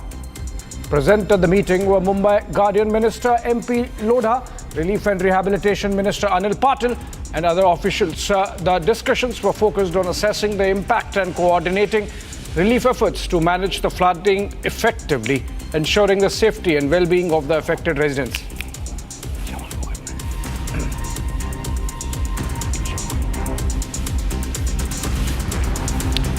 Days after being sworn in as Jharkhand's Chief Minister for the third time, Hemant Soren won the floor test with 45 MLAs supporting him.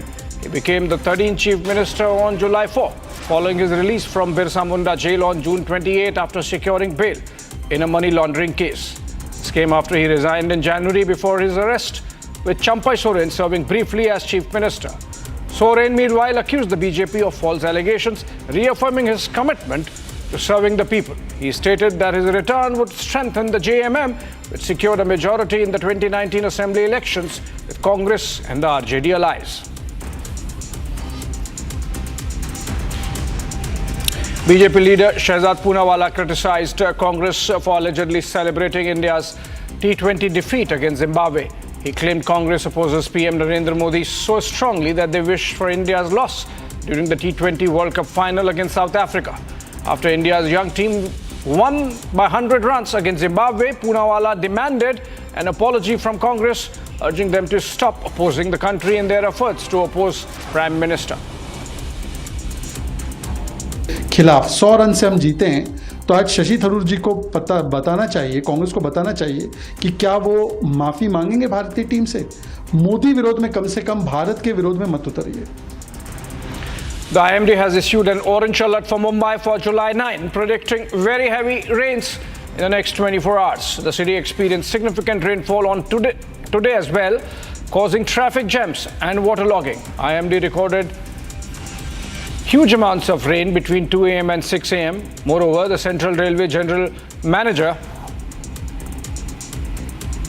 reported over 300 mm of rain in 6 hours, leading to waterlogging and train disruptions. Flight operations were also affected and schools were closed with exams cancelled. The BMC reported heavy rainfall in various areas, leading to further waterlogging and disrupted train services. The IMD has further advised residents to stay indoors.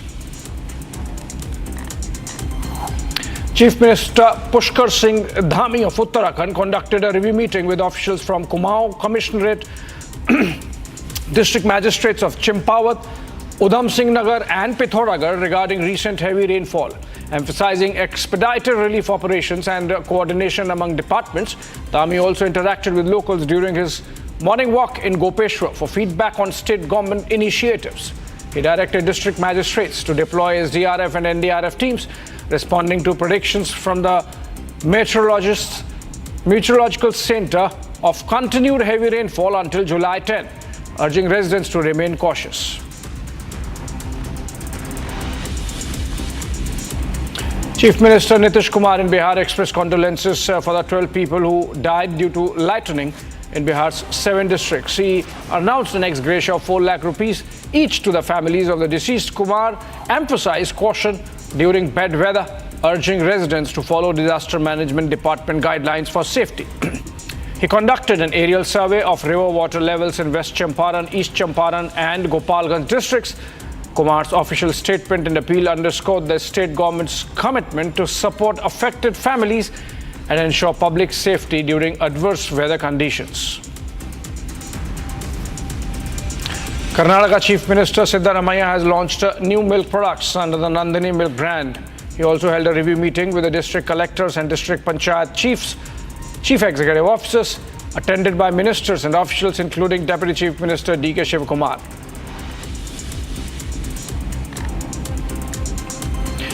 Karnataka Deputy Chief Minister D.K. Shivakumar has criticized the BJP over liquor distribution at Thanksgiving event following BJP MP K. Sudhakar's win from Chikballapur. He stated it to be the culture of BJP and further wanted BJP National President J.P. Nadda to respond regarding the same.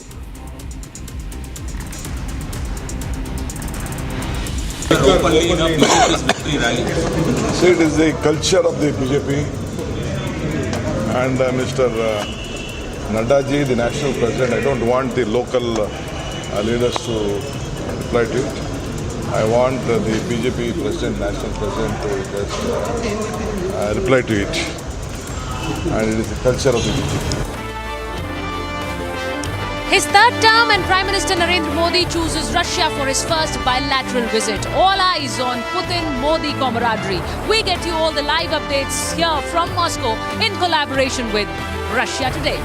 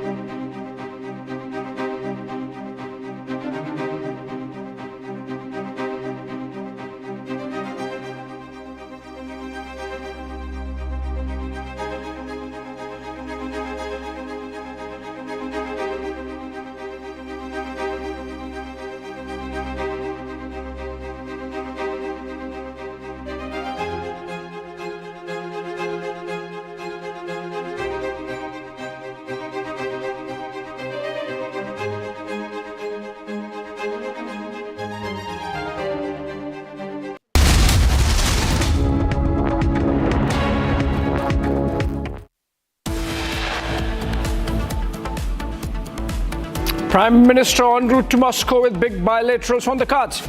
All eyes now on the big Modi-Putin meeting.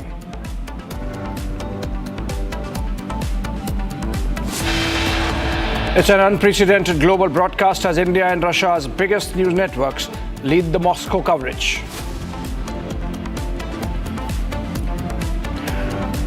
Yet another hit-and-run case in Maharashtra. Shiv Sena leader's son missing as BMW kills one. Father under arrest.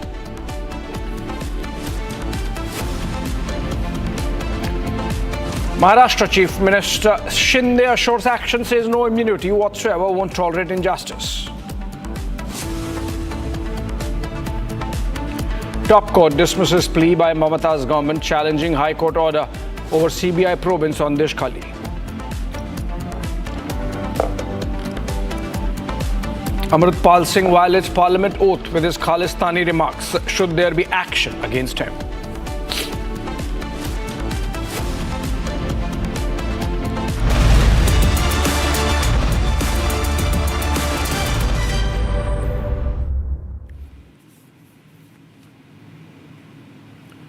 Very good afternoon, ladies and gentlemen. The Prime Minister is en route to Moscow. This is his first overseas visit ever since Modi 3.0. In the first leg of this mega visit, he will be in Moscow for the 22nd annual summit between India and Russia that aims at providing an opportunity to review a wide range of bilateral issues, including defense, trade linkages, investment ties, energy cooperation, education and culture, and people-to-people exchanges. They will also share perspectives on regional and global developments of mutual interest. All in all, it's going to be an agenda-packed visit, and we at Republic are leading the coverage with our unprecedented global joint broadcast with Russia Today. Let's cut across live to Charlotte Dubinsky, Russia Today's correspondent, joining us from Moscow. Charlotte.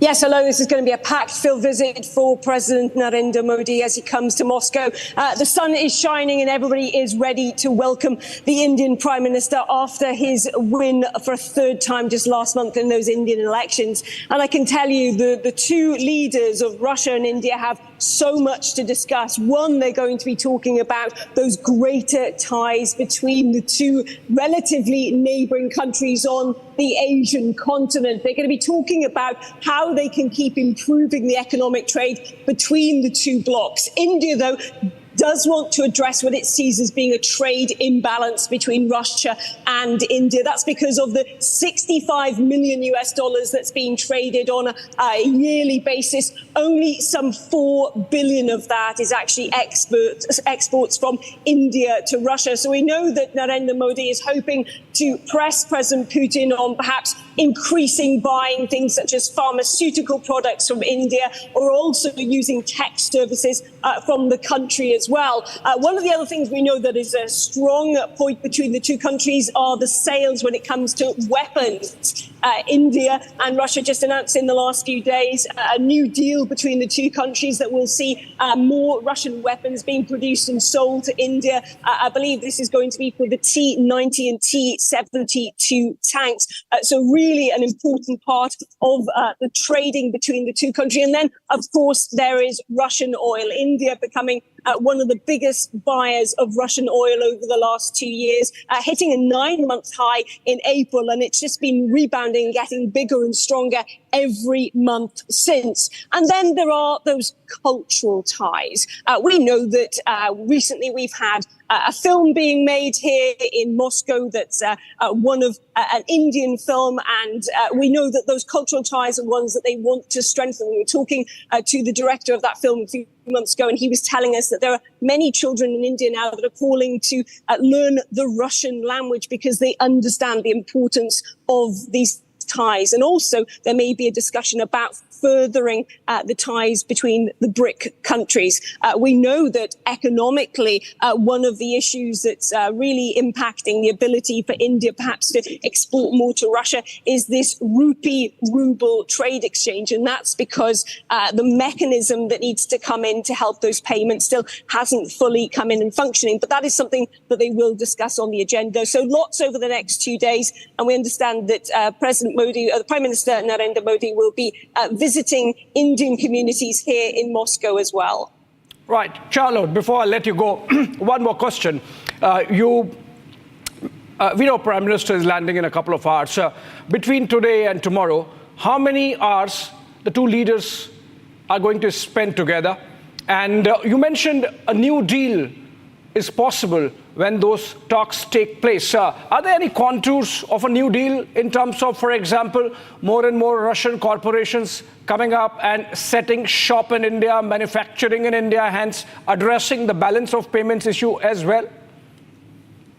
Well, I think that's something that they will be discussing. But as I mentioned, I know that the Central Bank Reserve in India has just released the difficulties that there were in terms of the rupee being used as an exchange unit. So I know India has also been looking to use the yuan, the Chinese currency, as a way of getting over those issues in terms of exchanging rupees for rubles. So these will be things that the two leaders will discuss, and obviously strengthening the trilateral ties with China as well. And you mentioned about how much time they're going to spend together. Well, we know that this is a relationship that is seen as being very special from the Indian side. And we know that the Kremlin has said that there is a lot of trust in this partnership. So I think that gives you a very good indication that these two leaders like each other. They want to hang out with each other. We understand that Narendra Modi will be invited for dinner with President Putin, as well as attending that 22nd annual talks. And let's be clear, I think we have a good sense of how important this relationship is from India, and the fact that Narendra Modi has chosen Russia as being his first foreign visit since being re-elected. Normally, that is something we see for countries like Bhutan or Sri Lanka. So the idea that he's chosen Moscow, and specifically these dates, because while this bilateral summit is taking place, there's also a NATO summit taking place in Washington. I think that speaks volumes about how important this relationship is to the two countries. Very well said, Charlo. Thank you so much. I'll let you go for the moment. And of course, we'll continue our rolling coverage, Republic and Russia Today together, of Prime Minister visit to Moscow. Viewers, it is expected that the two leaders will discuss the Russia-Ukraine war. Prime Minister Modi will likely raise the issue of Indians stranded in the conflict and demand their early release, while calling on peace talks between Russia and Ukraine. Take a look at this report, and then we cut back to our correspondents there on the ground. PM Modi is set to embark on a two-day visit to Moscow to attend the 22nd annual India-Russia summit and hold bilateral talks with Russian President Vladimir Putin. Russia is now one of very important sources of crude energy resources in India. Also, trade have expanded in other areas. So this visit becomes very important for the leaders to exchange views on all these developments in bilateral relationship, but also other regional and international issues of mutual interest. This is Prime Minister Modi's first visit to Russia since the Ukraine wars began in February 2022. The Russia-Ukraine war is likely to be one of the focus points when the two leaders hold talks. Last year, PM Modi met Ukrainian President Zelensky in Japan and called the war in Ukraine an issue for humanity. Ukraine में चल रहा युद्ध पूरे विश्व के लिए बहुत बड़ा मुद्दा है। पूरे विश्व पर इसके अनेक प्रकार के प्रभाव भी पड़े, लेकिन मैं इसे राजनीति या अर्थव्यवस्था का मुद्दा नहीं मानता। मेरे लिए यह मानवता का मुद्दा है, मानवीय मूल्यों का मुद्दा है, और मैं आपको विश्वास दिलाता हूं कि इसके समाधान के लिए भारत और निजी रूप से मैं स्वयं हमसे जो कुछ भी हो सकता है हम अवश्य करेंगे। Ukrainian Foreign Minister Dmytro Kuleba had urged other nations to appeal to the Indian Prime Minister to reach out to the Russian President to end the war. PM Modi is also expected to raise the issue of Indians stranded in the Russia-Ukraine conflict. The issue of early discharge of Indian nationals who have been misled into the service of the Russian army is also expected to figure in the discussions. External Affairs Minister Dr. S. Jaishankar had earlier raised the issue with Russia's Foreign Minister Sergei Lavrov. There are a number of Indians who have in some way or the other been pressed into service with the Russian army. Now, only when they come back will we know the full circumstances. But whatever the circumstances, to us it is unacceptable that Indian citizens, find themselves in the army of another country in a war zone.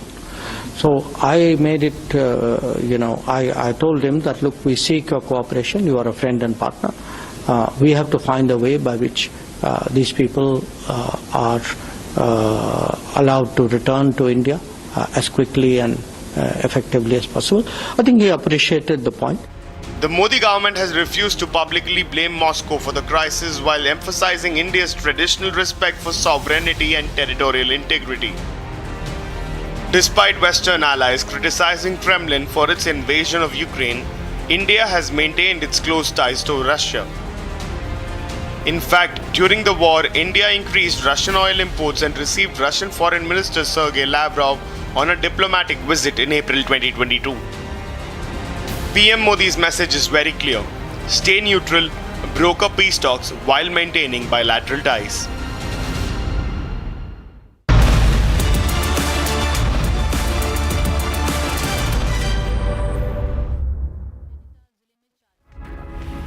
Right, coming back home and getting in breaking news on the Worli hit-and-run case. Mumbai police are intensely interrogating a woman friend of main accused Mihir Shah, suspecting her involvement in helping him escape post the accident.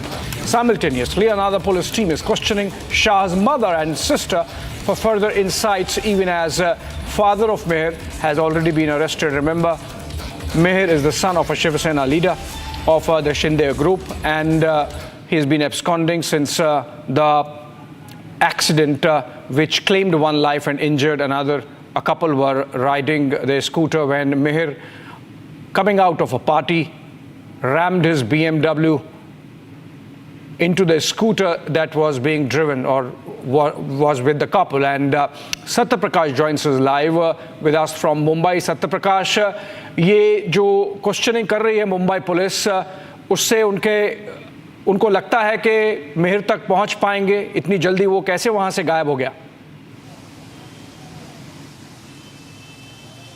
देखिए, Mumbai police की यही कोशिश है कि जिस तरह से मिहिर गायब हुए हैं, लगभग 30 घंटे बीत चुके हैं, लेकिन अभी तक मिहिर शाह का पता नहीं है। फिलहाल मुंबई पुलिस मिहिर के पिता को अरेस्ट किया था कल शाम को, और ड्राइवर को अरेस्ट किया था। उनको कोर्ट में लेके आई है और यहाँ पर जो डिमांड कर रही कि उनको रिमांड में लिया जाए, क्योंकि मिहिर अभी तक फरार है। 30 घंटे से ज़्यादा वक्त बीत चुका है। इसी सीयूडी कोर्ट में अंदर सुनवाई चल रही है, आर्गूमेंट चल रहा है। फिलहाल मुंबई पुलिस की तरफ से कोशिश किया जा रहा है कि मिहिर का जल्दी से जल्दी पता किया जाए, क्योंकि 30 घंटे तक ज़्यादा बीत चुका है। मुंबई पुलिस ने 6 टीमें बनाई है इसका लोकेशन पता करने के लिए मिहिर का, लेकिन अभी तक पता नहीं चल पाया है। मिहिर के परिवार के साथ साथ मिहिर की जो गर्लफ्रेंड है उससे भी पूछताछ कर चुकी है मुंबई पुलिस, लेकिन अभी तक मिहिर का कुछ लोकेशन नहीं पता चल पाया। मुंबई पुलिस की लगभग 6 टीमें हैं, जो कि लोकेशन बताया जा रहा है कि हम कोशिश कर रहे हैं। और साथ ही जो मिहिर के पिता है राजेश शाह, जो कि मुंबई पुलिस ने कल अरेस्ट किया था, उनसे भी लगातार कोशिश किया जा रहा है कि किसी तरह वो बता दे कि मिहिर कहाँ पे है। जी, और ये जो चले ठीक है, जो जानकारी आप हमारे तक लाएंगे, हम दर्शकों तक पहुंचाएंगे। धन्यवाद Satya Prakash for joining us. Moving on, but stick with the story. In fact, getting in Maharashtra Chief Minister Eknath Shinde's reaction in the case after one of the Shiv Sena leaders was arrested. Listen in. Hit and run में किसी को भी बख्शा नहीं जाएगा। वो कितना भी इन्फ्लुएंस वाला हो, कोई भी हो, पॉलिटिकल हो, पैसे वाला हो, ये गरीब की जान होती है, और इसलिए वो भी किसी की बेटी होती है, किसी की बहन होती है, और इसीलिए कोई भी हो उसको बख्शा नहीं जाएगा। और ये जो मैंने पुलिस कमिश्नर जी को भी कल कहा है कि हिट एंड रन में जितने भी होटल है, ये होटल जितने देरी से रात को बंद करते हैं उनके ऊपर कार्रवाई करो, लाइसेंस रद्द करो, और जो ड्रंक एंड ड्राइव वाला जो ड्राइव है वो भी तेज करो, वहाँ पर भी तेजी से चेकिंग करो। जो भी है वहाँ पर कोई भी ड्रिंक करके ड्राइव न करे और ऐसे एक्सीडेंट ना हो। और इसलिए उनको ऐसे अगर जो हैबिचुअल है उनको लाइसेंस भी उनका रद्द करने के मैंने बोल दिया है। और इसलिए ये बहुत बड़ा ड्राइव वो भी पुलिस लेंगे और ये हिट एंड रन जो है इसको पूरी तरह हम पाबंदी कैसे हो सकती है इसके ऊपर काम कर रहे हैं। इसमें कड़ी कार्रवाई होगी, जो भी है उसको छोड़ा नहीं जाएगा, वो कोई भी हो।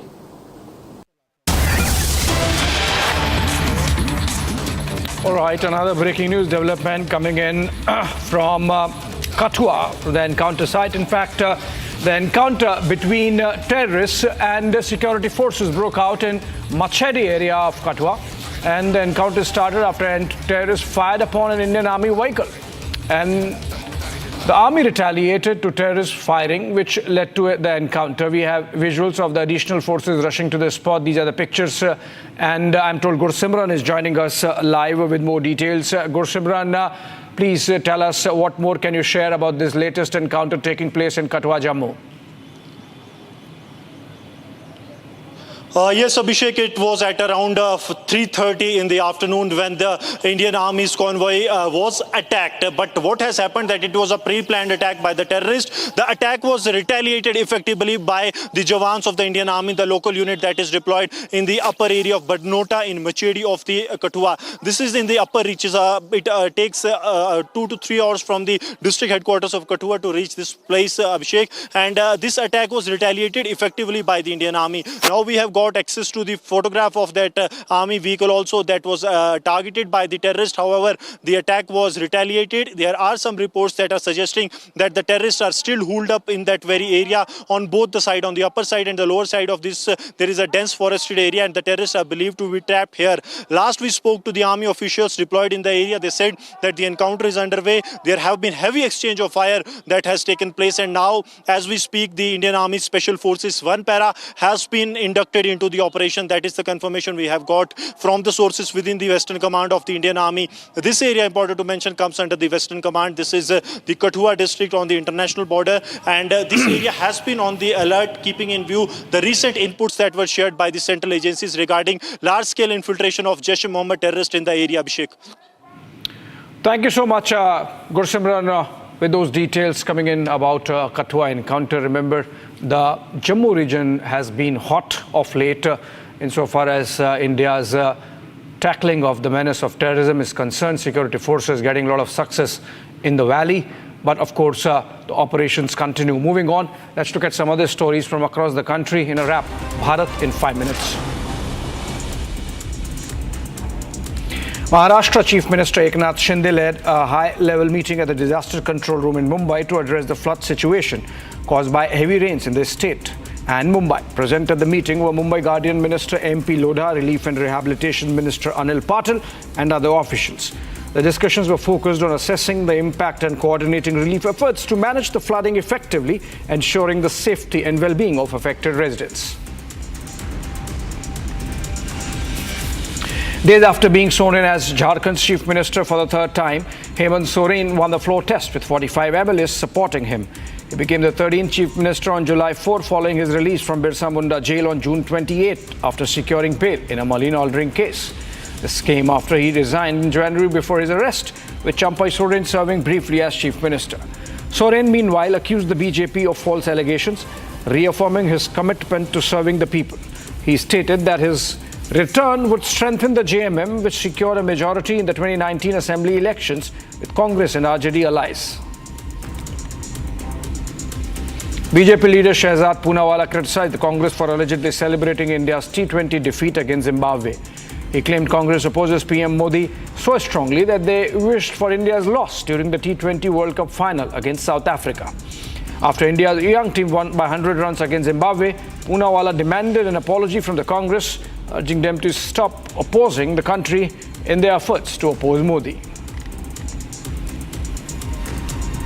खिलाफ 100 रन से हम जीते हैं, तो आज शशि थरूर जी को बताना चाहिए, कांग्रेस को बताना चाहिए कि क्या वो माफ़ी मांगेंगे भारतीय टीम से। मोदी विरोध में कम से कम भारत के विरोध में मत उतरिए। The IMD has issued an orange alert for Mumbai for July 9, predicting very heavy rains in the next 24 hours. The city experienced significant rainfall, causing traffic jams and waterlogging today. IMD recorded lashing amounts of rain between 2 and 6 a.m. Moreover, the Central Railway General Manager reported over 300 mm of rain in the last 6 hours, leading to waterlogging and train disruptions. Flight operations were also affected and schools were closed with exams cancelled. The BMC reported heavy rainfall in various areas, leading to further waterlogging and disrupted train services. The IMD has further advised residents to stay indoors.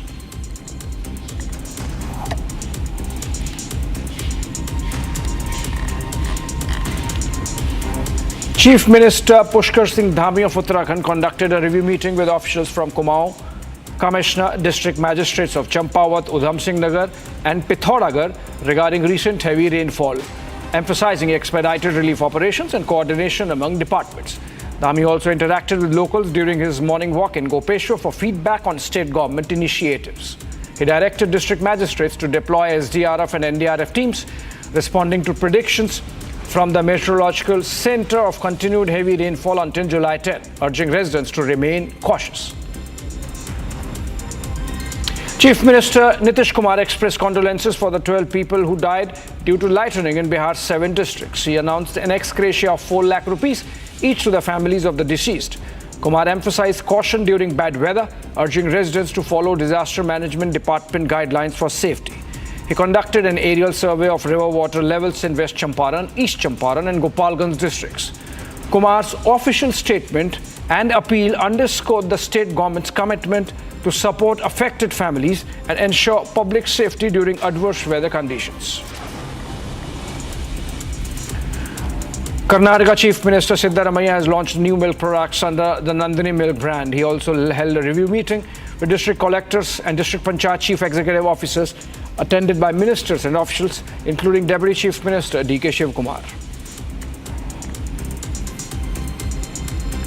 Karnataka Deputy Chief Minister D.K. Shivkumar criticized the BJP over liquor distribution at a Thanksgiving event following BJP MP Dr. K. Sudhakar's win. He stated it to be culture of BJP and further wanted BJP National President J.P. Nadda to respond regarding the same. So it is the culture of the BJP and Mr. Nadda, the national president. I don't want the local leaders to reply to it.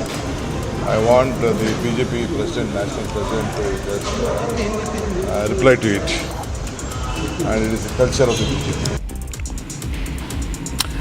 All right, moving on and to a very important story. In the latest development pertaining to the NEET scam, the Supreme Court has asked the CBI to file a status report on the investigation so far. Apex Court will now hear the case on Thursday. I'm told Gopi Shah joins us live from outside the Supreme Court. And Gopi, I think the court was very clear in the hearing that there is a case of leak that has happened. We have to just understand what is the scale of the paper leak so that we form our view accordingly. What was the government response to this position of the top court of the country? Well, in fact, yes, we have been following this post-lunch when the session had begun at the Supreme Court, where 38 petitions were going to be heard, while 38 out of which 6 are going to be heard only after CBI completes its investigation. So while speaking to a few petitioners there at the Supreme Court, they were of the opinion that there should be re-NEET. And we also happened to speak to Alak Pandey, and he said that, yes, they are happy, in fact, with the decision of Supreme Court because it has seriously listened to all the arguments. And while talking about what kind of deliberations and discussions that had happened in the court today, majorly it was revolving around what is the medium of paper leak? Was it through Telegram? Was it through social media? Or did it happen manually? Because through that, we would be able to understand what is the scale of how that particular paper was spread. Because if it has happened on social media, then it would have spread immediately. While if it had happened manually, it would have taken some time. So this is what the CJI, in fact, has told the NTA to look into this matter deeply and find out how did this paper leak happen. And in fact, it has not just happened in Patna. We have already busted the 6 city nexus regarding the paper leaks. So the CJI, in fact, the court has also asked NTA to get to them on 11th regarding all the other cities which are also involved in the paper leak. Back to you.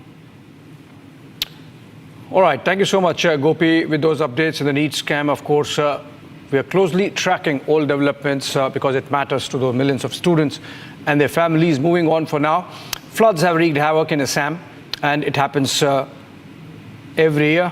8 more deaths in the disaster's trail of destruction this year as the flood crisis continues to remain grim in the northeastern state. Nearly 24 lakh residents have been affected or displaced across 29 districts of Assam. The death toll has now mounted to 66. Meanwhile, Assam Chief Minister Himanta Biswa Sarma visited flood relief camps to assess the impact of devastating floods and assured relief distribution to affected residents of the state. Take a look at the details.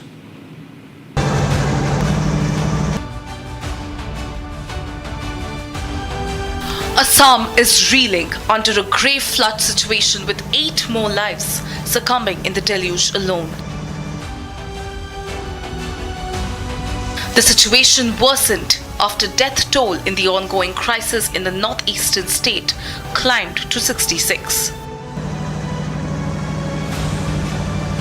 With several fatalities in the floods, the livelihood and survival of Assam residents have reached a standstill.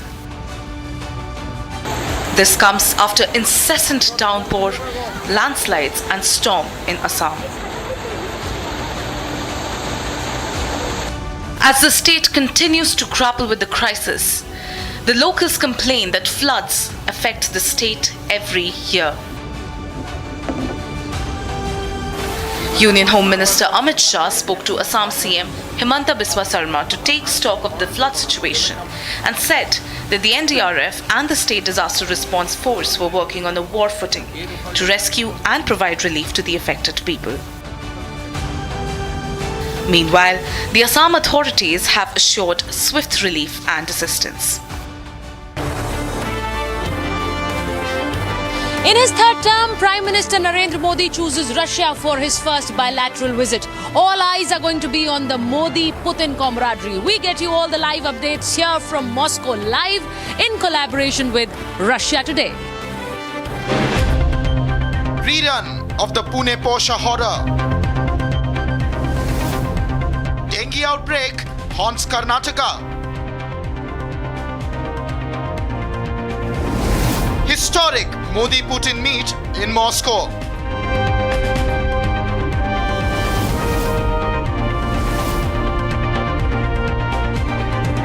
We have 120 hostages still in Gaza, and the government is doing everything they can not to get them out. The soldiers, the army, all of the heads of security have said that we do not need to be in Gaza anymore. It's time to move on. It's time to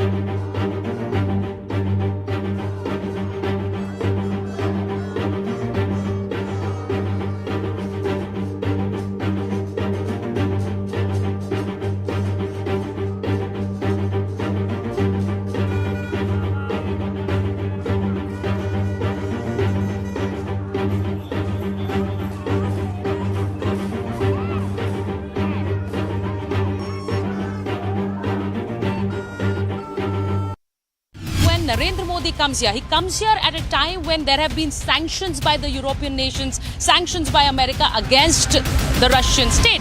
Now, Narendra Modi coming here for this bilateral visit, very clearly giving out a statement to the Western world that we are going to be treading a path of strategic autonomy. The fact that United States, China, looking out at this visit, what pans out between Modi and Putin is going to be very, very important.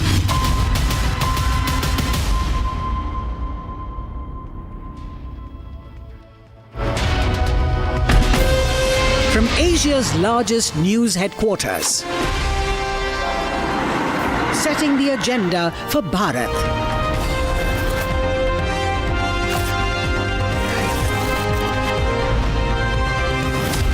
You're watching Republic.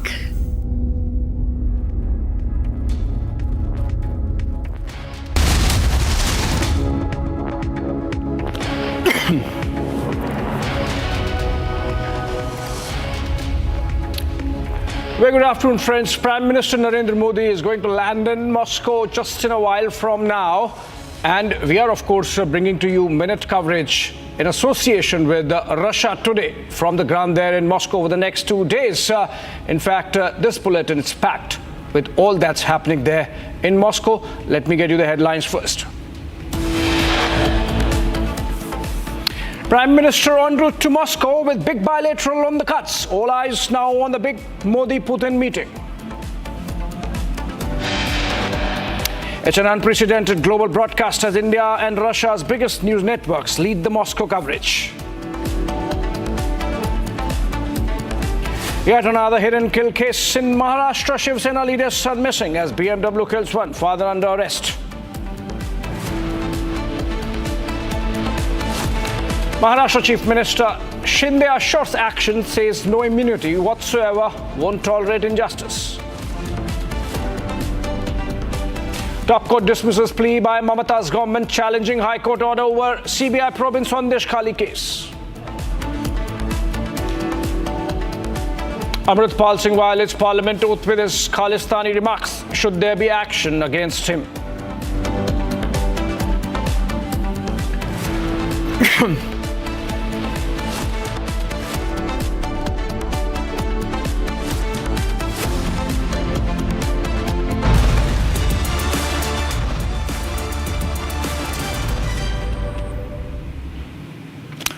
Ladies and gentlemen, the Prime Minister is en route to Moscow. This is his first overseas visit ever since Modi 3.0. In the first leg of this mega visit, he will be in Moscow for the 22nd annual India-Russia summit between the two nations that aims at providing an opportunity to review a wide range of bilateral issues, including defense, including trade linkages, including investment ties, energy cooperation, education, culture, and people-to-people exchanges. They will also share perspectives on regional and global developments of mutual interest. All in all, it's going to be an agenda-packed visit. And we at Republic are leading the coverage in association with Russia Today. From there on the ground, in fact, Sucharita Kokoreti, my colleague, is there in Moscow, has been there for a couple of days, and she has filed some reports. Let's have a look at them.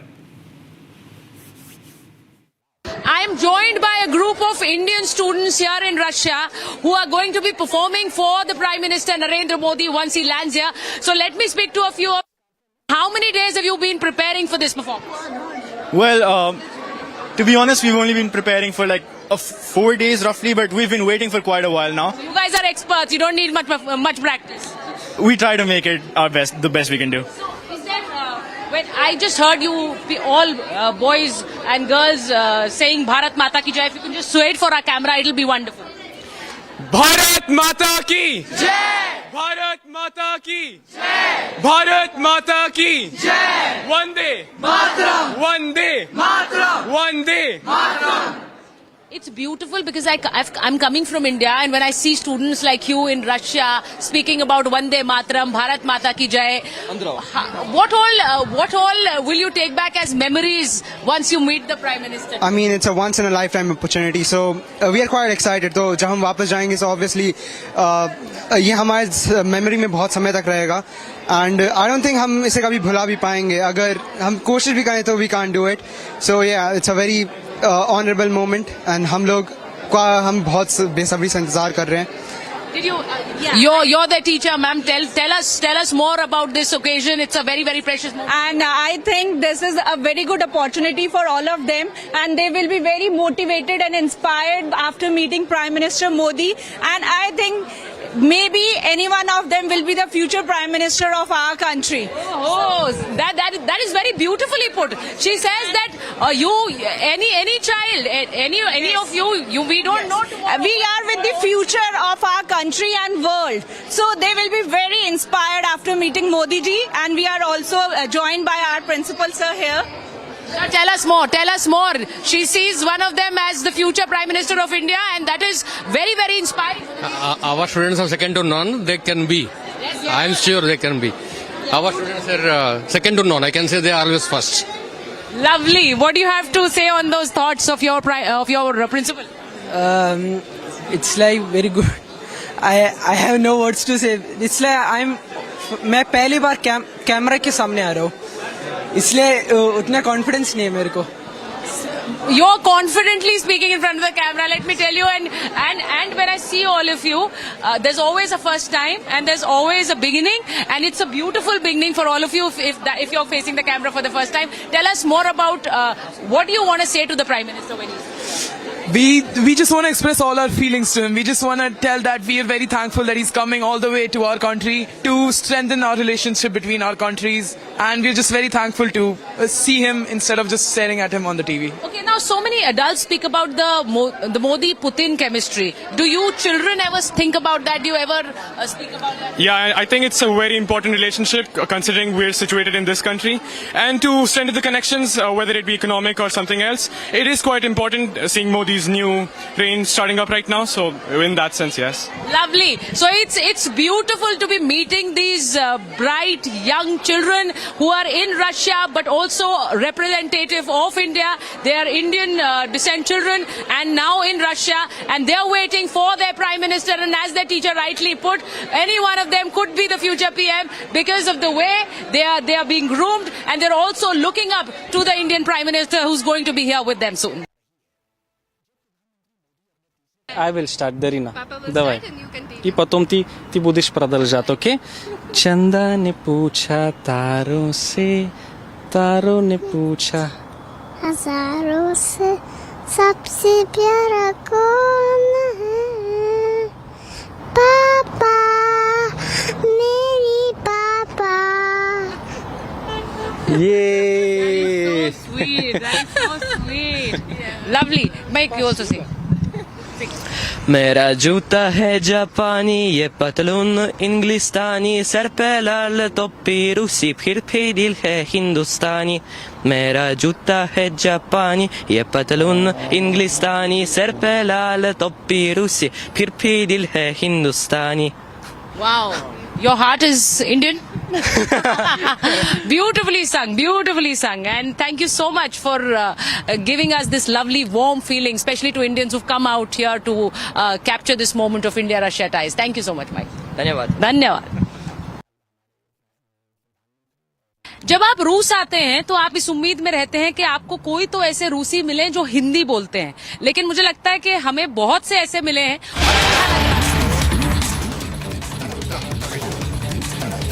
Okay, we have cut to live for pictures coming in from Moscow, where it seems Prime Minister Narendra Modi's Air India 1 has landed. Those are the first pictures of the landing of Air India 1. Prime Minister's aircraft there in Moscow, landing in Moscow, taxiing after landing. And remember, it's 24 hours of packed schedule for the Prime Minister. Chock-a-block with meetings, most of them with President Putin. In fact, there are two restricted format meetings, one after the private dinner tonight, which is being hosted by President Putin at his dacha, and the other is tomorrow, before the delegation level talks. Prime Minister has landed. We have cut full frame to those pictures of Prime Minister Narendra Modi landing at the Moscow airport, and with this, the important visit of PM to Russia has begun. In fact, this is his first visit, first bilateral visit to a foreign shore after taking over in the third term. He has already been to Italy to attend the G7 summit, but it was a multilateral format meeting. But this one is a bilateral visit, and a significant departure from the tradition that the Prime Minister had established of visiting a neighborhood country. So in 2014 it was Bhutan, 2019 it was Maldives, but this time it's Russia, and that really underscores the signaling coming in from the Modi government, which is that they are not going to be browbeaten into any kind of reactions when it comes to Russia. Prime Minister Modi is underscoring the significance of Russia in India's national security architecture. Even otherwise, it's a historical, traditional relationship before it was upgraded as a special and privileged strategic relationship in 2010. And so the acknowledgement there coming in from the Modi government that even as we improve our relationship with the West, even if we engage more and more with the West, we are not going to forget our traditional partnership and the old one with Russia. In fact, two flags flying atop the cockpit of Air India One, the Russian and the Indian. As Prime Minister has landed, in fact, the Russian and the Austrian, these are the two countries the Prime Minister would be visiting.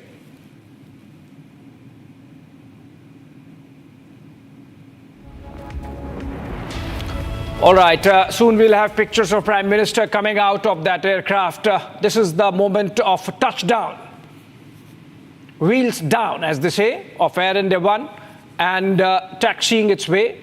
I believe in a bit, once the preparations for the welcome ceremony at the airport are ready, we are going to see pictures again coming in of Prime Minister coming out. These pictures are courtesy Russia Today. Remember, Republic TV is bringing to you these pictures first up, an exclusive ahead of anyone else due to our tie-up with Russia Today. The touchdown moment there of Prime Minister Narendra Modi landing in Moscow, and he's going to be heading straight to his hotel at Carlton, earlier called Ritz-Carlton, but after the war, the Western franchise withdrawing its name, and it's now called Carlton. My Prime Minister is going to be welcomed there by the Indian community present in Moscow. And before that, of course, a ceremonial welcome also planned at the airport itself. And then, of course, immediately he heads to Kremlin, where he would be received by the president over a private dinner, following which the two leaders are slated for a one-on-one. And for that, the two leaders would be driving about 35 kilometers outside of Moscow to President Putin's private dacha. And these are pictures of the landing of Prime Minister's aircraft. And I stand corrected, the two flags on Air India One are that of Russia and India, not of Austria. And this is the touchdown moment.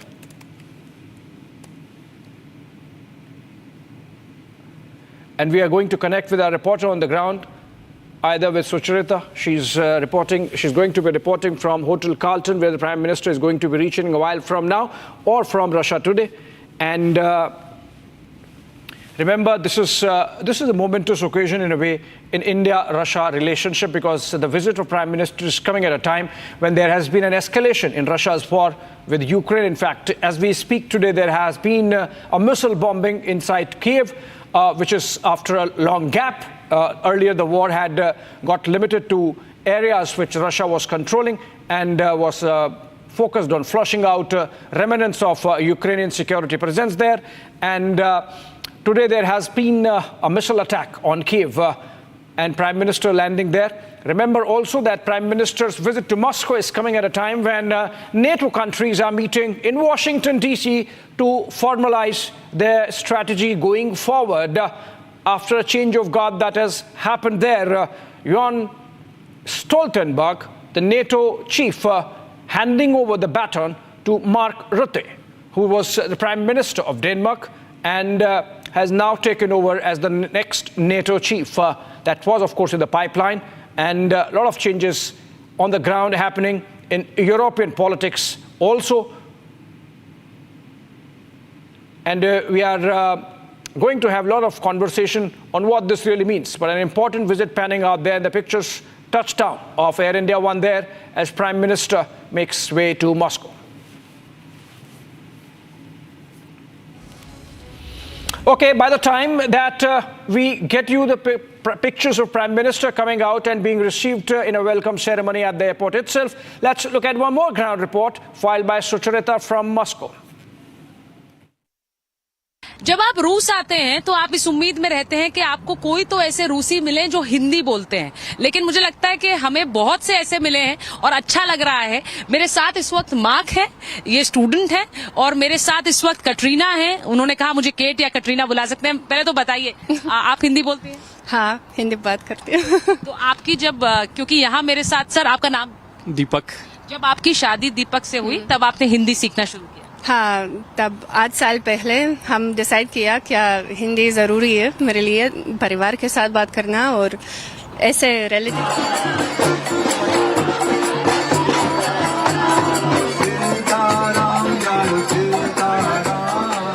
All right, more pictures of welcome that's awaiting Prime Minister Modi. These seem to be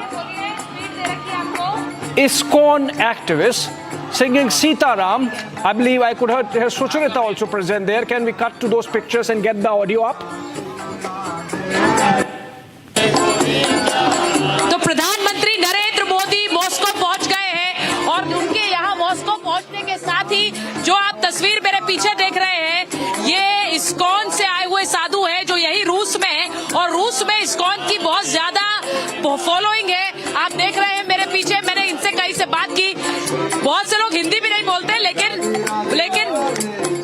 ISKCON से जुड़े हुए और प्रधानमंत्री नरेंद्र मोदी के स्वागत के लिए आए हैं। Any of you speak English? Any English? Hare Krishna, Krishna Krishna, Hare Hare. अब ये जो तस्वीर आप देख रहे हैं, प्रधानमंत्री नरेंद्र मोदी यहीं पर कार्ल्टन होटल पहुंचेंगे, और एक बार आपको तस्वीर दिखा देती हूं कि यहाँ पर जो भारतीय समुदाय है, क्योंकि जिस तरफ होटल का गेट है उस तरफ से लोगों को हटाया गया, और यहाँ पर भारतीय समुदाय को बोला गया है कि होटल के ठीक सामने आप लोग पहुंच सकते हैं और यहाँ पर आप प्रधानमंत्री नरेंद्र मोदी का स्वागत कर सकते हैं। तो ये तस्वीरें जो आप देख रहे हैं, आप लोग यहीं रहते हैं? Oh, I can speak in English. Speak in English. So you're waiting for the Prime Minister? Yes, of course. We are eagerly waiting for him. You are eagerly waiting. अच्छा, इधर भी आपको दिखाती हूँ। मैंने आपसे कल भी कहा था कि यहाँ पर सिर्फ भारतीय नहीं, बल्कि जो रूसी लोग हैं और रूसी महिलाएं हैं जो भारतीय संस्कृति से प्रभावित हैं, ये जरा तस्वीर दिखाइए। ये सब लोग तैयार होकर यहाँ पर। Are you going to give a performance? Yep. Are you going to dance? Yes. For the Indian Prime Minister? Yep. अब ये देखिए, ये तस्वीर मैंने आपको कल भी दिखाई थी। संजीत, एक और खूबसूरत तस्वीर दिखाई है। They are my friends from Russia. ये दिखाइए, ये रशिया का फ्लैग लेकर और ये भारत का फ्लैग लेकर, भारत का झंडा लेकर ये लोग पहुंचे हैं। ये तस्वीरें सीधे आप रूस से देख सकते हैं। My little friend is here. आप जरा ये तस्वीरें दिखाइए। प्रधानमंत्री थोड़ी देर बाद यहाँ पर पहुंचेंगे, और जब वो यहाँ पहुंचेंगे तो उनका स्वागत भारत रूस की इस दोस्ती की तस्वीर के साथ होगा। ये सबसे ज्यादा खास है, सबसे ज्यादा स्पेशल है। एक बार फिर से तस्वीरें आप जरा देखिए इन सभी रूसी महिलाओं की जो भारतीय परिधान में तैयार है। Waiting for the Indian Prime Minister. I'm waiting him. I'm waiting. They've come welcoming जो पार्टी है उसके लिए, यानी कि बहुत से लोग जो स्वागत के लिए आए हैं वो यहाँ पर पहुंचे हैं, और वो इधर प्रधानमंत्री थोड़ी देर बाद पहुंचने वाले हैं। देखिए, अलग अलग देशों में जब प्रधानमंत्री जाते हैं तो भारतीय समुदाय उनके स्वागत में रहता है। आज वही तस्वीरें आप यहाँ देख रहे हैं, लेकिन उसमें एक जो खासियत है वो ये कि यहाँ पर जो रूसी समुदाय है वो भी इसमें उसी तरह से शामिल है। एक बार जरा संजीत आप तस्वीर जरा दिखा दीजिए। एक तरफ इस्कॉन के जो समर्थक हैं, जो साधु हैं, वो पहुंचे हुए हैं, दूसरी तरफ रूस की महिलाएं जो भारतीय परिधान में है वो पहुंची हुई है। मैं जरा यहाँ पर कुछ स्टूडेंट्स से बात करती हूँ, भारतीय समुदाय के लोग पहुंचे हुए हैं, उनसे बात करती हूँ। आप लोग बहुत देर से आए हुए हैं, प्रधानमंत्री यहीं से आएंगे? जी हाँ, हम बहुत उत्सुक हैं उनको देखने के लिए। बहुत। कोई संदेश देना चाहते हैं प्राइम मिनिस्टर को? वो बहुत अच्छे हैं, उन्होंने बहुत डेवलपमेंट किया है और वो रशिया और इंडिया की फ्रेंडशिप को कंटिन्यू रखें। इंडिया और रशिया की फ्रेंडशिप को कंटिन्यू रखें। आप आइए जरा इधर, जो आप झंडा रूस और भारत का लेकर आई हैं, ये दिखा दीजिए जरा।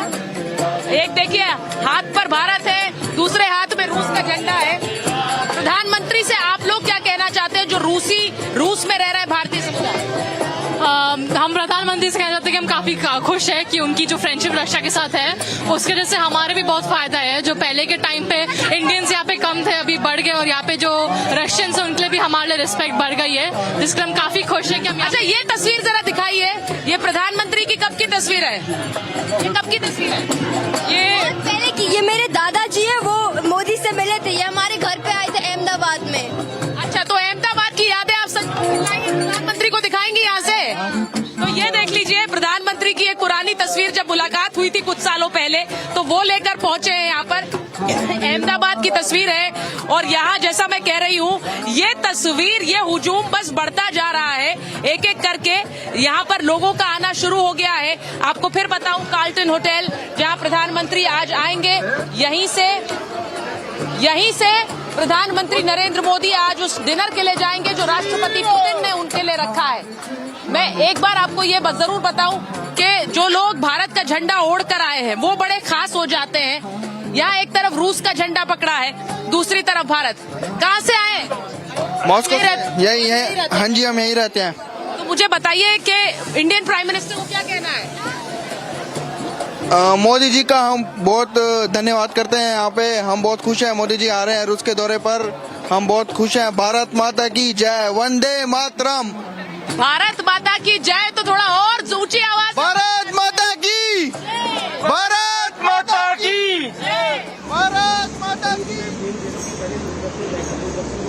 Festive celebrations outside Carlton, where Prime Minister is going to be reaching in a while. And to these full-frame pictures, these full-frame pictures coming in from the airport, ready for the ceremonial welcome of the Prime Minister as Air India One has landed. Now you see the staircase has been attached to the gate, and the Prime Minister should be coming out anytime now. These are pictures coming live, and as soon as the Prime Minister arrives, remember this is not a state visit, and yet the kind of arrangements you see for the ceremonial welcome, it's almost like President Putin has rolled the entire red carpet and is giving a grand welcome to his friend, Prime Minister Narendra Modi. Remember, in his departure statement that was released just ahead of Prime Minister boarding the aircraft, Prime Minister had called him my friend Putin. And remember also, this is the 17th one-on-one meeting that's going to take place between the two leaders. 17th meeting between the two leaders, and 16 times they have met already since 2014, when Narendra Modi took over as Prime Minister. Arrangements in place, security overview happening, and it seems everything is ready for the arrival of Prime Minister, or coming out of the Prime Minister from the aircraft, and him to be given a ceremonial welcome at the Moscow airport. Air India One there, even as the Prime Minister's entourage has made its way out from the gate at the back. Now, the seal of India there on the gate, the land capital of Sarnath, and any moment now the gates should open. It's been about 15 minutes that the aircraft has landed. These are live pictures coming in, first on Republic, courtesy Russia Today, with which Republic is broadcasting the entire Moscow visit of Prime Minister. The visit is going to focus on an appraisal of India-Russia relationship, where it stands. Remember, the two leaders are meeting after a gap. The last meeting was in September 2022, but it was more like a polar side on the sidelines of the SCO summit. And this full-fledged summit meeting is happening after a gap of 3 years. So there is there are a lot of things to catch up. There are a lot of conversations to catch up on, both in terms of India-Russia bilateral partnership, as also the geopolitics as it's panning out at the moment from the Europe war. Remember also the fact that the two leaders are meeting for the first time after the war in a summit format. In fact, Prime Minister had met in Samarkand with President Putin, and it was there that he had mentioned to the Russian leader that this is not an era of wars, something which immediately clicked with the Western world. And since then, Prime Minister Modi has been quoted innumerable number of times on his telling Russian president that this is not the time for war and that we should be focusing on peace and that there should be negotiations. And since then, Prime Minister has had many phone conversations. He has had phone conversations with President Zelensky of Ukraine as well. In fact, Prime Minister Modi met President Zelensky just last month on the sidelines of the G7 summit in Italy, where the Prime Minister had gone on an invitation. These are pictures of Russia TV. And the Russian side has really pulled all stops to make the welcome look grand. And in fact, the build-up on the Russian side has been tremendous. These pictures coming in live from Moscow, where Prime Minister is going to come out of the aircraft anytime now. And coming back to the importance of the visit, the first one after Prime Minister took over, and the first one in a summit format when the two leaders would be meeting after the start of the Ukraine war in February 2022. And Prime Minister has just met President Zelensky last month on the sidelines of the G7 summit. So there would be a lot of things to share with the Russian president and exchange notes on. The gates should be opening anytime now. The stairs in place, the ceremonial guard of honor in place of the Red Army. And we have seen, okay, the gates have opened. The gates have opened, and the Prime Minister should be coming out anytime now. We have been discussing the significance of Prime Minister Modi in Russia, making it his first port of call in his third term, and in a way a message to the larger Western world that India is not going to let go of its old relationships. Also, of course, because we have seen of late. Okay, let's cut to live pictures. Yes, we are continuing with these pictures. Any moment now, we should be coming out. While we are sending a message to the West that India is going to stand with its old relationships and a very enduring friendship with Russia. Also, remember, this comes at a time when under the pressure and the stress of the war, Russia has been of late tilting towards China. And so we have to make sure that the Russian embrace of Beijing does not come at the cost of India and its relationship with India. So in a way, there is a lot of triangulation happening. And it's important that... Okay, so formally, the protocol officer of Russia going inside the aircraft, inviting the Prime Minister to formally inviting the Prime Minister to come out as it happens. These are, remember, even if it's not a state visit, very protocol-driven ceremonies. And Prime Minister visiting Moscow for the second only time since 2014. In fact, the last time he went was 2015. After that, he did go to Russia, but that was in 2019 to Vladivostok. Prime Minister there landed, has come down, and is now being asked to take the guard of honor.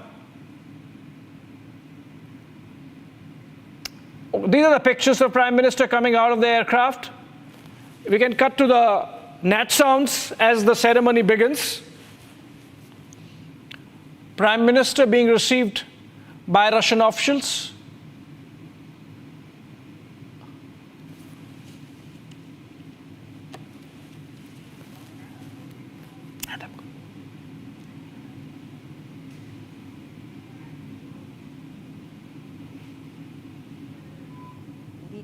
ये पहला दौरा रूस का है और पहला द्विपक्षीय विदेशी दौरा भी है, काफी अहम है।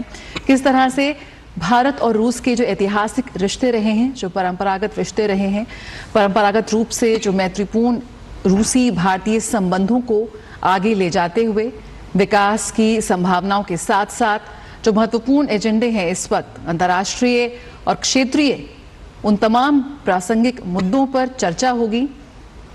किस तरह से एक संतुलन बनाते हुए भारत अपनी तटस्थ विदेश नीति के साथ आगे बढ़ रहा है, और उसी की एक झलक हम यहाँ पर साफ तौर पर देख सकते हैं।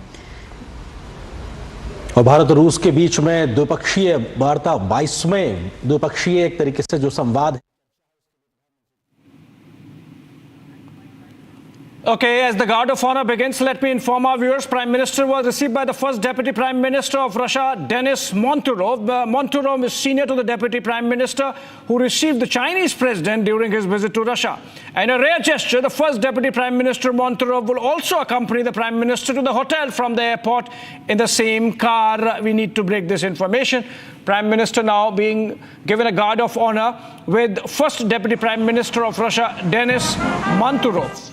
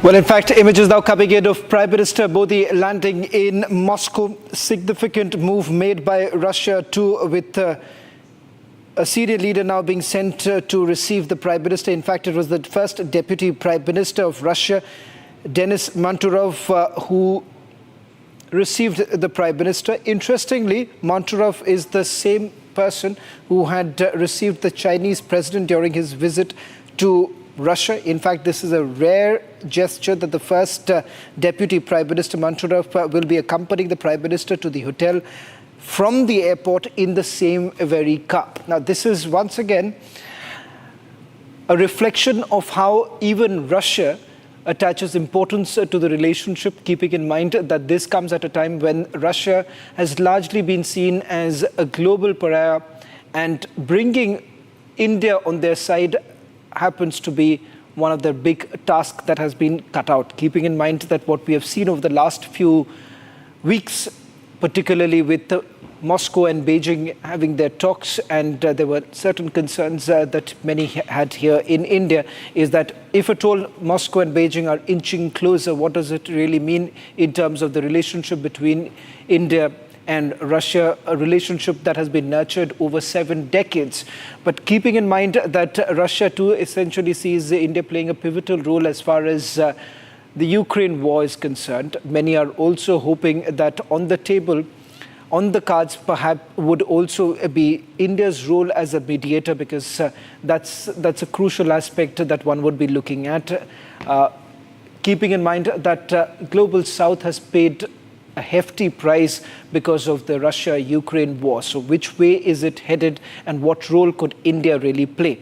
What's important to point out here is the fact that the Prime Minister has chosen Russia as the first country that he visits after being sworn in. Remember, the previous visit that he has had was part of a multilateral meeting that took place in Italy. This happens to be the first bilateral that the Prime Minister is going to have in his third term. In fact, after Rajiv Gandhi, Prime Minister Modi is the only Prime Minister to have gone to Moscow immediately after being sworn in.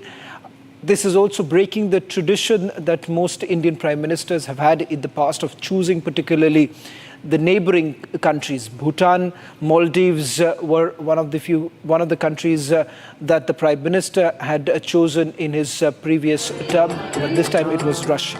Listen into what's really happening on the ground, as there's a lot of celebrations taking place within the Indian diaspora that they are looking forward to the visit of the Prime Minister.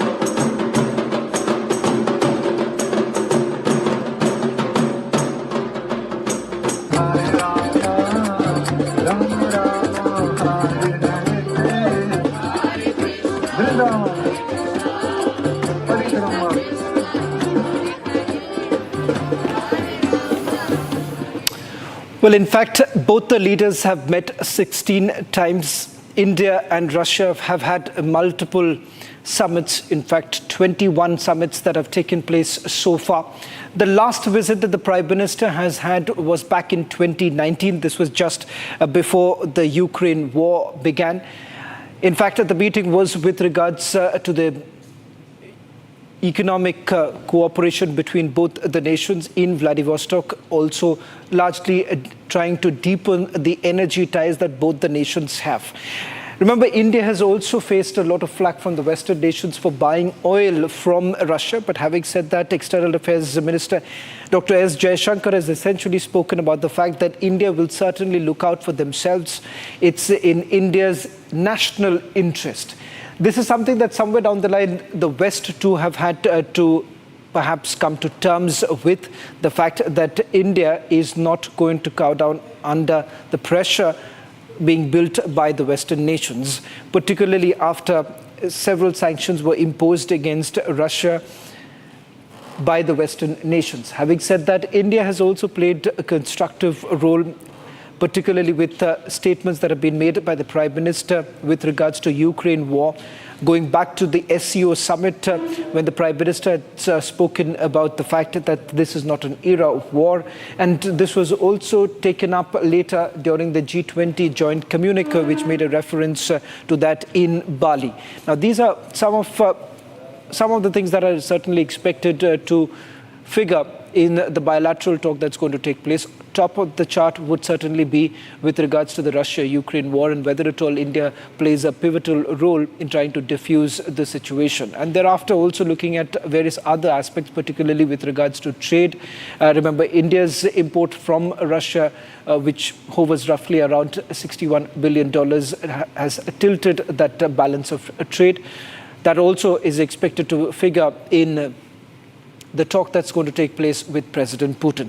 Before we delve into further details of what's going to be on the agenda of Prime Minister Modi and President Putin, let's get you a glimpse of what's really happening on the ground. We'll also try and connect with Sucharita, who's joining us on this broadcast. Sucharita, thank you for joining us on this broadcast. Prime Minister Modi has landed in Moscow. A lot of celebrations, particularly with regards to the Indian diaspora. But before I get into that, first, walk us through the details of the Prime Minister's itinerary. As I understand, there's a private dinner which is scheduled late in the evening between President Putin and Prime Minister Modi. Yes, absolutely. We are showing our viewers those visuals of the Prime Minister landing in Moscow, and he was given a grand welcome. The Deputy Prime Minister, the first Deputy Prime Minister, Maturov, was there to receive the Indian Prime Minister. And in a very, very rare gesture, we've already told our viewers, he's going to be traveling by the same car that reaches Hotel Carlton, where I am right now. As you said, the Indian diaspora has reached this hotel in huge numbers to welcome the Indian Prime Minister. But let me give out the viewers a sense of how this Moscow visit is going to be for the Indian Prime Minister. He's going to be reaching his hotel very soon, where he will be given a welcome by the Indian community. There will be some performances for him. There will be a short welcome addresses by some Indian students. And then there is a private evening dinner with the Russian president. So that's the program, that's the schedule for today. But tomorrow there is going to be that big community the diaspora event, which is going to be held here at the Carlton Hotel, and there will be the Prime Minister's address for the Indians here in Russia. I will also show you a huge number of them have reached the hotel today also, and they are going to be part of that event tomorrow as well.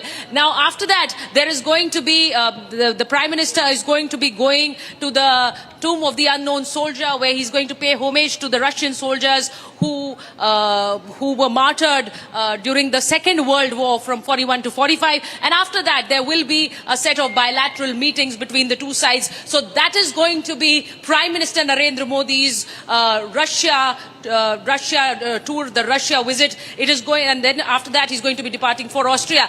But very significantly, as we've been telling our viewers, this is the first visit from an important state head to Russia ever since the war with Ukraine has started. And Russia is giving prime importance to the Indian Prime Minister's visit.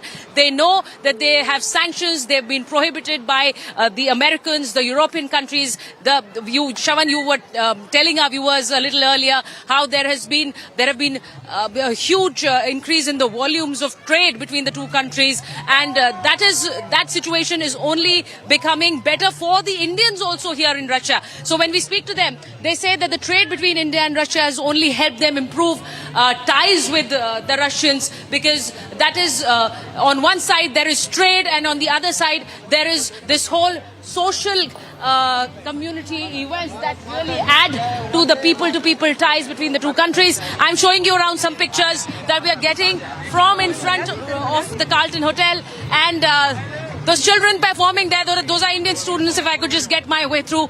Those are Indian students who are performing here. They're right in front of the hotel. They are waiting for the Prime Minister to come. And that is a small gesture from their side to tell the people of India that they are happy to receive the Indian Prime Minister here in Moscow. These are the students who stay here in Russia. Their families have been staying here in Russia, but they still are holding on to the Indian roots. So those are warm visuals coming in from Moscow, right in front of the Carlton Hotel. And we're expecting the Prime Minister very soon here. He's going to be here in a few minutes from now. And I'm showing you those visuals of Indian students. Not just them. There are the Russian performances as well going on. So that is exactly what I speak about. I say that there are going to be deals about fifth generation fighter jets. There will be trade deals. There's going to be the rupiah interaction. But there will also be this community, the people-to-people tie that will always be at the center of Russia-India relationship. So we're waiting for the Prime Minister. And if you could just turn around, Sanjeev, if you could just turn around and see some of the guests who are here waiting to welcome the Prime Minister. Do you speak English? English, no. Uzbekistan. You're from Bakhai. Oh, and you're holding the... She's saying she's from Uzbekistan and she's holding the Indian flag. So as I said, there are people not just from Russia. They were Uzbek women who were here, who were trying to welcome the Indian Prime Minister. So I'm showing you those visuals, and I also have now. As Chief Minister of Gujarat, he'd also been to Russia and been to the ISKCON temple here. And you have these sadhus from ISKCON who were performing earlier, who were singing chants. And they are also here to welcome the Prime Minister of India. So any of you who speaks English here? Does anyone speak? You don't want to say? So the Prime Minister has been to the ISKCON temple here in Moscow. As Chief Minister, he had gone there. I'm sorry, my English not very well. Not very good. But the chants that you were singing were beautiful. If you could just sing for me once, or for our audiences, it would be great. We are chanting Hare Krishna for world peace on the world. Chanting for peace. Now, again, a very important discussion, Shavan, that comes up every time we talk about the Putin-Modi meet is of peace and dialogue. Very significantly, a lot of quarters think that Prime Minister Narendra Modi can be a mediating factor between Ukraine and Russia. And that is something that we have spoken about here to Indians and Russians as well, because the Prime Minister has often spoken about peace and dialogue between the two countries. He's also extended his hands towards Ukraine, but he's also always held Russia's hand very, very firmly. So exactly, this is exactly what I'm talking about when it comes to peace and dialogue. Prime Minister Narendra Modi could be a mediating factor, is what a lot of Russians and Indians feel. We'll quickly slip into a short break because we are expecting the Prime Minister to be reaching Carlton Hotel very soon, and we are going to get you live pictures from here. Sahil.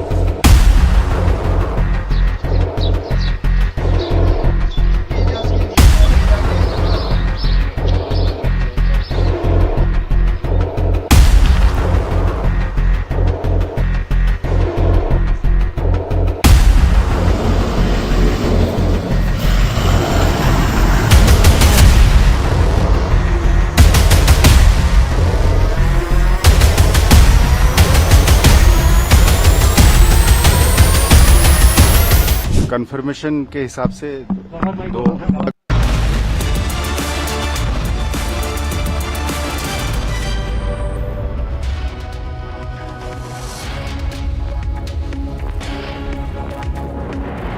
Well, beyond the political talks, people-to-people relation between India and Russia holds a lot of significance as far as this relationship goes. My colleague Sucharita, who's there in Moscow, got us this report giving you a sense of what is really happening in terms of the people-to-people relationship in Moscow. जब आप रूस आते हैं तो आप इस उम्मीद में रहते हैं कि आपको कोई तो ऐसे रूसी मिले जो हिंदी बोलते हैं, लेकिन मुझे लगता है कि हमें बहुत से ऐसे मिले हैं और अच्छा लग रहा है। मेरे साथ इस वक्त मार्क है, ये स्टूडेंट है, और मेरे साथ इस वक्त कटरीना है। उन्होंने कहा मुझे केट या कटरीना बुला सकते हैं। पहले तो बताइए, आप हिंदी बोलते हैं? हाँ, हिंदी बात करती हूँ। तो आपकी जब, क्योंकि यहाँ मेरे साथ, सर आपका नाम? दीपक। जब आपकी शादी दीपक से हुई तब आपने हिंदी सीखना शुरू किया? हाँ, तब 8 साल पहले हम डिसाइड किया क्या हिंदी ज़रूरी है मेरे लिए, परिवार के साथ बात करना और ऐसे रिलेटिव्स के साथ। तो मैं सिखाया, खुद सिखाया बॉलीवुड मूवी के साथ और ऐसे गाना। बॉलीवुड मूवीज से आपने हिंदी? हाँ, मूवीज के साथ। अब ये सोचिए कि हिंदी मूवीज कितना कुछ सिखा देती हैं, हिंदी फिल्में। उन्होंने पूरी भाषा सीख ली और आप तो बहुत अच्छा हिंदी बोल रही हैं केट। हाँ, ठीक है। आपकी बेटी है? हाँ, बेटी दरीना। हमारे दरीना को हिंदी आती है? अभी तक नहीं, सिर्फ इंग्लिश और रशियन, लेकिन हिंदी सिखाएंगे। स्कूल में इंग्लिश और रशियन? हाँ, अभी हिंदी सॉन्ग्स कुछ आते हैं इनको। हिंदी सॉन्ग्स बहुत पसंद। आपको क्रेडिट नहीं दे रही है, वो कह रही है फिल्मों से सीख ली मैंने। हाँ, उन्होंने वो पॉइंट आउट भी किया कि ओनली हिंदी मूवीज क्योंकि काफी बार ये मुझसे पूछती रहती थी कि इसको क्या कहते हैं, इसको क्या कहते हैं। मैं मतलब कभी कभी बताता था, सिखाता था, बट फिर मेरे को पता था कि खुद ही कर सकती हैं, तो कर लिया उन्होंने। बहुत अच्छा। Now why don't you come here? Mike, tell me, how old are you? कितने साल के हैं आप? I'm 15. I'm in the 9th form now. और हम हिंदी में बात करते हैं। In Hindi speak. हाँ। I don't know so many phrases in Hindi. I can say on... जो आता है वो बताइए, क्योंकि मुझे बड़ा अच्छा लगा कि 15 साल का एक रूसी बच्चा हिंदी पढ़ रहा है और उनके खुद के इंटरेस्ट की वजह से पढ़ रहा है। नमस्ते, मेरा नाम मार्क है। मैं रूस से हूँ, मैं मॉस्को में रहता हूँ। मैं स्कूल खरदैन जाता हूँ। तो हिंदी कहाँ से सीखी? Where have you learned Hindi? I learned Hindi myself. अपने आप? From where? I use a special app in my smartphone to do that. अच्छा, तो अब देख लीजिए, एक ने फिल्मों से सीखी है, एक स्मार्ट ऐप से सीख रहे हैं। तो आप लोग सब ट्यूटर्स, जो ट्रांसलेटर्स हैं, उनकी तो नौकरी खा गए। लेकिन बताइए, और क्या बोलते हैं हिंदी में आप? You have friends who speak Hindi? Yes, I have. I have already visited embassy. I know many people who speak Hindi. अच्छा, very nice. तो आपके स्कूल में, in your school, there are other Russian children who want to speak Hindi? No, there aren't, but when I was visiting MGIMO, there were special courses for people who want to work with the eastern countries. I met a person who has been living in India for 8 years. उनसे कुछ सीखा? You learned something from him? Some words? We were speaking Hindi together. Like? Like, Namaste भाईजान, क्या आप कैसे हैं? ये बड़ा अच्छा लगा. So tell me, what do I say? Hi, Mike, in Russian. You want me to say something in Russian? Yeah, if I say, अगर मैं आपसे बोलूँ hi Mike, how will I say it in Russian? If you want to say hi or hello, you need to say здравствуйте or привет. Привет Mike. अच्छा, आप cat ये बताइए कि आपके तो इंडियन फैमिली अब है, तो आप हिंदी सीख रही हैं, बट और भी आपके ऐसे दोस्त हैं जो रशियन हैं और हिंदी में इंटरेस्ट रखते हैं? हाँ, मेरे पास है कोई लोग, कौन इंडिया रहता था 2-3 साल, ऐसे गोवा गए थे और रहते थे सन के साथ. तो ये बताइए कि प्राइम मिनिस्टर नरेंद्र मोदी आ रहे हैं, तो आप लोग कैसे देखते हैं Russia?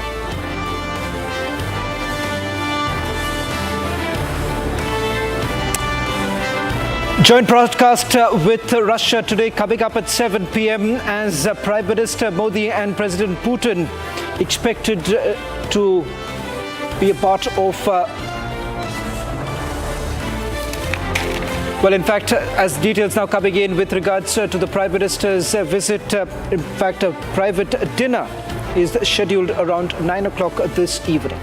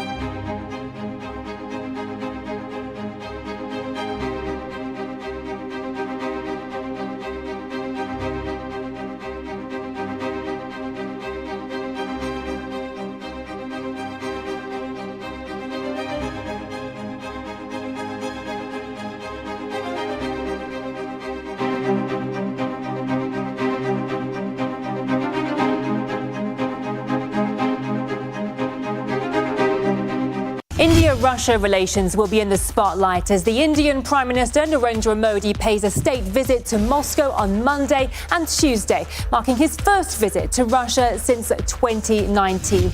Now, we could see outcomes that will impact the geopolitical landscape. You can follow the latest updates right here on RT International in cooperation with India's Republic TV channel. We've got every angle covered for you, so make sure you don't miss it. In his third term, Prime Minister Narendra Modi chooses Russia for his first bilateral visit. All eyes are going to be on the Modi-Putin camaraderie. We get you all the live updates here from Moscow in collaboration with Russia Today.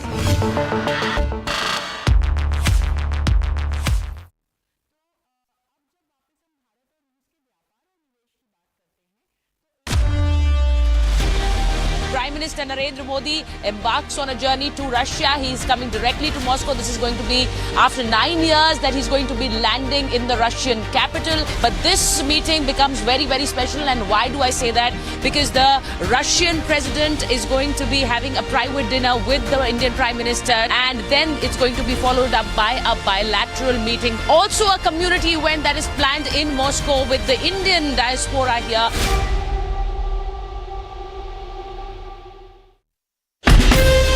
From Asia's largest news headquarters, setting the agenda for Bharat.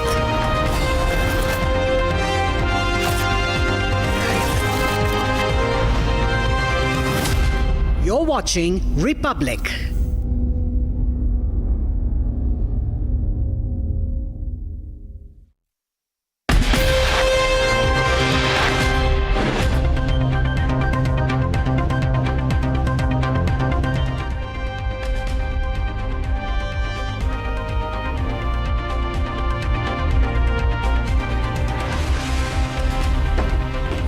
Hello and welcome. You're watching Across the Republic with me, Shavan Sen. Our top focus, Prime Minister Modi has landed in Moscow, this after 9 years.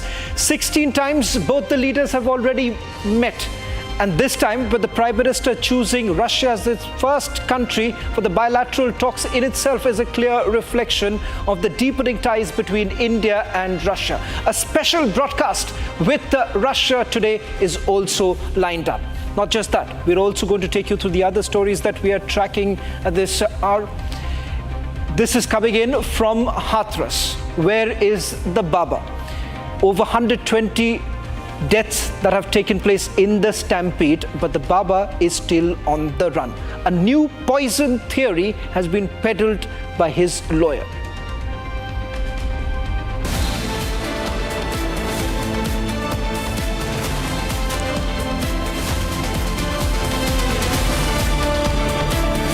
Prime Minister Modi lands in Moscow for the first time since 2019, and he will attend a dinner hosted by President Putin later tonight.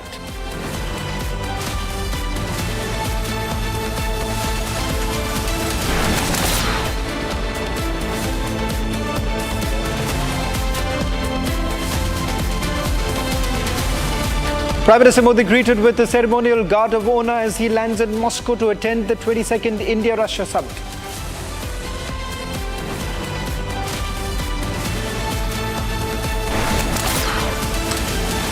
Prime Minister Modi lands in Moscow with big bilaterals on the cards. All eyes now on the historic Modi-Putin meeting.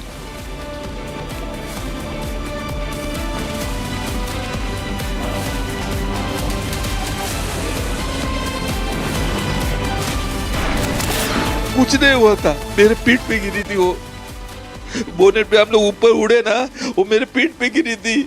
उसने उसको गाली दी, रुक रुक, वो रुका नहीं, वो चिल्ला रही थी, कोई सुना नहीं, कोई सुना नहीं। Yet another hit and kill case in Maharashtra. Shiva Sena leader's son missing as BMW kills one, father under arrest.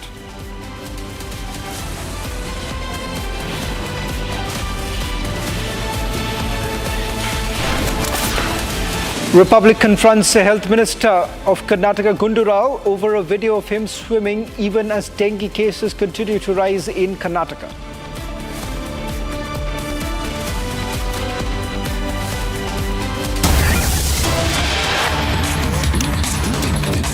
Starting this edition of Across the Republic with some breaking news now coming in from Mumbai. This is in the BMW hit and run case. We're getting the latest details. Shiva Sena leader who was arrested by the Mumbai police has been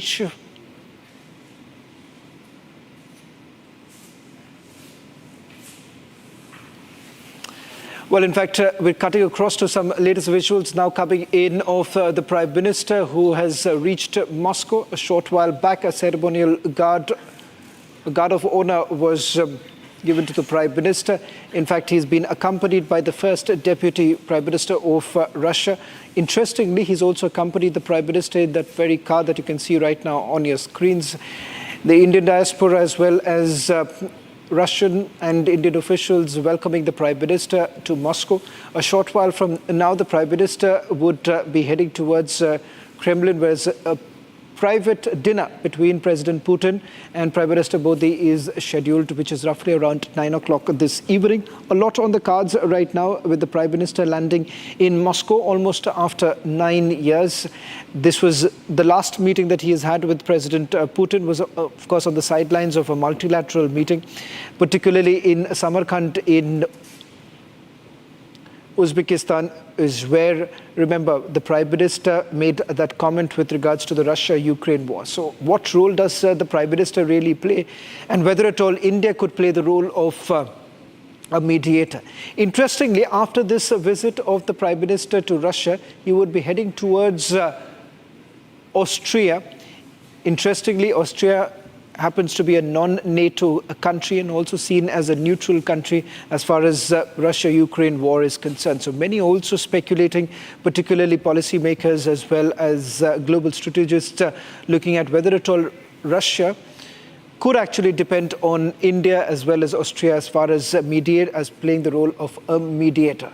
These images that you see right now on your screens are of the Prime Minister who's reached the Carlton Hotel, where he's been greeted by members of the Indian diaspora in Moscow, who are also quite excited, keeping in mind that this would also be deepening ties between both the nations, and also particularly trade relations would actually get a boost with the Prime Minister's visit.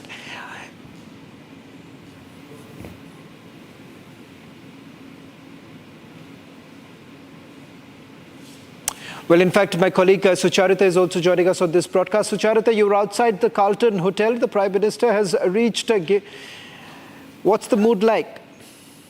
गा तो सकते नहीं है।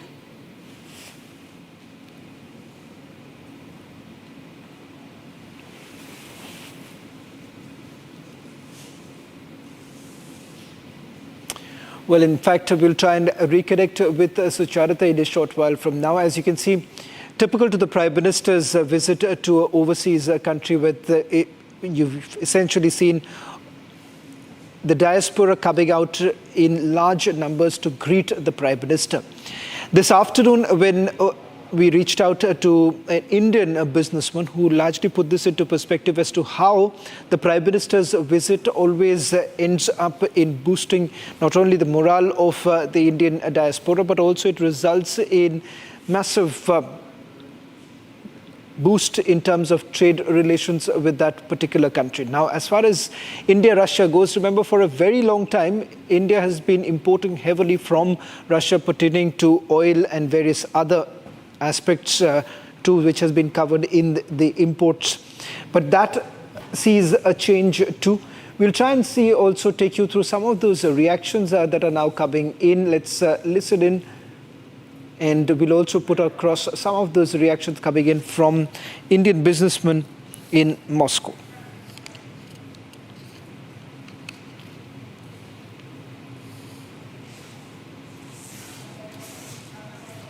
थी, उन्होंने स्वागत भी किया, उनके लिए किस तरह झंडों को लेकर हाथ में पहुंचे थे। लेकिन मेरे पीछे तो आप देख लीजिए, भारत और रूस के रिश्तों की एक जो कहानी है वो जीवंत नजर आ रही है।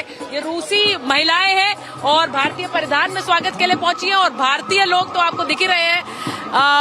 मैम, आपका नाम क्या है? मेरा नाम रेखा है। तो रेखा जी, आपको लगता है कि नरेंद्र मोदी और भारत की सरकार रूस के साथ अपने रिश्ते आगे बढ़ाकर बिल्कुल सही कर रही है? नहीं, बहुत आगे बढ़ रहे हैं। काफी लोग भी इंडियन लोगों को बहुत पसंद कर रहे हैं, बहुत ज्यादा आपस में इनका काफी अच्छा। आप यहाँ रहते हैं, आपको क्या लगता है, आपको यहाँ भारतीय होने का कोई फायदा, या आपको लगता है यहाँ पर आपको कुछ पहले से बेहतरी पसंद करते हैं? अच्छा है, अच्छा लगता है। भारतीय लोगों को ये पसंद भी करते हैं, रशियन लोग। हाँ। अच्छा, मुझे किसी ने कहा कि भारतीय लोगों पर रूसी लोग बहुत भरोसा भी करते हैं। जी जी, ऐसा बिल्कुल बात सच है। जी बिल्कुल बात सच है, क्योंकि एक कल्चर लोग पसंद करते हैं यहाँ के। इंडियन मूवीज, राज कपूर वगैरह की मूवीज काफी देखते आए हैं लोग, इसलिए। राज कपूर की मूवीज देख रहे हैं अभी तक? अभी आप जिम्मी आप यहाँ पे चिल्लाइए, लोग सब डांस करने लगेंगे। जी बिल्कुल। मैम, आप कुछ कहना चाह रही हैं? आप मुस्कुरा रही हैं बात सुनकर। क्या हाँ, अभी भी मैं जब मार्केट में जाती हूँ तो इधर जिम्मी बहुत फेमस है ये सॉन्ग।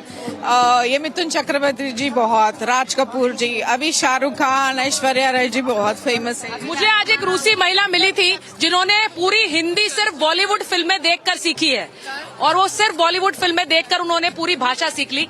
यहाँ, do you speak English? Yeah. So you know that the Indian Prime Minister is here. How do you feel about it?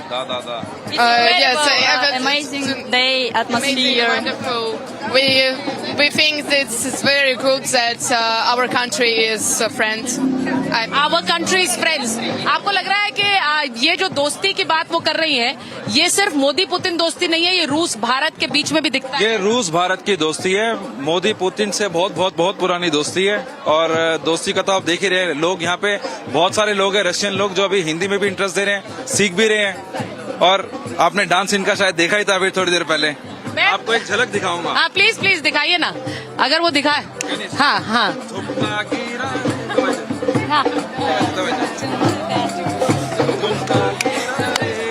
Bareilly के बाजार में झुमका गिरा रे, बरेली के बाजार। रूस में झुमका गिरा हाय हाय। अच्छा, इंटरेस्टिंग ये है, आप लोग यहाँ पर नरेंद्र मोदी आए हैं इसलिए गाने गा रहे हैं, लेकिन या फिर आमतौर पर भारतीय गाने यहाँ गाते हैं? मैम, यहाँ पे गाते हैं, और यहाँ पे अगर आप किसी टैक्सी में सफर करेंगे तो आप सुनेंगे यहाँ पे मिथुन चक्रवर्ती के और प्यार हुआ इकरार हुआ ऐसे गाने बजते हैं। अच्छा, मतलब बॉलीवुड गाने बजते हैं। यहाँ पर लोग शाहरुख खान को बहुत प्यार करते हैं, और राज कपूर, और सब। जैसे हम लोग टैक्सी में बैठते हैं, लोग बोलते हैं ओ ऐसे ऐश्वर्या राय, शाहरुख खान, ऐसे वो। जैसे ही हम टैक्सी में बैठते हैं, सबसे पहले हमें कहते हैं इंडियन, तो वो हमें देख के इतना खुश होते हैं जैसे हम उनको कोई भगवान मिल गया हो, और फिर हमें पूरी सारी मूवीज के नाम बताते हैं। कई बार तो ऐसे होते हैं जो हमारी नहीं देखी हुई होती, उनकी देखी हुई होती है। अब मैं एक बार बता दूं, मेरे साथ यहाँ पर बीजेपी के राष्ट्रीय प्रवक्ता शहजाद पूरावाला जी जुड़ रहे हैं। Ambassador Deepak.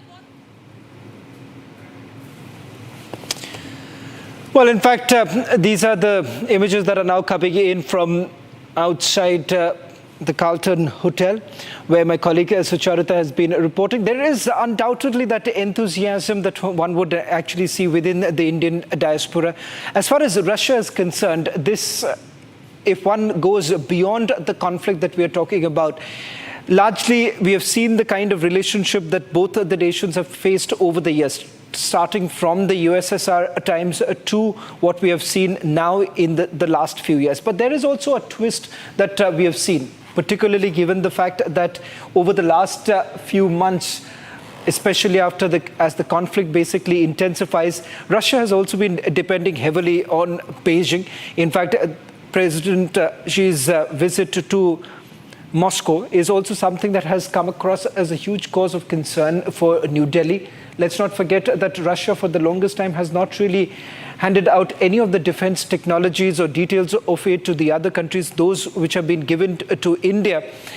And that is the reason why many would say that with Beijing coming closer, and at a time that there is a standoff here in India with China, that remains as one major concern, which perhaps the Prime Minister would also like to address during the meeting that takes place with President Putin.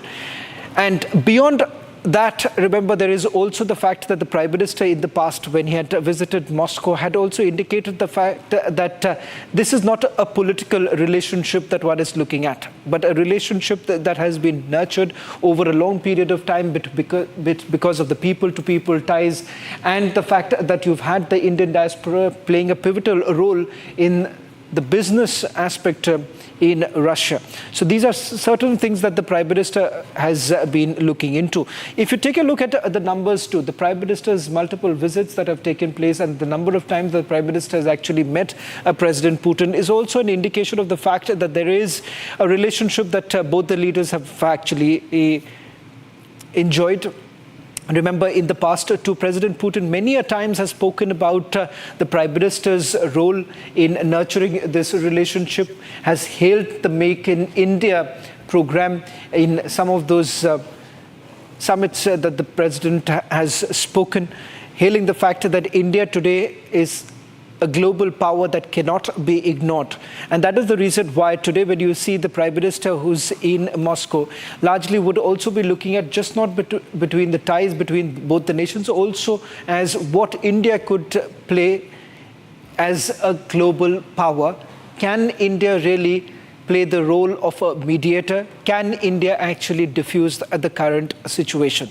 So these are certain aspects that would be covered during the meeting that's going to take place. Let's take you through some of the reports that have been filed by my colleague Sucharita, and we'll also take you through the significance of this visit of the Prime Minister. Moscow is gearing up to welcome Prime Minister Narendra Modi.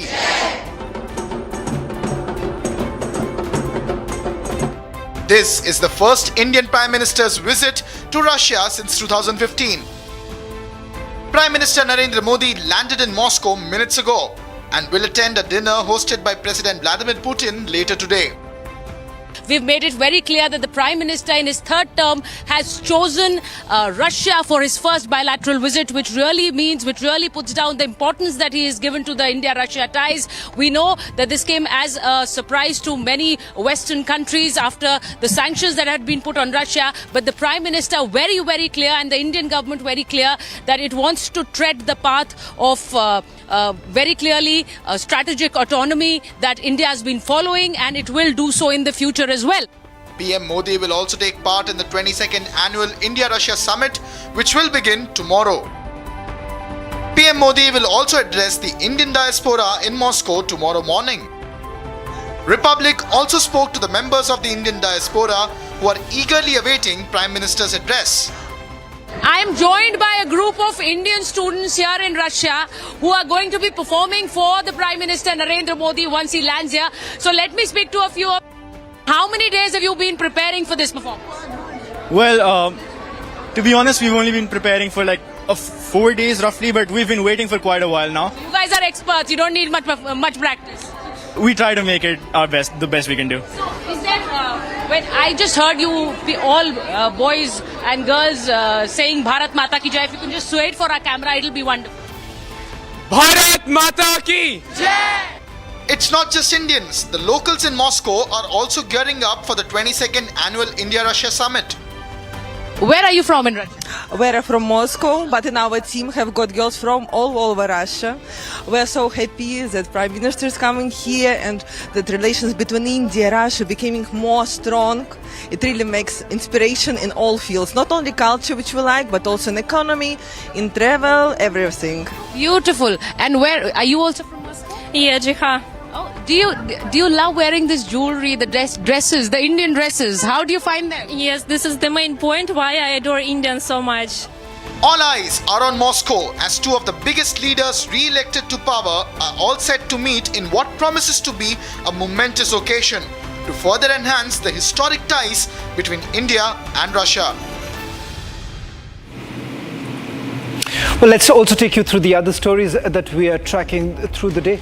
Shift of focus now to Mumbai. After Pune Porsche case, there is a rerun of the same case in Mumbai. In fact, the law and order situation has once again come into question, where a speeding luxury car has once again mowed down a couple, killing a woman and devastating the husband and family members. It might sound quite familiar because this is an incident which has also taken place in Pune recently. But in this case, what has taken place in Mumbai's Worli, the accused who was driving the car, Mihir Shah, belongs to a politically connected family and has been absconding from the very day that the incident took place. In fact, a short while back, the Shiva Sena leader has also been granted a provisional bail and the main accused is still absconding. Listen in to what the husband had to say and the fact that this is a devastating situation for the family members. Another city, another luxury car, another hit, kill and abscond. A rerun of Pune Porsche murder cover-up, this time in Mumbai's Worli. A speeding BMW knocked down Kaveri and Pradeek who were travelling on a bike. The impact was so severe that the bike overturned and the couple were thrown onto the bonnet of the car. While the husband managed to jump off the bonnet, his wife was dragged for another 100 meters by the car while the driver tried to flee. While the husband survived, his wife was not as fortunate. Republic spoke to the devastated family of the victim that claimed that she could have been saved if the driver had stopped. तभी रुक जाता तो जान से बच रुक जाता तो उसको कुछ नहीं हुआ था, कुछ नहीं हुआ था। मेरे पीठ पे गिरी थी वो बोनेट पे, हम लोग ऊपर उड़े ना, वो मेरे पीठ पे गिरी थी। उसने उसको गाली दी, रुक रुक, वो रुका नहीं, वो चिल्ला रही थी, कोई सुना नहीं, कोई सुना नहीं। वो जोर जोर से चिल्ला रही थी मेरे सामने से परपट के, ऐसा घसीट के लेके गया ना, कोई जानवर को भी नहीं लेके जाता, ऐसा घसीट के लेके गया। क्या करूं, मैं चिल्ला रहा है, रुको रुको रुको, कुछ नहीं रुका। And yet again, a political angle has emerged. The car belongs to a Shiv Sena leader from Palghar. His son, 24-year-old Mihir Shah, was driving the vehicle and is now absconding. The father of the accused, Rajesh Shah, and the driver have been taken into custody. Police station Worli में एक गुना register किया गया। गुना का जो कलम है भारतीय न्याय संहिता 105, 281, 125 व 238, 324 4 व मोटर वाहन अधिनियम 184, 134 और 134 व और 187 इन कलम के तहत आज गुना रजिस्टर किया गया है और उसमें आगे का इन्वेस्टिगेशन चालू है। Republic managed to access CCTV footage showing the absconding accused Mihir Shah leaving a pub mere hours before the incident. ये जो घर का जो हालात है, ये जो लड़की है रोए जा रही है, बेटी है रोए जा रही है, बेटा है रोया जा रहा है, क्या होगा इस फैमिली का? ये नवाबजादे जो बड़े बड़े गाड़ी लेके तेज रफ्तार से गाड़ी दौड़ाते हैं रास्ते में और किसी का भी जान ले सकते हैं क्या? ऐसा अधिकार किसने दिया है उनको? किसी का भी जान ले सकते, पीस के चले जाए। और एक्सीडेंट होने के बाद उनको लेके गाड़ी 4 से 5 किलोमीटर तक गया, अगर तभी गाड़ी वो रोक देता तो शायद आज इस घर का ये हालत नहीं होता। यही हम पूछते रहेंगे कि कब तक ये रईसजादे गाड़ी चलाएंगे रास्ते पे, अपना रास्ता समझ के तेज रफ्तार से गाड़ी चलाएंगे। और एक लड़की अपनी माँ को उसने खो दिया, लड़का माँ को खो दिया, एक पति जो पूरा घर का काम कारोबार संभालने के बाद भी बाहर का कारोबार भी संभालती थी, एक पत्नी को खो दिया। Although Maharashtra Chief Minister Eknath Shinde has assured a stringent action and said that there will be no miscarriage of justice, कोई भी हो उसको बख्शा नहीं जाएगा। और ये जो मैंने पुलिस कमिश्नर जी को भी कल कहा है कि हिट एंड रन में जितने भी होटल है, ये होटल जितने देरी से रात को बंद करते हैं उनके ऊपर कार्रवाई करो, लाइसेंस रद्द करो। और जो ड्रंक एंड ड्राइव वाला जो ड्राइव है वो भी तेज करो, वहाँ पर भी तेज़ी से चेकिंग करो। जो भी है वहाँ पर कोई भी ड्रिंक करके ड्राइव न करे और ऐसे एक्सीडेंट ना हो। और इसलिए उनको ऐसे अगर जो हैबिचुअल है उनको लाइसेंस भी उनका रद्द करने के मैंने बोल दिया है। और इसलिए ये बहुत बड़ा ड्राइव भी पुलिस लेंगे और ये हिट एंड रन जो है इसको पूरी तरह हम पाबंदी कैसे हो सकती है इसके ऊपर काम कर रहे हैं। इसमें कड़ी कार्रवाई होगी, जो भी है उसको छोड़ा नहीं जाएगा। the reality on the ground remains entirely different and contradictory. For how long will power and money provide a safe passage for politically linked accused? Why hasn't the Mumbai police hunted down the absconding accused Mihir Shah yet? Well, to focus now to Hathras. It's been 6 days since the devastating stampede that took place in Hathras, killing about 121 people. UP police so far has arrested 12 individuals, but so far there is no word as far as the Baba is concerned. In fact, he's not even been named in the FIR. Today, Baba's lawyer has given a new twist to the entire story, saying that there was a poisonous spray that was used when the crowd had gathered, resulting in a stampede-like situation. So there is an attempt that has been made by the Baba's legal counsel, essentially indicating that this was part of a larger conspiracy.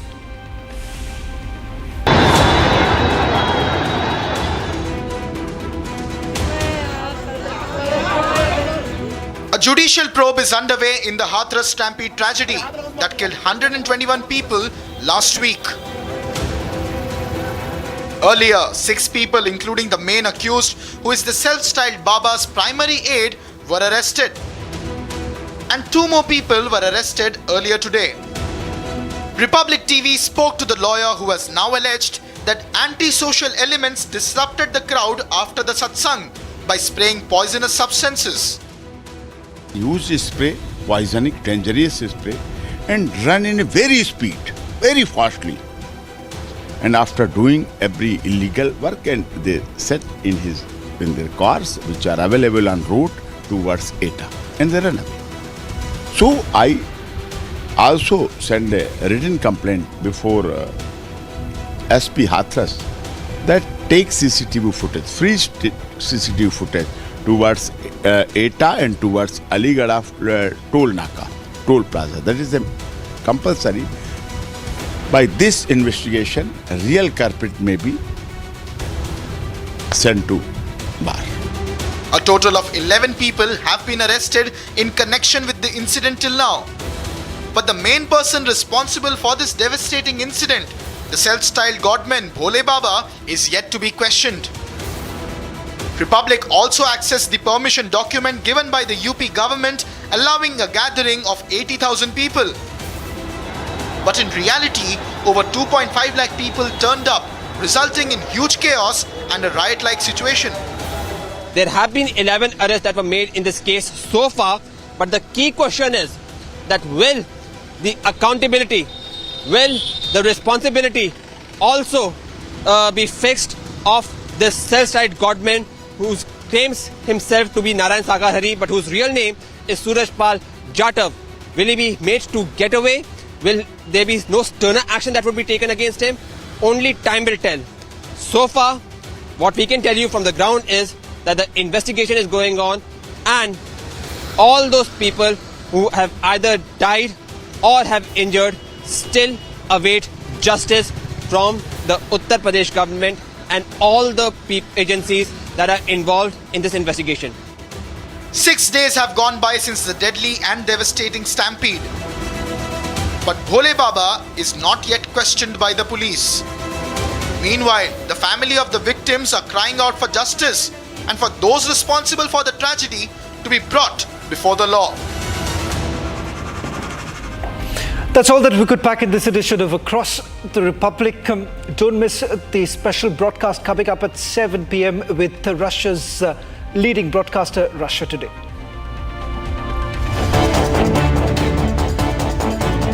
From United States to China, the world looks on at the Putin-Modi camaraderie. India-Russia ties are quite strong. We share a special and privileged partnership. Indian people so nice, they're so kind. I like them very much. बहुत अच्छी sign है कि दो राष्ट्राध्यक्ष, दो मित्र देश एक साथ मिल रहे हैं. Join me, Sujarita Kukreti, live from Moscow as I report for Republic TV.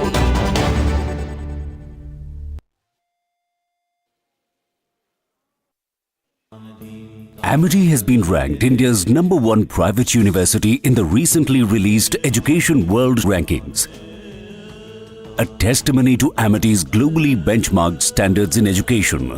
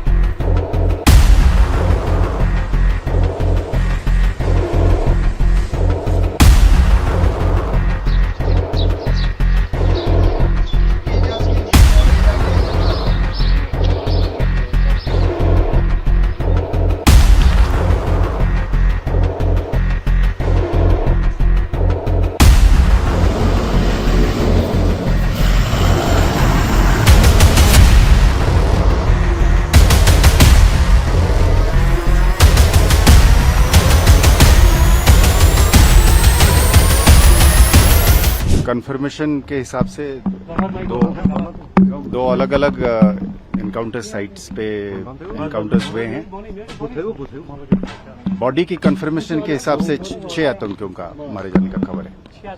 Ji ji sir, कितनी बड़ी सफलता है ये सिक्योरिटी फोर्सेस के लिए, क्योंकि काफी चल रहा था पिछले दिनों से इंटेलिजेंस इनपुट के संदाज से जम्मू में कुछ टेरर अटैक्स हुए थे और लगातार उसके बाद ऑपरेशंस आपने शुरू किए.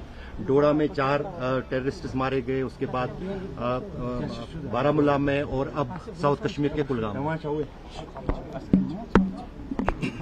निसंदेह ये एक बहुत बड़ा माइलस्टोन है, बहुत बड़ा प्रोग्रेस है. His third term and Prime Minister Narendra Modi chooses Russia for his first bilateral visit.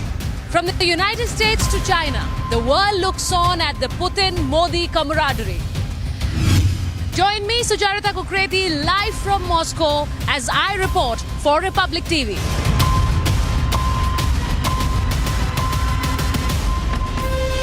From Asia's largest news headquarters, setting the agenda for Bharat.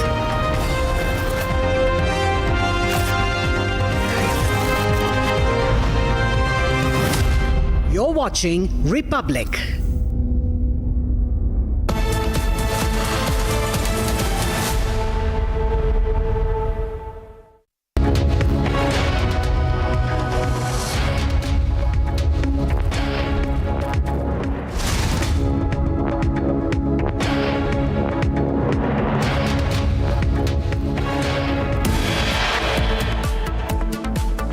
Prime Minister Modi lands in Moscow for the first time since 2019, and he'll attend a dinner hosted by President Putin later tonight.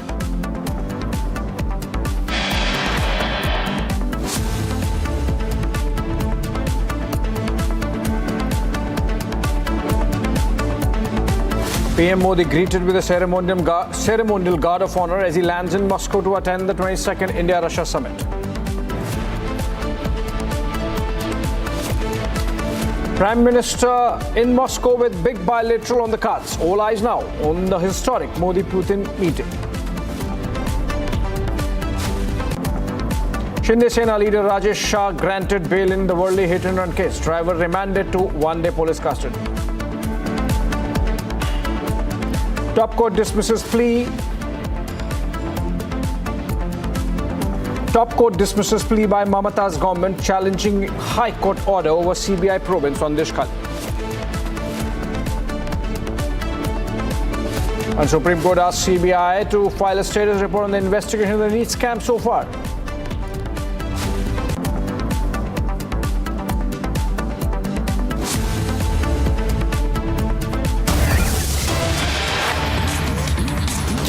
Right, getting a breaking news development. Let's begin the bulletin with that. It's coming in on Hathras investigation. Remember the unfortunate Hathras stampede.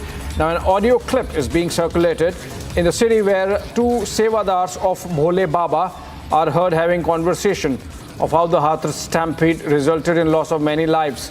This was caused due to mismanagement. The investigating officers so far have not verified the authenticity of the audio, but it's clear that the audio suggests that there was some mismanagement on the part of the organizers, which the Sevadars, who are part of the team of Bhole Baba, seem to be admitting to. Let's listen into the audio, and then we have Piyush joining us live. Piyush Ohri joining us live in a bit. अरे यार बहुत लोग खत्म हुई है यार। नहीं बामे हो तो बहुत लोग गए खत्म है। बामे कोई ऐसी दिक्कत ना है। बाय तो कि परले आई हो उनको। अच्छा। उनने पहले बताया और परमात्मा ने कि घबराने जरूरत नहीं, आवश्यकता नहीं है, घबराना मत। इसमें कई लोगों की मौत हो जाएगी आज। अच्छा फिर? हाँ, तासे लोग जिसका ही वो तो चाहिए तो उन्हें अपने आप सड़क पर गिरने लगे थे मर के। अच्छा ऑटोमेटिक वहाँ जो एक घबराना, एक गिरो, दो गिरे, फिर तीन गिरे, फिर अपने आप सब लोग भाग गए मची, फिर और मरिए, फिर उन तो लाश बिछी ही। और तुम कहाँ थे? हम भाई जगह पता जहाँ सब संगत मर रही थी भाई जगह हम लोग आते हम कहाँ हुए यार, हम तो हमें फिर उन बचाए लोग, हम क्या करें भैया। हाँ हमें भेज दो कि जाओ अपने घर है चुपचाप। भक्ति करो यार नारायण साकार रही, और भक्ति जाते छोड़ दियो ताजना तुम ना बचे हो कह दी। अच्छा हाँ जिसको भैया भक्ति जो करे उनकी वो ही बच पाए। अब उनने परले शुरू कर दो आज से। अच्छा अब बचाव संभव ना है। अब तो निश्चित आना ही आना है। उनने खुलासा कर दी, टेर बता दो। अब कम से कम 2 लाख की भीड़ थी। हाँ भीड़ बहुत होती ताकि हमारे सबको ये कोई दिक्कत ना है। प्रभु जी यही है, सब चीजें कोई ऐसी बात ना है। हाँ वह सब हो सकत तो वे लाशा रखी हैं तो हो सकत वे जिंदा कर सकत, कोई बड़ी बात ना है। अच्छा अच्छा अच्छा। हाँ वे कोई बड़ी बात ना है, घबराने की जरूरत ना है। वह सब कुछ ऐसे रुकवा दो। अच्छा हाँ अब कोई बड़ी बात ना, मरे हुए जिंदा करते थे। अब परीक्षा ले तो का करते हैं, कौन कौन आ रहे हो अधिकारी, कौन उनके सामने ना आ रहे हो, तासे उनने भी फैलाओ राग, उन्हें कोई पहचान ना पा रहे हो। अभी अपनी पूरी पहचान बता रहे हो, टेर कह रहे हम कोई खरीदारी नहीं है, हम खरीदारी नहीं है, फिर भी ना आदमी समझ पा रहे हो। अरे हाँ अब टेर का आज बहुत कई समस्या उनने कि जो मैं खरीदारी समझ रहे हो, मैं हम खरीदारी नहीं है। आज देखो क्या होता है, संभालो कितना संभाल पाओगे। तासे घबराए हुए जुड़ना है। उन्होंने कह दिया हमें मारना होगा तो हम घर में से मार देंगे, जाके नहीं मारना होगा उसको हम घर चुपचाप भेज देंगे। आज 25 साल हुई, कबू इतनी भीड़ भाई, इतनी भीड़ भी कबू हादसा देखो तुमने, कभी नहीं मिला होगा। आज उनकी नील हाथी दिखाए रहे तो हाँ भाई कोई ना रोक पाए, कोई आया संसार में कोई ना रोक सकता, उन्होंने कह दी हमको कोई नहीं रोक सकता।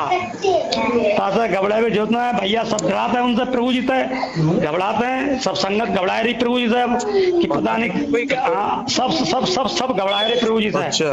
हाँ बहुत, एक घबरा रहे पुलिस याद है लोग मरिए हुए हम पुलिस वाले लोग निरे निरे ताजा घबराइयो ना उनसे भैया, डराते रहे तो बचे रहे, नहीं डरे तो को विनाश हो बचाव संभव ना है। लोग गए खत्म है, कम से कम 300 लोग खत्म हुए, 3 साढ़े 3 हमें जानने की कीमत है।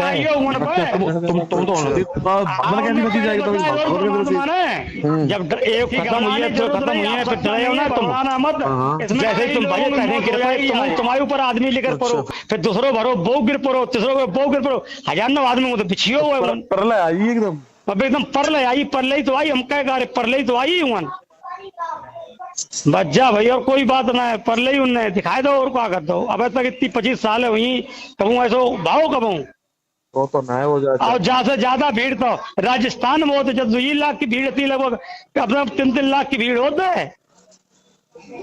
हाँ कोई ज्यादा लेडीज में ज्यादा तो लेडीज हूँ, आदमी हूँ बहुत बहुत। अच्छा अच्छा, आदमी बहुत, अस्पताल और एम्बुलेंस पूजी नहीं है तो तुमने देखो यार, हम तो सब लाशें उठवाई हूँ भैया यार, उठी ना बेसदा हुई यार हमारी। अरे हम किने किने कह रहे हैं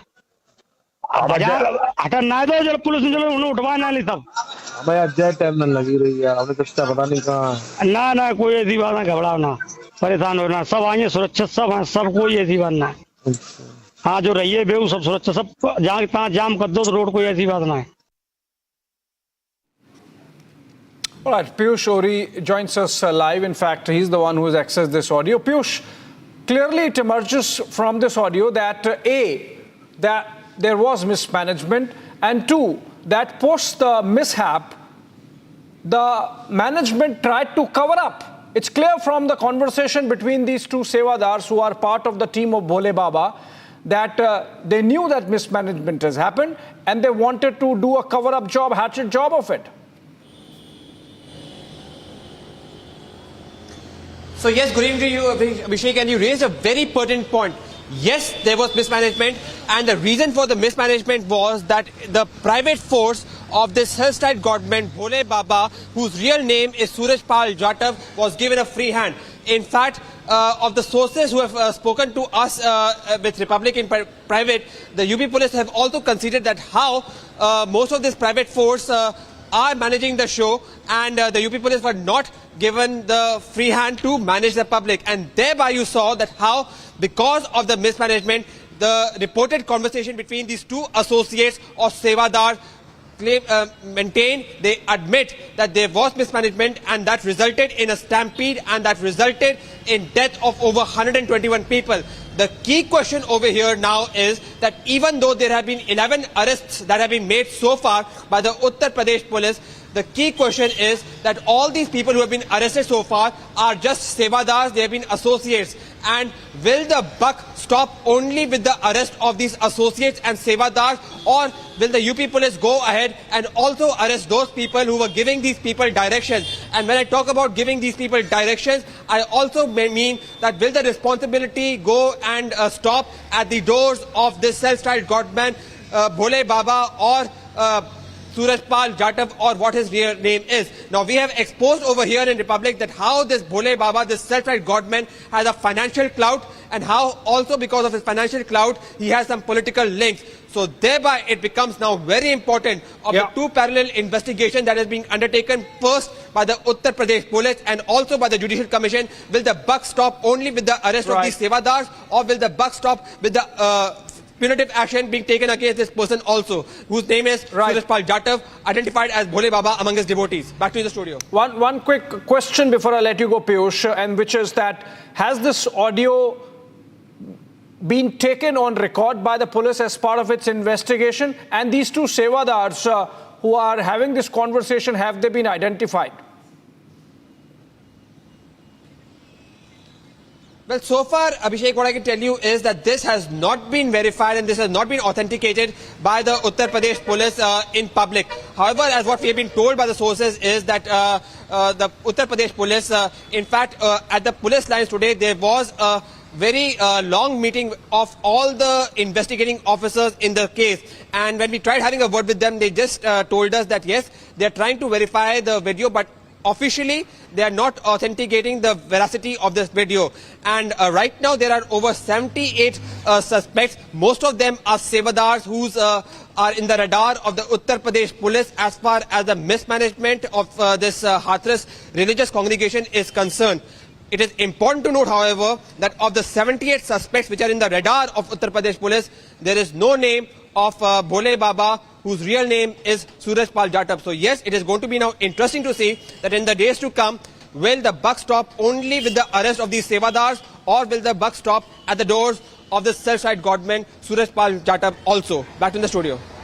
All right, thank you so much, Piyush, with those updates. We are going to keep close tracks of investigation taking place, close track of the investigations taking place in the Hathras stampede tragedy, and keep bringing to you the latest. Moving on, let's look at some other stories from across the country in a Bharat in 5 minutes wrap.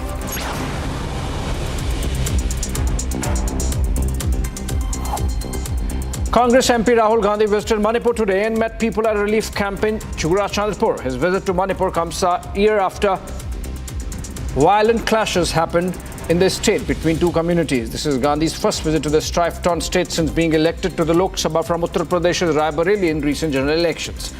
He is also expected to meet Manipur Governor Anasuya Uike at the Raj Bhavan. NCP Sharad Pawar leader Jitendra Avhad called the Worli hit-and-run case a serious matter and said that people in Pahar are not bothered. On Sunday, a speeding BMW car belonging to a Shiv Sena leader rammed into a two-wheeler, throwing the Worli couple on the bonnet of the car. While the husband managed to jump off, his wife was dragged for 100 meters and was declared dead when taken to hospital. Very serious matter. People who in power are not bothered. I really feel very sorry that a lady has been pulled, dragged for 1 kilometer, and that shameless leaves the car there and runs away.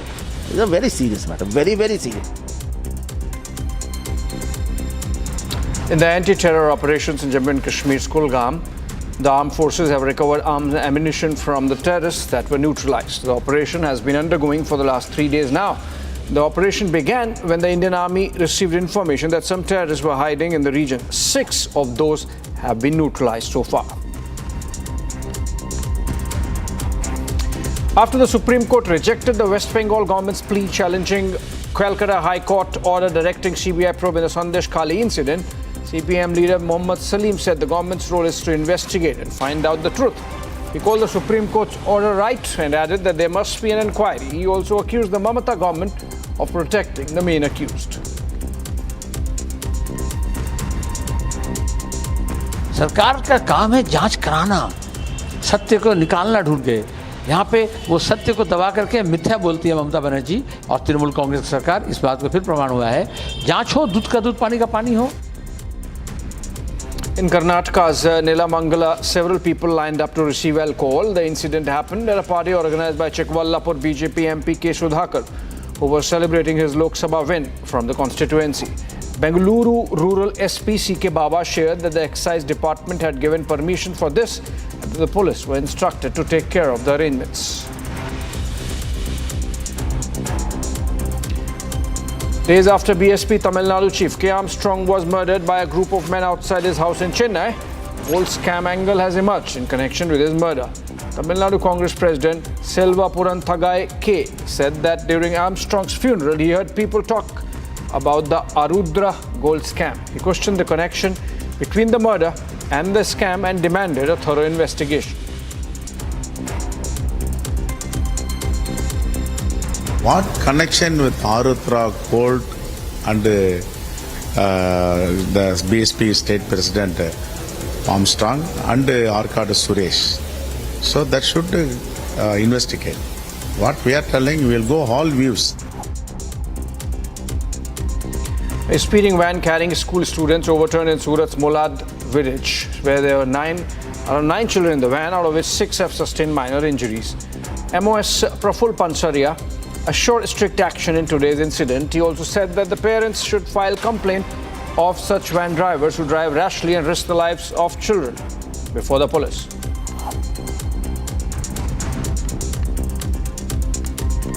Parts of Maharashtra are experiencing heavy rainfall. Several areas are waterlogged and movement of cars has been affected.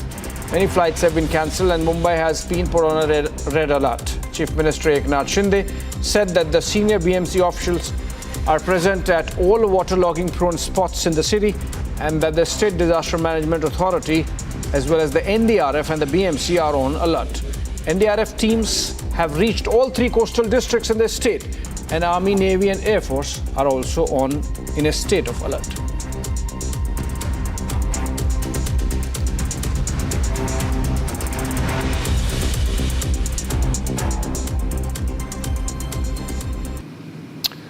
Getting in updates in the Kulgam encounter, which went on for the last 3 days, apart from whatever ammunition that has been recovered from the 6 terrorists that were neutralized. Now, information comes in that the first hideout was in the residence of Yawar, while the second hideout in Chinigam was in the residence of OGW or overground worker Mushtaq Bhatt. They had been using these hideouts for many months. Have a look at this report.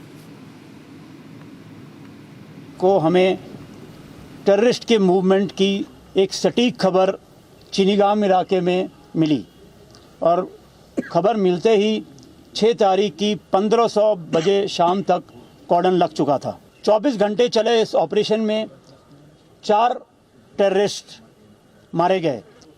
ये operation conclude करने के बाद search के दौरान हमें तकरीबन 6 KG की एक आईडी भी मिली, जिसे कोलैटरल डैमेज को ध्यान में रखते हुए तत्कालीन तौर पे इन सिटू वहीं बर्बाद कर दिया गया।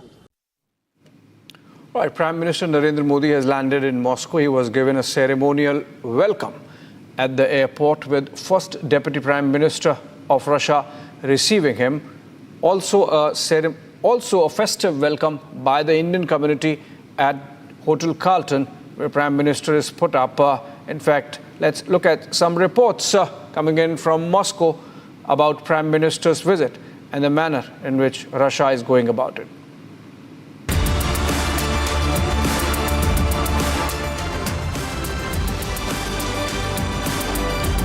Prime Minister Narendra Modi is on a 2-day official visit to Russia. Prime Minister will meet Russian President Vladimir Putin.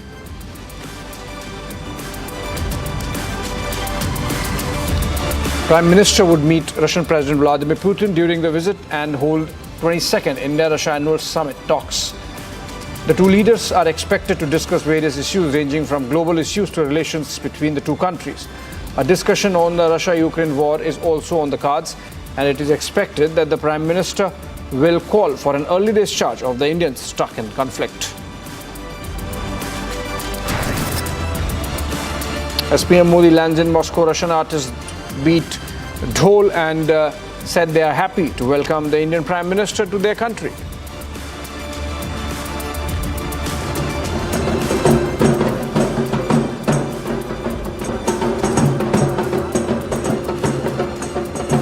हमें श्री नरेंद्र मोदी जी के स्वागत में नृत्य करने के अवसर मिला। Hello, my name is Irina. I'm from Moscow. I'm very happy and excited to perform here, and I very like to dance. Members of the Indian Diaspora say they are excited to meet Prime Minister during his official visit. PM will also interact with the Indian community living in Moscow.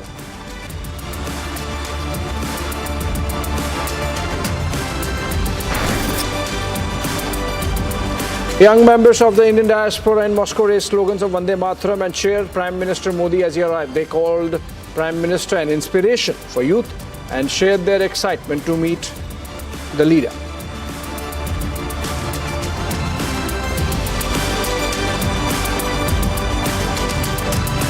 India-Russia relations will be in the spotlight as the Indian Prime Minister Narendra Modi pays a state visit to Moscow on Monday and Tuesday, marking his first visit to Russia since 2019. Now, we could see outcomes that will impact the geopolitical landscape. You can follow the latest updates right here on RT International in cooperation with India's Republic TV channel. We've got every angle covered for you, so make sure you don't miss it. In his third term, Prime Minister Narendra Modi chooses Russia for his first bilateral visit. All eyes are going to be on the Modi-Putin camaraderie. We get you all the live updates here from Moscow in collaboration with Russia Today.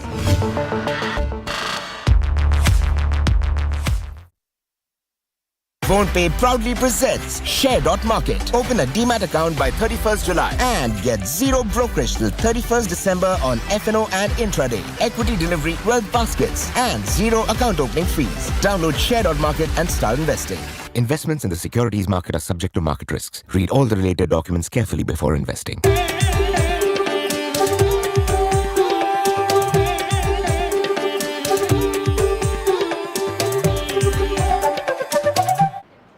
Guys आज golf खेला मेरे debit card पे free access है ना movies OTT सब पे कैसे bro तू जानता है इसका bank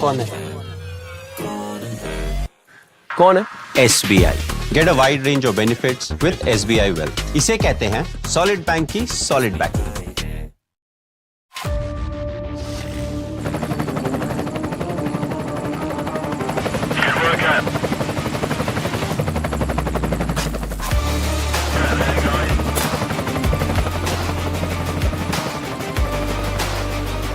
Character, the taste of success. Hotel Management with AI. Join International Institute of Hotel Management. Sir membership होगा पर मैंने तो यूज भी नहीं की फिर तो वेस्ट हो गई कैरी फॉरवर्ड कर दो ऐसा कहाँ होता है मेरी नीवा भोपाल हेल्थ इंश्योरेंस पॉलिसी में मतलब It lets me carry forward my unutilized base coverage to the next year. जिंदगी को क्लेम कर ले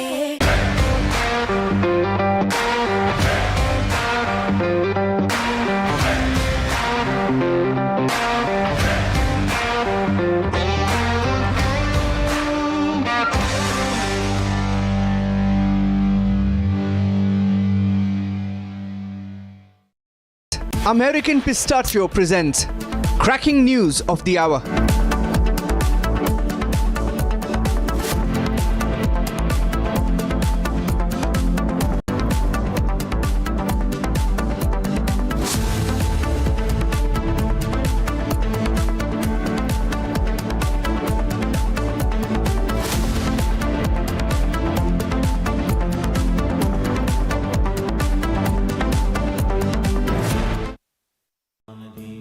Amity has been ranked India's #1 private university in the recently released Education World Rankings.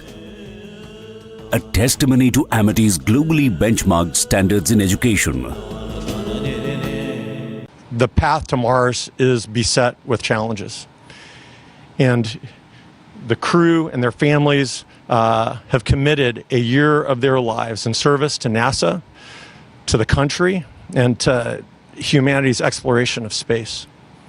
And so thank you. Congratulations and thank you to the crew for putting your previous careers on pause for a year and committing yourself to research that is going to enable our future exploration of space.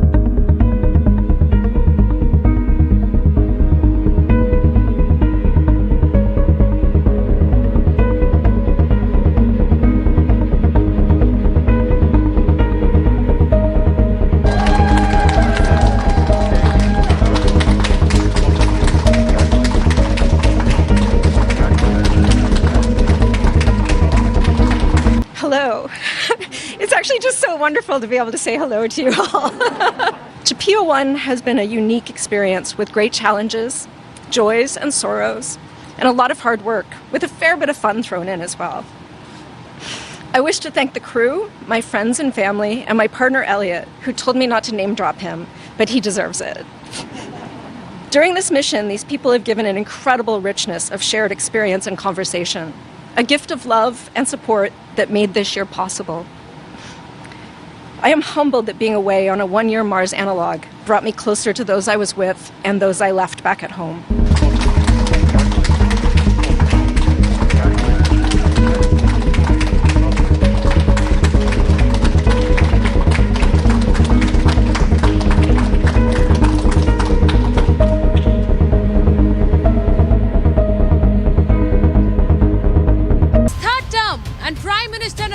Modi chooses Russia for his first bilateral visit. From the United States to China, the world looks on at the Putin-Modi camaraderie. Join me, Sucharita Kukreti, live from Moscow as I report for Republic TV.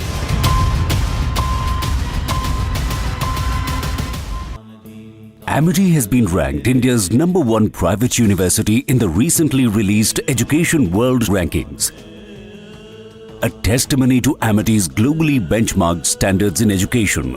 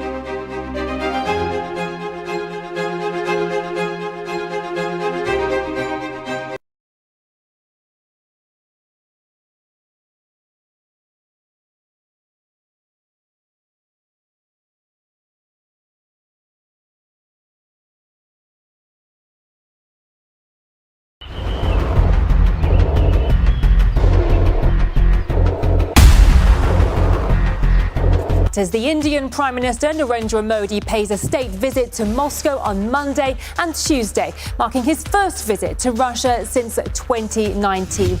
Now, we could see outcomes that will impact the geopolitical landscape.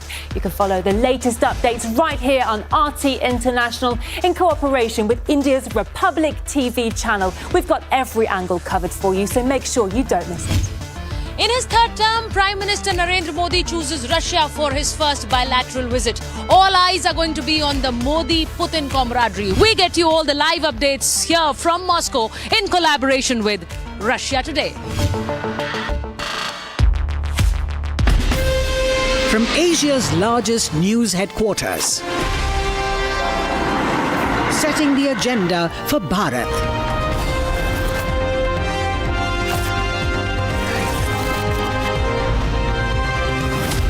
You're watching Republic.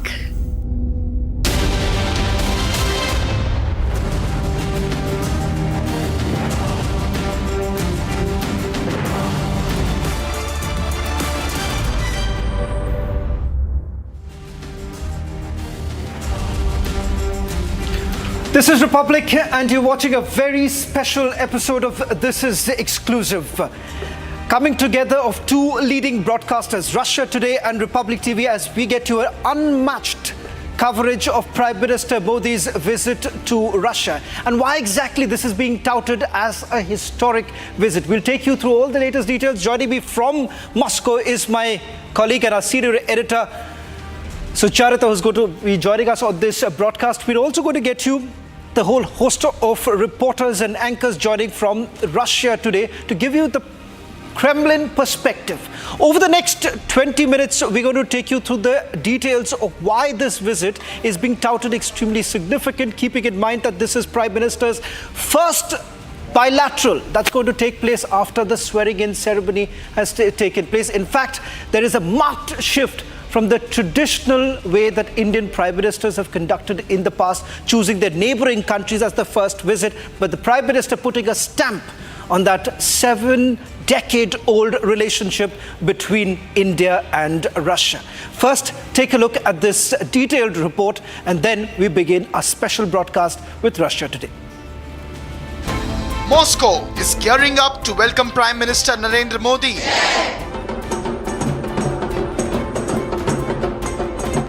This is the first Indian Prime Minister's visit to Russia since 2015. Prime Minister Narendra Modi landed in Moscow minutes ago and will attend a dinner hosted by President Vladimir Putin later today. We've made it very clear that the Prime Minister in his third term has chosen Russia for his first bilateral visit, which really puts down the importance that he has given to the India-Russia ties. We know that this came as a surprise to many Western countries after the sanctions that had been put on Russia. But the Prime Minister very, very clear, and the Indian government very clear, that it wants to tread the path of very clearly strategic autonomy that India has been following, and it will do so in the future as well. PM Modi will also take part in the 22nd Annual India-Russia Summit, which will begin tomorrow. PM Modi will also address the Indian Diaspora in Moscow tomorrow morning. Republic also spoke to the members of the Indian Diaspora who are eagerly awaiting Prime Minister's address. I am joined by a group of Indian students here in Russia who are going to be performing for the Prime Minister Narendra Modi once he lands here. So let me speak to a few. How many days have you been preparing for this performance? Well, to be honest, we've only been preparing for like 4 days roughly, but we've been waiting for quite a while now. You guys are experts. You don't need much practice. We try to make it our best, the best we can do. So is there, when I just heard you all boys and girls saying Bharat Mata Ki Jai, if you can just say it for our camera, it'll be wonderful. Bharat Mata Ki Jai! It's not just Indians. The locals in Moscow are also gearing up for the 22nd Annual India-Russia Summit. Where are you from in Russia? We're from Moscow, but in our team have got girls from all over Russia. We're so happy that Prime Minister is coming here and that relations between India and Russia becoming more strong. It really makes inspiration in all fields, not only culture, which we like, but also in economy, in travel, everything. Beautiful. And where are you also from Moscow? Yeah, Jiha. Do you love wearing this jewelry, the dresses, the Indian dresses? How do you find them? Yes, this is the main point why I adore Indians so much. All eyes are on Moscow as two of the biggest leaders re-elected to power are all set to meet in what promises to be a momentous occasion to further enhance the historic ties between India and Russia. Well, the sheer number of times that both the leaders have met in the past is a clear indication of how both the leaders view this entire relationship. 16 times that the Prime Minister has met President Putin, and as far as bilateral talks and various annual summits are concerned, 21 times India and Russia have come together. But things have actually changed. Post the Ukraine war, in fact, India taking a neutral position, and the very fact that in the last few months itself, Moscow inching closer to Beijing. What does that essentially mean? Keeping in mind that there has been a heavy reliance on defense cooperation that India has had with Russia. But as Sucharita, things have been changing. Over the last 25 years, we have seen how India too is moving away from Russia towards United States of America when it comes to their defense understanding. But today, with the Prime Minister's visit, many would say that perhaps India would be playing a pivotal role in diffusing the ongoing conflict. What's the mood like? What's on the agenda?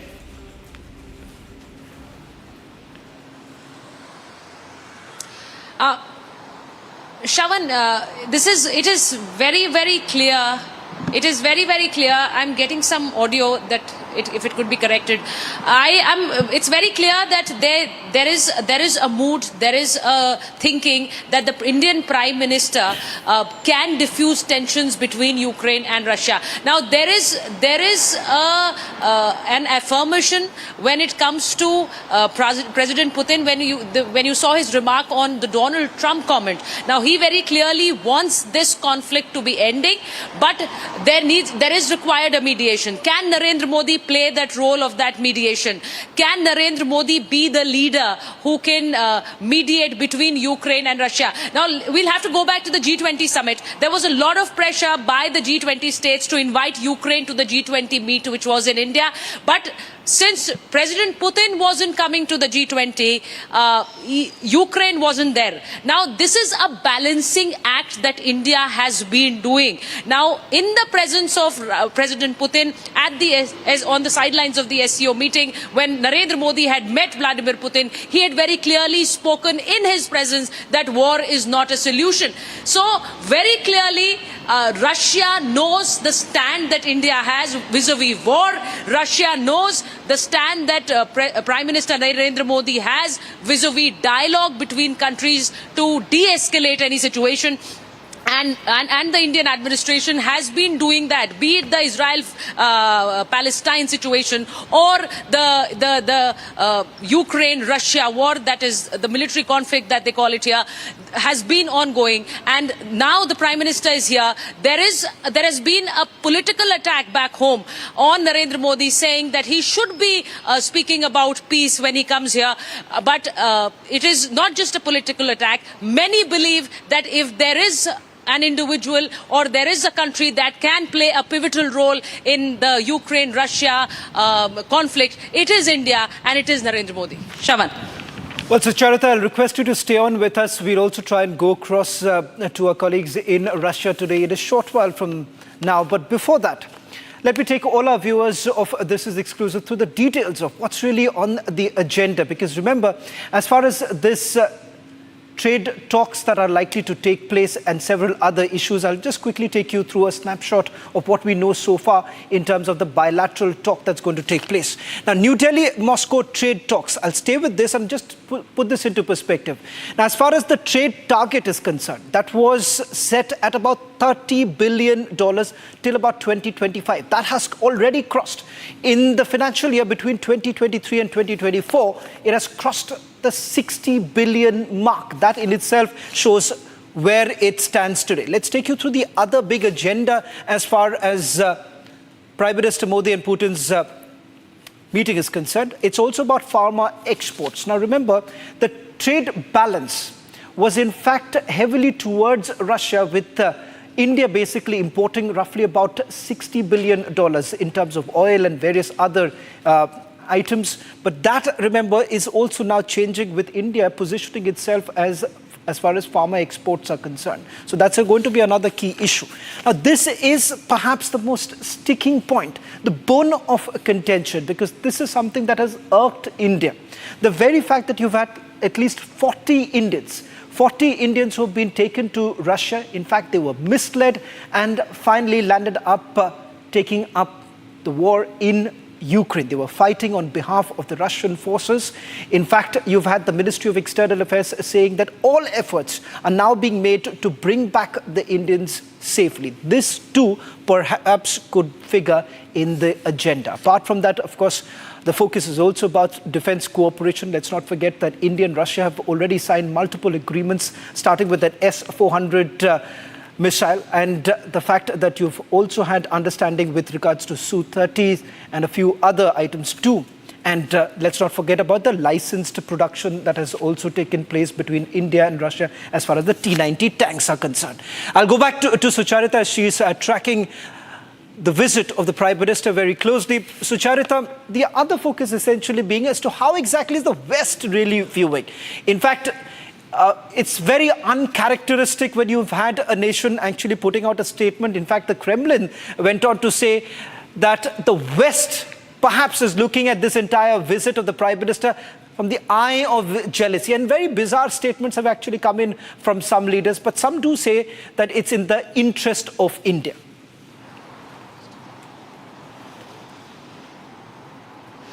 Now, Shahan, it is very important to understand what India means to the geopolitical setting. Russia, what you I'm just reiterating what you said right now, has said that the Western powers in America are jealous of this meeting between Putin and Modi. So this very clearly shows that Russia is viewing this meeting as a very, very significant and important one, and it knows that the Western world is watching as Indian Prime Minister comes to Moscow. Then the Americans saying that they completely trust India in the decisions it's going to take. Now, the Americans are constantly being asked about the Modi-Putin meeting. They know that they have an ally in India, but they know that the Indians also and the Indian administration is also holding hands with Russia. But the Americans very clearly saying that they trust the Indian administration. Now that is also a kind of signaling at this time when the two leaders are meeting. Now the Chinese issuing a statement saying that India is just treading the American path. Now, when I say the Chinese, I'm only speaking about Global Times. That is very clearly saying that Indians are only treading the American path. Now, what does that show? It shows that India is at the center of every statement that's been given out. So India is at the center of this geopolitical turn that is happening. And the Indian leader and the Indian administration being lured by each and every country. We know that right now, where the Prime Minister is at the Carlton, I'm present at that very spot. He's just reached and he's going to be soon heading for that private dinner with Putin. Now, a lot of talks, a lot of agendas which are not formalized happen at these private dinners. So, very important meeting between the two state heads tonight, and then there will be the bilaterals. So, for sure, the Western world, the Americans, the Chinese eyeing this particular meeting. And when I say this with full confidence that India is the power to watch out for, and that the nations of the world understand. And that is precisely why each and every country has been issuing statements vis-a-vis the Indian Prime Minister's visit to Russia and his meeting Putin. Even Russia understands the importance of the Indian hand reaching out to it at a time when most have completely put out restrictions and have put Russia at bay. India is still reaching out to Russia, and that means a lot for this Russian administration. Well, thank you very much, Sucharita, for joining us on this broadcast. I'll request you to stay on with us as we take our viewers through more details that are emerging right now. But let's also take you through what's the reaction really coming in from the Indian diaspora. Typical to what we have seen with every visit of the Prime Minister, it's also seen that same kind of excitement really coming in from the Indian diaspora. A short while back, you've also had the Prime Minister putting out a tweet where he says that it's a memorable welcome in Moscow. We've seen those images coming in of the diaspora coming together and greeting the Prime Minister. A while back, we've also spoken to the diaspora there. How exactly are they really viewing this visit of the Prime Minister? Let's not forget the Prime Minister in the past too has also reflected on the fact that the relationship between India and Russia has deepened also because of the people-to-people ties. हमारे साथ इस वक्त India overseas Russia में BJP के अध्यक्ष Sami Kotwani जी हैं। बहुत बहुत धन्यवाद हमें समय देने के लिए कोटवानी जी। और मुझे बताइए कि आज प्रधानमंत्री भारत के रूस पहुंच रहे हैं, मॉस्को पहुंच रहे हैं, इस दौरे का महत्व क्या है आप लोगों के लिए, खासकर जो यहाँ भारतीय रूस के हैं? देखिए, हमारे लिए तो बहुत बड़ी बात हो गई है कि प्रधानमंत्री ने इसे पहली जगह चुनी है तीसरे बार आने के बाद, क्योंकि है ना, ये हम नेक्स्ट 5 साल तक हम चिल्लाते रहेंगे। और ये जो सच्चाई है कि पीएम हमारे पास आए थे, रशियंस के लिए तो और बड़ी बात है, क्योंकि वो हमेशा सोचते थे कि सबसे जिम्मेदार भागीदार हमारा हिस्सेदार कौन हो सकता है, वो है रशिया। रशिया के लिए इंडियन से ज़्यादा कोई भागीदारी में नहीं है, और वो एक बहुत अच्छा दोस्त ढूंढ रहे थे, और ये तो प्रूव हो गया कि इनसे अच्छा तो दोस्त कोई हो ही नहीं सकता है। हमारे यहाँ पे सब लोग कहते हैं कि पुतिन और मोदी जी है ना, वो कुंभ के मेले में बिछड़े 2 भाई है। अच्छा, ये आप लोग कहते हैं यार? रूस में सब जानते हैं कि मोदी और पुतिन 84 इयर्स बैक, 44 साल 84 साल पहले कुंभ के मेले में 2 भाई बिछड़ गए। उसमें से एक रशिया में पैदा हो गया जो व्लादिमीर पुतिन बन गए, और जो इंडिया में पैदा हो गए वो नरेंद्र भाई मोदी बन गए। अब उनकी खासियत क्या है? दोनों पॉलिटिक्स 2000 में आते हैं, दोनों अब तक पॉलिटिक्स में है। 3 महीने के फर्क में दोनों पॉलिटिक्स में आए थे। 2024 में दोनों ने इलेक्शन जीता है, राइट? और दोनों एक ही बात करते हैं। पुतिन जी कहते हैं मेड इन रशिया, और मोदी जी कहते हैं मेड इन इंडिया। ये दोनों सगे भाइयों की कहानी है। तो आपको लगता है कि ये जो एक भावना है दोनों की ही अपने देशों के प्रति, ये उनको बॉन्ड करती? क्योंकि हम बहुत बार उनकी पर्सनल केमिस्ट्री की बात करते हैं, आपने तो दोनों राष्ट्रीय अध्यक्षों को बहुत करीब से देखा। यस, ये इसमें कोई शक की बात नहीं। दोनों लोग की सोच एक ही है, वो अपने देश के लिए पहले काम करते हैं, देश हित के लिए काम करते हैं। अगर आप वॉर जोन में आइए, अगर आपको पता हो रशिया और यूक्रेन का अब जो चल रहा है, उसके बीच में आप मॉस्को में आए, आपको ऐसा एक पल के भी ऐसा कुछ लगा कि कुछ हो रहा है? नहीं, वो तो बॉर्डर पे जो हो रहा है वो बहुत ही हम क्या, पूरी दुनिया 2 भाइयों को लड़ते हुए नहीं समझ सकती है। इसके लिए हम अमेरिका को दाद देंगे। कैसे 2 भाइयों को लड़ा सकते हैं? अच्छा, ये आपको लग रहा है अमेरिका दोनों भाइयों को लड़ाने की कोशिश कर रहा है? देखिए, इस वक्त नजरें अमेरिका की भी होंगी, चीन की भी होंगी। नरेंद्र मोदी रूस आ रहे हैं, लेकिन ये कहा जाता है कि चीन और रूस की दोस्ती भी बहुत ज्यादा आगे बढ़ चढ़ कर बोल रही है। नहीं, रूस और चीन की कोई दोस्ती नहीं है। उनमें बिजनेस के संबंध बहुत ज्यादा हैं, उनका व्यापार बहुत अच्छा चल रहा है। लेकिन रशियन से अगर पूछोगे ना, अगर व्यापार करने के लिए उनको चीन से कोई एतराज नहीं है, लेकिन वो लोग विश्वास नहीं करते हैं। अच्छा। आज भी वो हमें हिंदुस्तानियों में विश्वास ढूंढ रहे हैं, और उनको पता है कि अगर उनको व्यापार करना है तो उनको सिर्फ हिंदुस्तानियों से ही करना है। और आपको लगता है वहाँ एक ट्रस्ट डेफिसिट है और यहाँ पर एक ट्रस्ट सरप्लस है? यस, हमारे बीच में ट्रस्ट की तो कोई बात ही नहीं है। मैं यहाँ पे रहता हूँ, मुझे नहीं लगता जितना रशियंस हमें प्यार करते हैं शायद कोई किसी को करता होगा। और आप एक झंडा भी अभी बात कर रहे थे किसी से फोन पर, तो एक लंबा झंडा जिसमें रूस भी होगा और भारत भी होगा, उसके बारे में जरा बताइए। देखिए, ये साल 77 साल है हमारे दोस्ती के और डिप्लोमेटिक टाइज के। तो हम चाहते हैं कि 77 साल लंबा वाला हम झंडा बनाया जाए, उतने लंबा मीटर वाला एक झंडा बनाया जाएगा। और ये कहाँ लहराया जाएगा?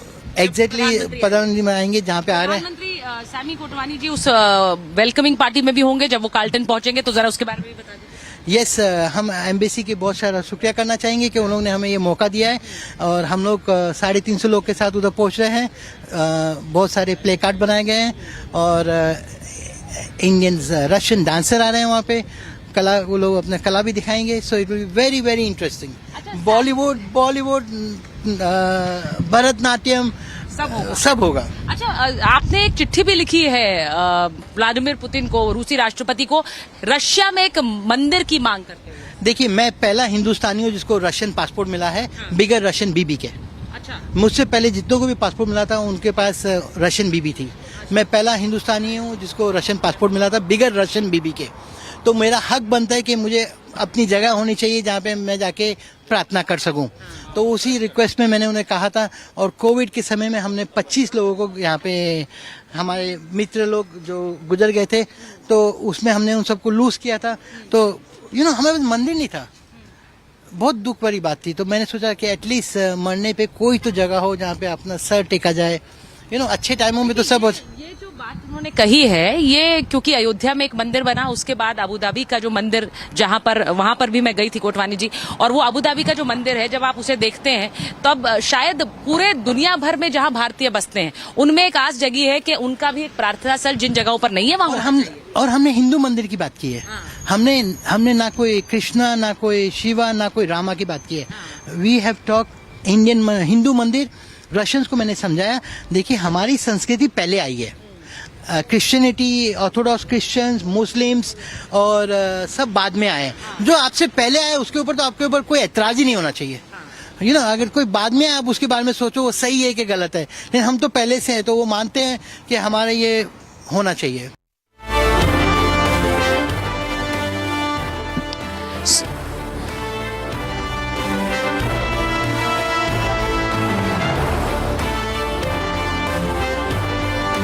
So you heard there the Indians residing in Russia, they're expecting some big headlines from this meeting between Putin and Prime Minister Narendra Modi, especially related to the ruble-rupiah trade, and because they are a thriving community here and they are giving full onus to the Prime Minister Narendra Modi's regime and to the Putin Russia regime here. Now, very significantly, I'm at the Carlton where the Prime Minister is staying, and he will be leaving shortly for that private dinner with the Russian President. He's going to be meeting the Russian President today. As Shavan was pointing out earlier, the number of times that the two state heads have met shows the significance of these Russia-India ties. The Prime Minister Narendra Modi has not been to Moscow for the last 9 years, but he's met President Putin on the sidelines of SCO, and he's also been to Russia in 2019 to Vladivostok.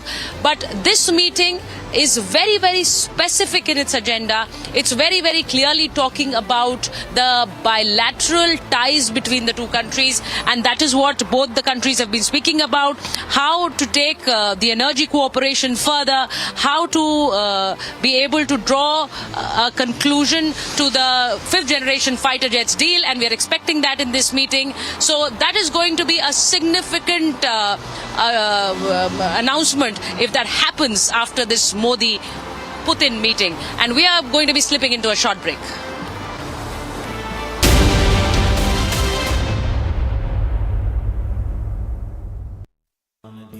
Amity has been ranked India's #1 private university in the recently released Education World Rankings.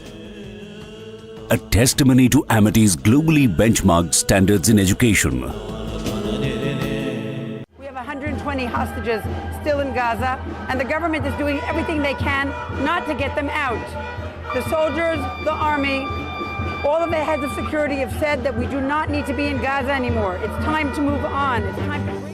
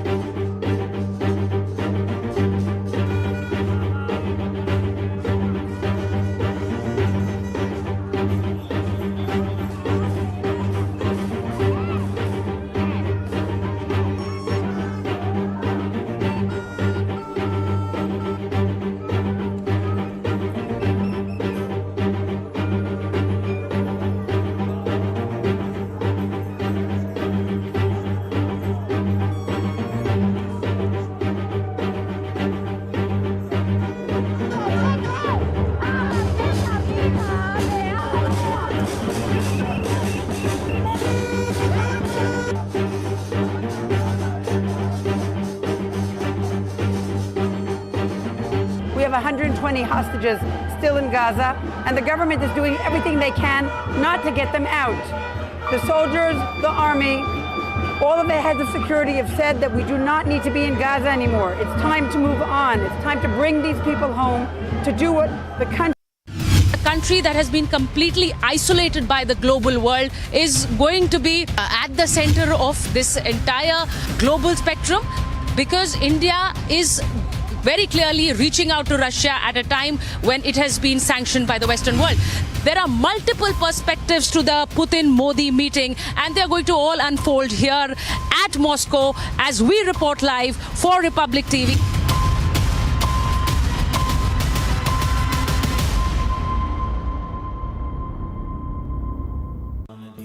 Amity has been ranked India's #1 private university in the recently released Education World Rankings. A testimony to Amity's globally benchmarked standards in education.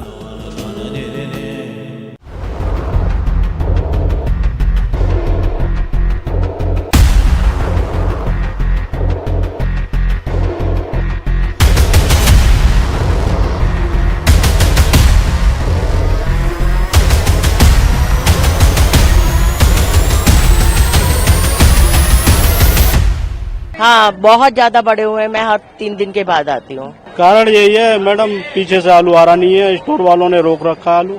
भैया ऐसे तो लगाएं, महंगाई तो जोरों पे ही है।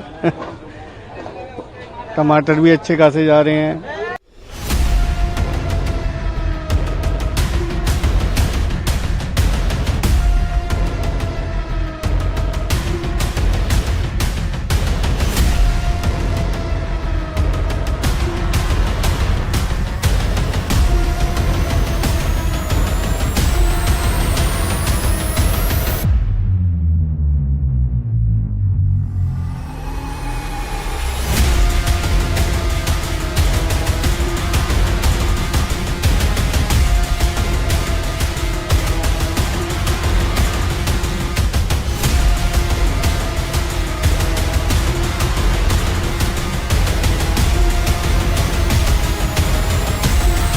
From Asia's largest news headquarters,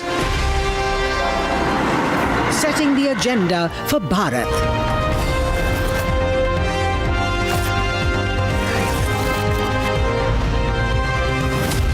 You're watching Republic.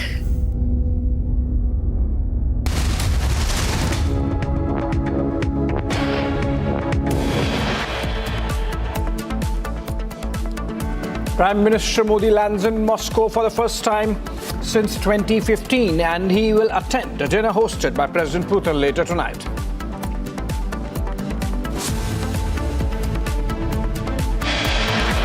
PM Modi greeted with a ceremonial guard of honor as he lands in Moscow to attend the 22nd India-Russia annual summits.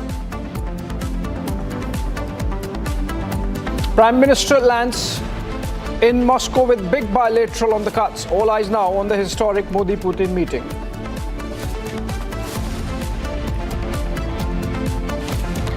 Shinde Sena leader Rajesh Shah granted bail in the Worli hit and run case. Driver remanded to one-day police custody.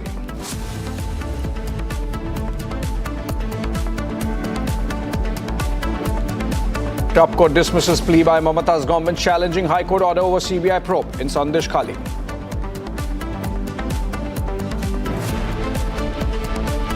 And the Supreme Court asks the CBI to file a status report on the investigation in the NEET scam so far.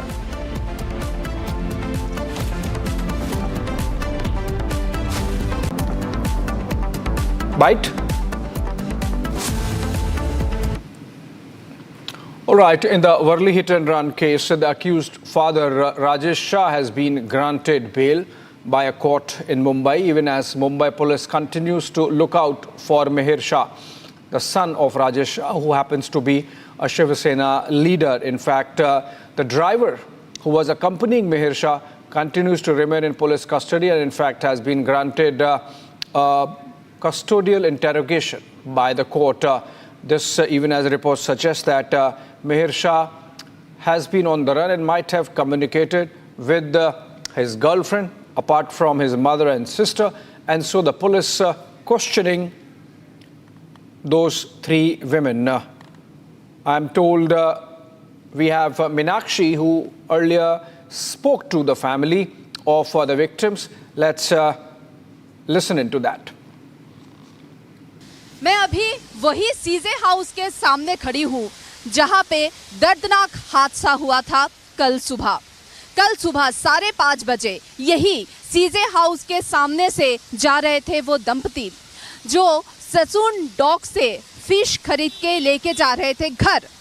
ये सीजे house से जो रास्ता जाता है Worli ceiling की तरफ, वही जा रहे थे ये दंपति और ठीक इसी जगह वो BMW गाड़ी आया, पीछे से स्कूटर को धक्का दिया, वो लोग ऊपर से नीचे गिरे और गाड़ी के डॉक में वो लोग, बोनेट में वो लोग गिरे।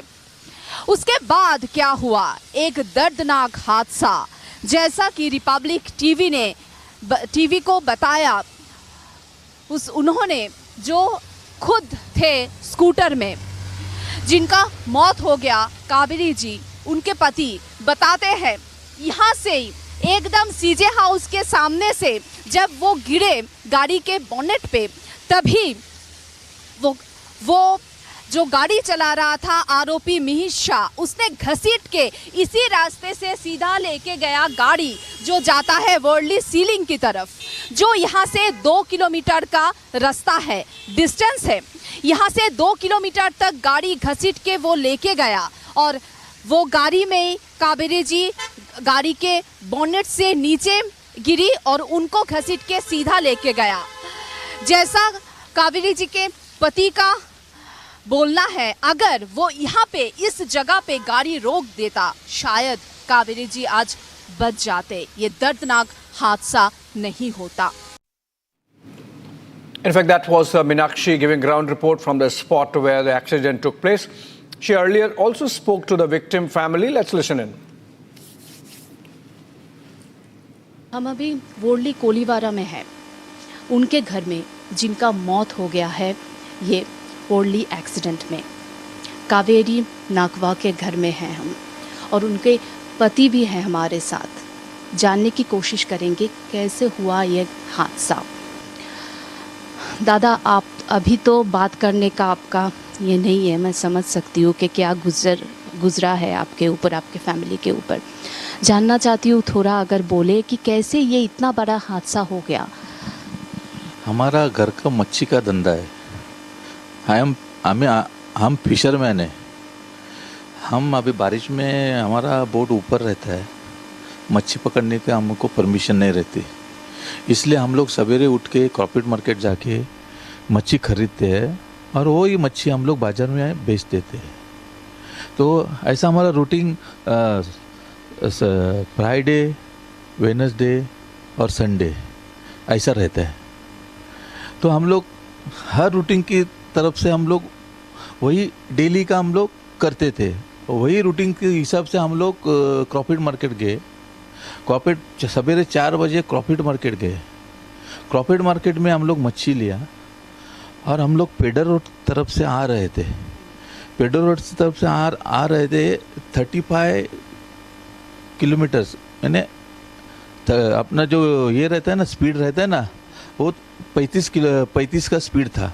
हम लोग एक किनारे से आ रहे थे, पीछे से अचानक धार से आवाज़ आया, हम लोग पागल हो गए, दोनों उड़ गए आसमान में। आसमान में उड़ने के बाद पूरा उसके ही बोनेट पे गिर गए। बोनेट पे गिरने के बाद उसने ब्रेक मार दिया ज़ोर से। ब्रेक मारने के बाद मैं लेफ्ट तरफ गिर गया और वो चक्के के नीचे गिर गई। उसने 1 मिनट भी नहीं लगाया और उसको लेके इतना स्पीड में उसका टायर ऐसा ज़ोर से ये हो गया और धुआं आ गया टायर का, इतने ज़ोर से वो गाड़ी भगाया। मैं उसको चिल्लाया, रुक रुक रुक नहीं रुका। 1 सेकंड में मेरा पूरा परिवार खत्म हो। 1 सेकंड में पूरा परिवार खत्म हो गया। मेरे बच्चे हालात हो गए। वही हमारे परिवार की सब थी, हमारा परिवार में वही सब थी, सब वही देखती थी।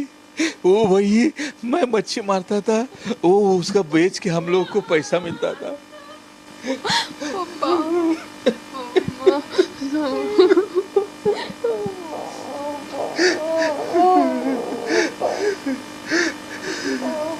वो थोड़ा भी नहीं रुका, थोड़ा भी नहीं। सिजा हाउस से लेके उसने जो गाड़ी चलाया, मैं उसके पीछे टैक्सी लेके दौड़ा, मगर वो मिला नहीं मेरे को। आधा यानी कम से कम आधा किलोमीटर तक मैं गया, वो मिला नहीं मेरे को। मैं वहीं से टैक्सी घुमा के पुलिस स्टेशन पे आया और पुलिस लोगों को बताया। फिर 15 मिनट में मेरे को पता चला कि सीलिंग के इधर उसने खींच के उधर फेंक दिया। तभी रुक जाता तो जान से बच। रुक जाता तो उसको कुछ नहीं हुआ था, कुछ नहीं हुआ था। मेरे पीठ पे गिरी थी वो, बोनेट पे हम लोग ऊपर उड़े ना, वो मेरे पीठ पे गिरी थी। उसने उसको गाली दी, रुक रुक, वो रुका नहीं, वो चिल्ला रही थी, कोई सुना नहीं, कोई सुना नहीं। वो जोर जोर से चिल्ला रही थी मेरे सामने से, परपट के ऐसा घसीट के लेके गया ना, कोई जानवर को भी नहीं लेके जाता, ऐसा घसीट के लेके गया। क्या करूं, मैं चिल्ला रहा है, रुको रुको रुको, कुछ नहीं रुका। 28 साल का लड़का है, वही चला रहा था गाड़ी, मिहिर शाह। हाँ, नीतीश शाह करके, मेरे को मालूम नहीं, नीतीश शाह, मिहिर शाह। हाँ, वो नाम नहीं था मेरे को मालूम, मगर जो ऐसा पतला सा ऐसा ये था, उसका नाक ऐसा थोड़ा सा लंबा सा था, ऐसा और ऐसा थोड़ा दाढ़ी था उसको। मैंने उसको, जब मैं गिरा ना, तभी मैं हाथ मारा, तभी उसको देखा, तो उसके बगल में हम लोग गिरा तो उसका कांच टूटा था, तो उसको मैं इस साइड के आदमी को नहीं देखा, मगर जो गाड़ी चला था उसको देखा था। तो आपने चिल्लाया, वो सुना तो चिल्लाया, हाथ मारा, फिर भी नहीं रुका। वो ऐसा इतना स्पीड में दौड़ा है कि उसको खींच के लेके गया। कितना दूर लेगा खींच के? सीजिया उससे तो आप बोले तो सीलिंग का कोना कितना हो गया? सीजिया उस कहाँ है? 4-5 किलोमीटर। 5 किलोमीटर खींच के लेके गया है। बताओ, अपन को अगर थोड़ा सा भी खरोच आए तो आदमी क्या करता है, उसका क्या हालत हो गया होगा, बताओ। हाँ, ये बड़े लोग रहते हैं, हाँ, हम गरीब लोग हैं, हम गरीब लोगों को क्या करेंगे बताओ ना। हाँ, हमारे पीछे कौन है? ये लोग क्या अभी खत्म हो जाएगा, थोड़े दिन करेंगे, खत्म हो जाएगा, हम वैसे ही पड़े रहेंगे, कोई पूछने वाला नहीं गरीबों को। आपके साथ ही आपकी वाइफ ये काम करती थी, जहाँ मछली का कारोबार संभालती थी, अब ये घर का क्या होगा, क्या आपने क्या सोचा? नहीं संभालने वाला, अभी मेरा बच्चा अनाथ हो गया। हम लोग का पूरा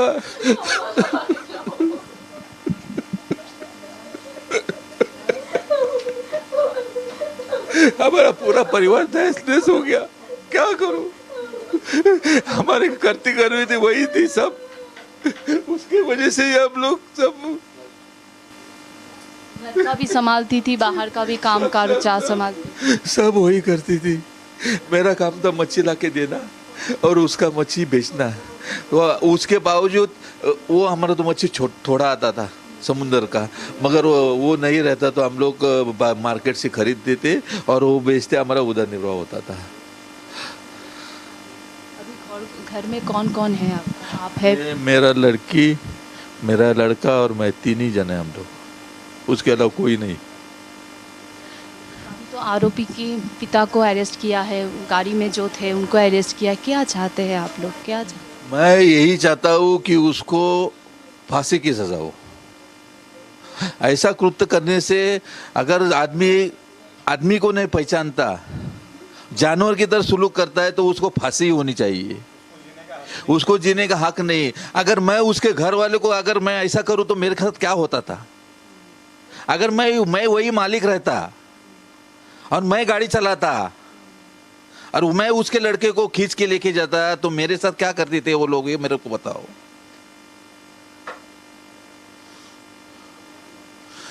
उनको फांसी होनी चाहिए, फांसी का कुछ नहीं। All right, Republic investigation team also spoke to the pub owner from where Mihir Shah had left after partying. He gives crucial details that can help police piece together what exactly happened before the accident. Listen in.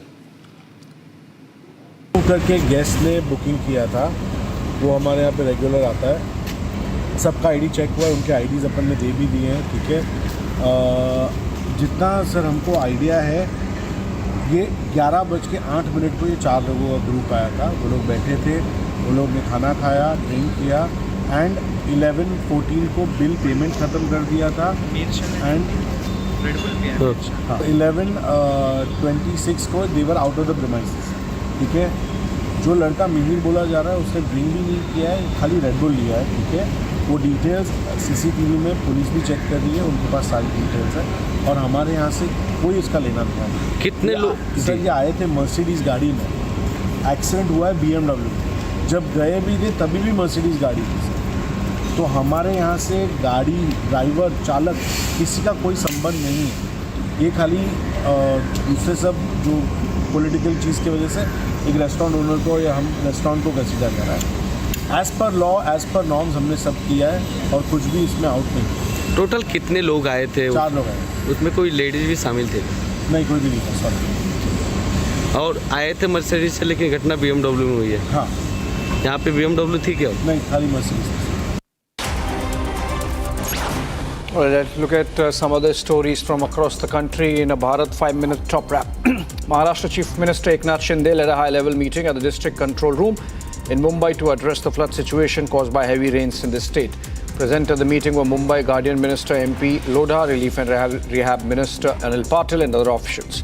The discussions were focused on assessing the impact and coordinating relief efforts to manage the flooding effectively, ensuring the safety and well-being of affected residents.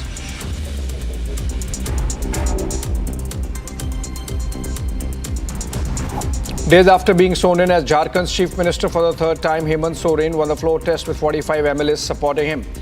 He became the 13th Chief Minister on July 4, following his release from Birsa Munda jail on June 28 after securing bail in a money laundering case.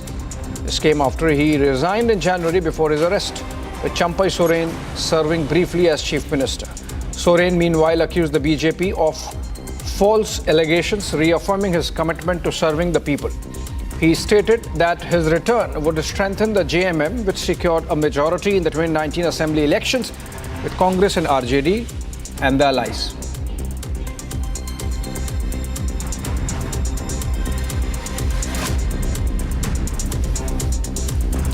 BJP leader Shehzad Poonawalla criticized Congress for allegedly celebrating India's T20 defeat against Zimbabwe. He claimed Congress opposes Prime Minister Narendra Modi so strongly that they wish for India's loss during T20 World Cup final against South Africa. After India's young team won by 100 runs against Zimbabwe, Poonawalla demanded an apology from the Congress, urging them to stop opposing the country just because they want to oppose Modi. 100 run से हम जीते हैं तो आज शशि थरूर जी को बताना चाहिए, कांग्रेस को बताना चाहिए कि क्या वो माफी मांगेंगे भारतीय टीम से। मोदी विरोध में कम से कम भारत के विरोध में मत उतरिए। The IMD has issued an orange alert for Mumbai for July 9, predicting very heavy rains in the next 24 hours. The city experienced significant rainfall on Monday, causing traffic jams and waterlogging. IMD also recorded a lashing amount of rain between 2 a.m. and 6 a.m. Moreover, the Central Railway General Manager reported over 300 mm of rain in 6 hours, leading to waterlogging and train disruptions. Flight operations were also affected and schools have been closed, with exams cancelled. The BMC reported heavy rainfall in various areas, leading to further waterlogging and disrupted train services. The IMD has further advised residents to stay indoors. Chief Minister Pushkar Singh Dhami conducted a review meeting with officials from Kumaon Commissioner, District Magistrates of Champawat, Udham Singh Nagar and Pithoragarh regarding recent heavy rainfall in Uttarakhand. Emphasizing expedited relief operations and coordination among departments, Dhami also interacted with locals during his morning walk in Gopeshwar for feedback on state government initiatives. He directed district magistrates to deploy SDRF and NDRF teams, responding to predictions from the Meteorological Center of continued heavy rainfall until July 10, urging residents to remain cautious. Chief Minister Nitish Kumar expressed condolences for the 12 people who died due to lightning in Bihar's 7 districts. He announced an ex gratia of 4 lakh rupees each to the families of the deceased. Kumar emphasized caution during bad weather, urging residents to follow Disaster Management Department guidelines for safety. He conducted an aerial survey of river water levels in West Champaran, East Champaran and Gopalganj districts. Kumar's official statement and appeal underscored the state government's commitment to support affected families and ensure public safety during adverse weather conditions. Karnataka Chief Minister Siddaramaiah launched new milk products under the Nandini milk brand today. He also reviewed a meeting with district collectors and district panchayat chief executive officers, attended by ministers and officials including the Deputy Chief Minister D.K. Shivakumar. Karnataka Deputy Chief Minister D.K. Shivakumar criticized the BJP over liquor distribution at a Thanksgiving event following BJP MP Dr. K. Sudhakar's win. He stated it to be a culture of the BJP and demanded from BJP National President J.P. Nadda that he respond on the issue.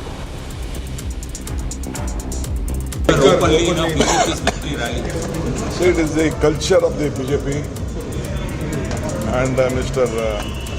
Naddaji, the national president. I don't want the local leaders to reply to it. I want the BJP president, national president to just reply to it. And it is the culture of the BJP. Hello, Moto. Motorola, India's best 5G smartphone brand.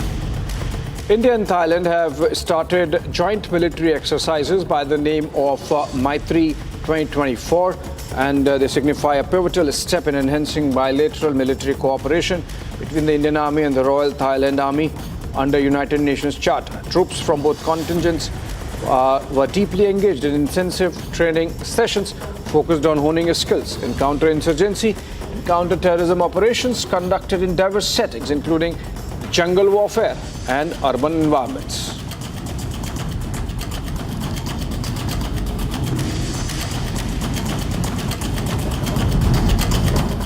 Well, moving on to some sad information coming in from Jammu, where an encounter broke out in the Katra area earlier in the day, and reports suggest that there have been some loss of life in that encounter when an Indian Army convoy was targeted.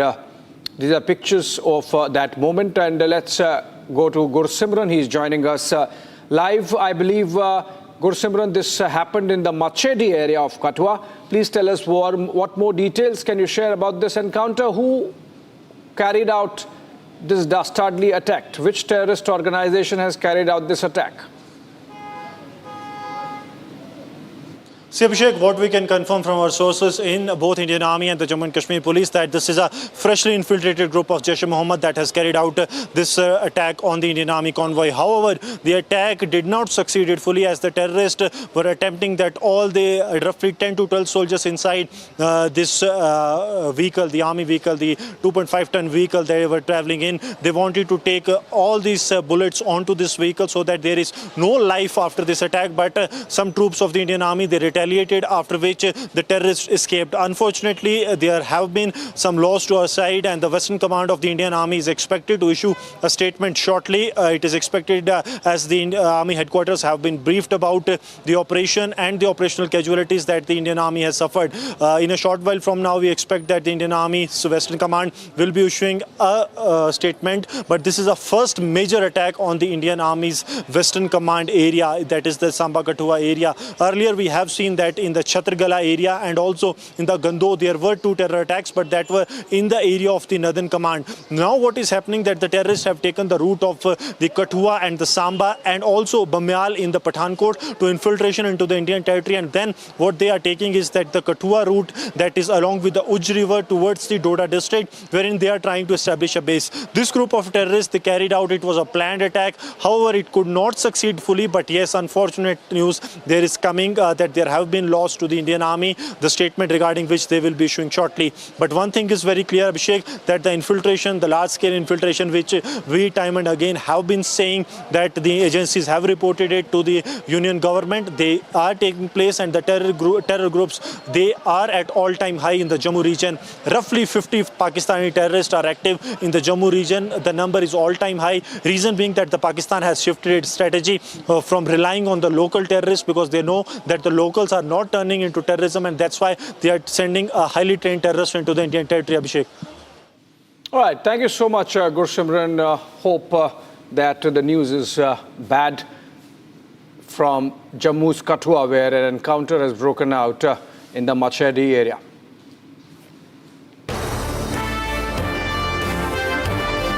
In his third term, Prime Minister Narendra Modi chooses Russia for his first bilateral visit. All eyes are going to be on the Modi-Putin camaraderie. We get you all the live updates here from Moscow, live in collaboration with Russia Today.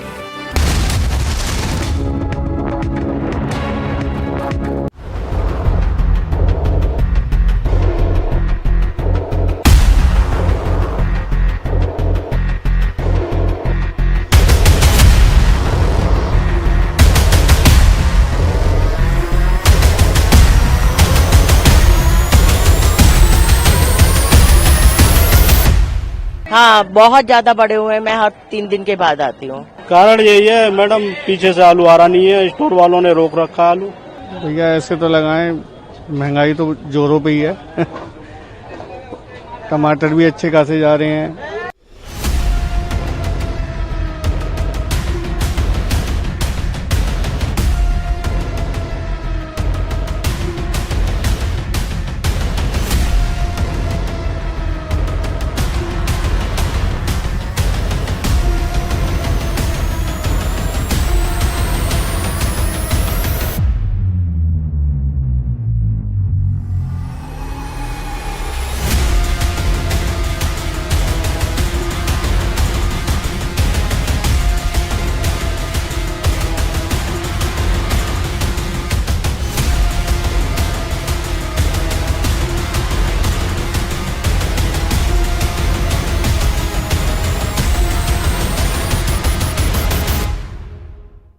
भैया ऐसे तो लगाएं, महंगाई तो जोरों पे ही है।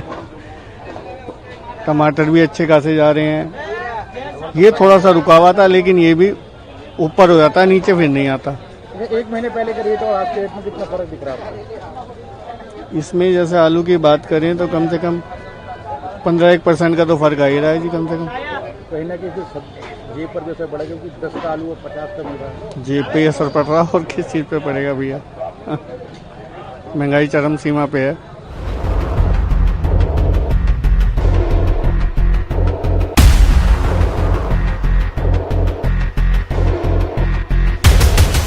आलू चिप्सोना चल रहा है 1200-1300 रुपये पैकेट, 50 किलो है। और 37 चल रहा है 24 रुपये 25 रुपये किलो। और सूर्या 1350-1300 रुपये। तो ये कौन से रेट है? थोक वाले रेट है? ये थोक वाले रेट है। तो रिटेल में जाते जाते कितना पहुंच जाता है आलू 1 किलो अगर बात करें? 1 किलो अगर 1350 का लाएगा तो बंदा 30 रुपये किलो बेचेगा, और 1250 का लाएगा तो 25 तो पड़ जाएगा, 30 ही बेचेगा वो भी। हाँ, तो रेट बढ़ गए पहले से? हाँ, रेट बढ़ गया है। कब से बढ़े हैं रेट? रेट करीब 2 महीने से बढ़े। क्या कारण लगता है आपको रेट बढ़ने? कारण यही है मैडम, पीछे से आलू आ रहा नहीं है, स्टोर वालों ने रोक रखा आलू। हाँ, तो ये कहाँ से आता है आलू? मंडी में, उखला मंडी में? आलू गुजरात से आता है, और ये वहाँ से आता है हाथरस, अलीगढ़, संभल, Punjab. Well, let's look at some international stories. Russian missiles struck a children's hospital in Kiev, killing at least 3 people, marking the largest bombardment of the Ukrainian capital in months. Another attack in Kryvyi Rih resulted in at least 10 deaths. President Volodymyr Zelensky reported that Russia targeted 5 cities with over 40 missiles, hitting apartment buildings and public infrastructure. The attacks included advanced Kinzhal hypersonic missiles, which fly at 10 times the speed of sound, making them difficult to intercept. The blasts caused city buildings to shake. New UK Prime Minister Keir Starmer and Northern Ireland Secretary Hilary Benn visited Belfast on Monday, meeting with local political leaders in their first trip since taking office. They were welcomed at Stormont Castle by First Minister Michelle O'Neill and Deputy Emma Little-Pangeli, and later met with Northern Ireland Assembly Speaker Edwin Poots at Stormont Parliament. Starmer's visit follows a landslide victory for his Labour Party in the recent UK general elections.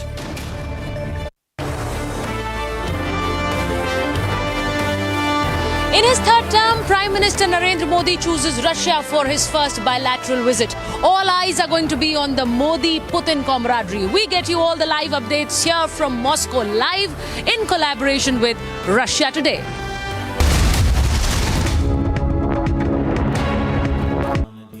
Amity has been ranked India's #1 private university in the recently released Education World Rankings.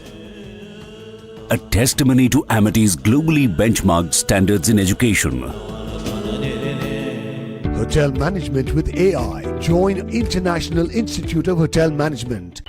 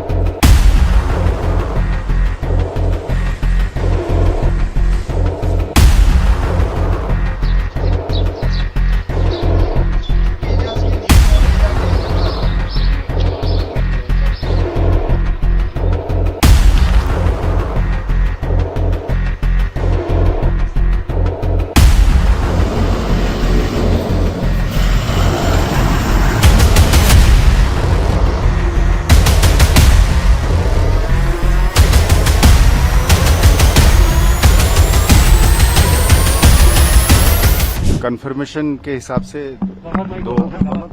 दो अलग अलग encounter sites पे encounters हुए हैं। Body की conformation के हिसाब से 6 आतंकियों का मारे जाने का खबर है।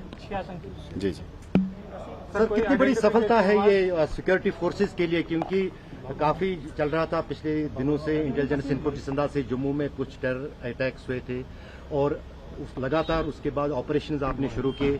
डोडा में 4 टेररिस्ट मारे गए, उसके बाद बारामूला में और अब साउथ कश्मीर के कुलगाम। निसंदेह ये एक बहुत बड़ा माइलस्टोन है, बहुत बड़ा प्रोग्रेस है। सिक्योरिटी एनवायरनमेंट में मजबूती लाने के लिए। Well, in the spirit of long-standing Russia-India cooperation and friendship, here at RT from our special coverage studio with nothing less than the Kremlin right behind us, we will be doing a special joint broadcast with Republic TV. So you'll be able to watch that both here on RT International or, of course, on Republic TV. And we'll be talking anything and everything related to the Indian Premier's visit to Moscow. He is wheels down and ready to talk business with his Indian counterpart. And we are here ready to talk with Arnab Goswami about what this all means, where there's room for further cooperation, and how this historic friendship has endured over the decades. We'll see you later.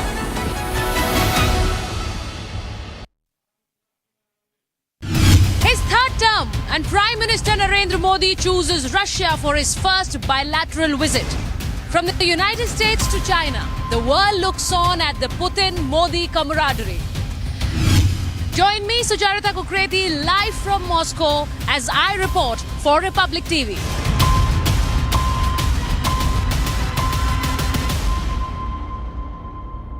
Are you comfortable with 2 secessions becoming MPs in the Lok Sabha? Amritpal, how can a man who's waging war, taking an army, attacking police stations, saying he's going to break the country, how can we let that man walk into our parliament? Rashid Engineer has been charged with funding terrorism. The only thing that matters to me is that he has worked with groups to sponsor terrorism in India and is facing a trial for it. And my question is, when we are changing colonial laws and replacing it with the Bharatiya Nyaya Sangha, from Asia's largest news headquarters, setting the agenda for Bharat.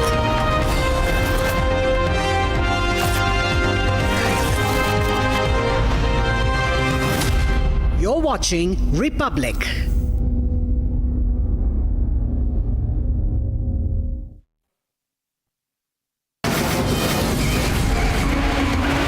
From the Republic Media Network headquarters, it's time for Arnab Goswami on the debate.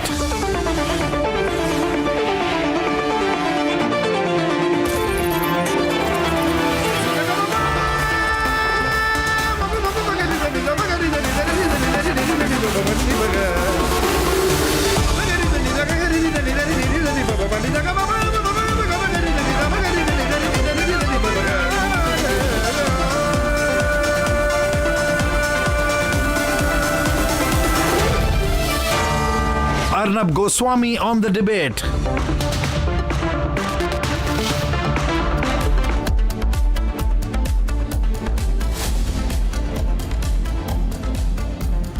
Ladies and gentlemen, good evening and welcome. Within 72 hours, as we feared, within 72 hours only or less of taking oath as a member of Parliament of the Indian Republic, the jailed Khalistani supporter Amritpal Singh has reaffirmed his undying commitment to a Khalistan state. This man who in the past has waged war against the country, made seditious remarks of calling for arms against the Indian state, and then justified the picking of arms against the Indian state. This man who laid siege and armed siege to a police station with his private and illegal army, and this man who has time and again threatened the sovereignty of India, has done it once again with the quote-unquote legitimacy now of being a member of the Lok Sabha. Ladies and gentlemen, what's going on here? What's going on? Are we going to watch this and do nothing? The constitution on which Amritpal put his hand on and probably solemnly affirmed to uphold India's integrity has been effectively torn apart by him tonight after his statement. Are we just going to sit and watch and do nothing, and all of this while the mascots of democracy, who use the constitution as a prop, as a marketing gimmick, people like Rahul Gandhi who do this with the constitution and use it for their political gains, stand as mute spectators of this violation of our democracy? Ladies and gentlemen, I had warned you when this man Amritpal filed for his nomination. I warned you when he won the elections. I warned you again when he was given bail to take oath, that the oath of such a person would have no meaning and be nothing but an absolute lie.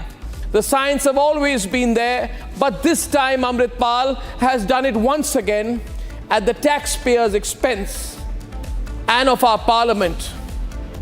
And the fact that he is doing this so brazenly and we can't do anything about it is unacceptable. Ladies and gentlemen, tonight on the show I'll give you several reasons why Amritpal should be disqualified. That's debate number one tonight, viewers. That's debate number one this evening. And I appeal to anyone who has a conscience and who believes in this country to start an anti-Amritpal movement in this country. Debating two tonight, we have unfortunate deaths in Katra. Ladies and gentlemen, we've lost lives and we have a big debate on that. Latest breaking news, we'll also go live to where the encounter has happened. 4 Jawans have been martyred. The Jaish-e-Mohammed's hand has surfaced. Pakistan is getting desperate. That's debate number 2 tonight, ladies and gentlemen. And I have a special broadcast at 9 o'clock tonight as the Prime Minister begins a historic official visit. And the largest networks of Russia and of Bharat, Russia Today and Republic, are joining hands in this unprecedented global coverage. That's at 9 o'clock tonight. We'll live to our studios in Moscow tonight. And at 9:15, why I believe it's time for America to get real, because our foreign policy is in our hands. The Americans can take a walk. Ladies and gentlemen, here are the headlines. Start of the week this Monday evening on the debate tonight. Prime Minister Narendra Modi lands in Russia for the first time since 2019, where he will attend a dinner hosted by Russian President Vladimir Putin. The two heads of state are set to hold talks as Moscow gears up to host the historic 22nd annual India-Russia summit, which begins tomorrow. The largest news networks of Russia and India, Russia Today and the Republic Media Network, have come together for an unprecedented global broadcast of Narendra Modi's Moscow visit and his meeting with Russian President Vladimir Putin. Prime Minister Narendra Modi and Russian President Vladimir Putin will hold in-person talks during the 22nd annual India-Russia summit. Issues of Indian nationals being dragged into the war likely to be discussed. And within 72 hours of being sworn in as a member of the Lok Sabha, Khalistani supporter Amritpal Singh is back to secessionist ways, says nothing wrong in dreaming of a Khalistani state.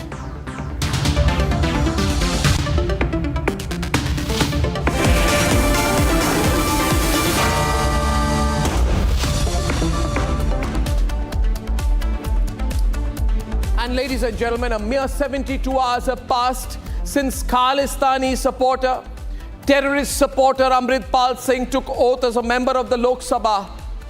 Within this time, Amritpal has already violated his constitutional oath when he admonished his own mother who said that her son is not a Khalistani supporter. Now, ladies and gentlemen, Amritpal has shown his true colors.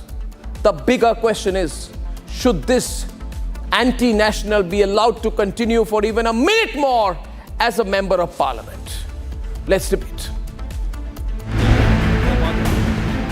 Are you also vouching for a separate state?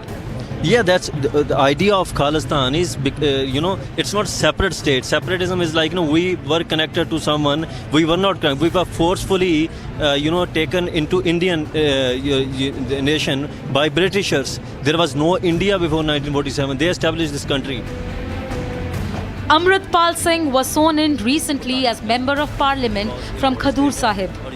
His anti-India statement comes just 3 days after his swearing in. The Khalistani radical currently resides in Dibrugarh jail, facing serious charges under the National Security Act.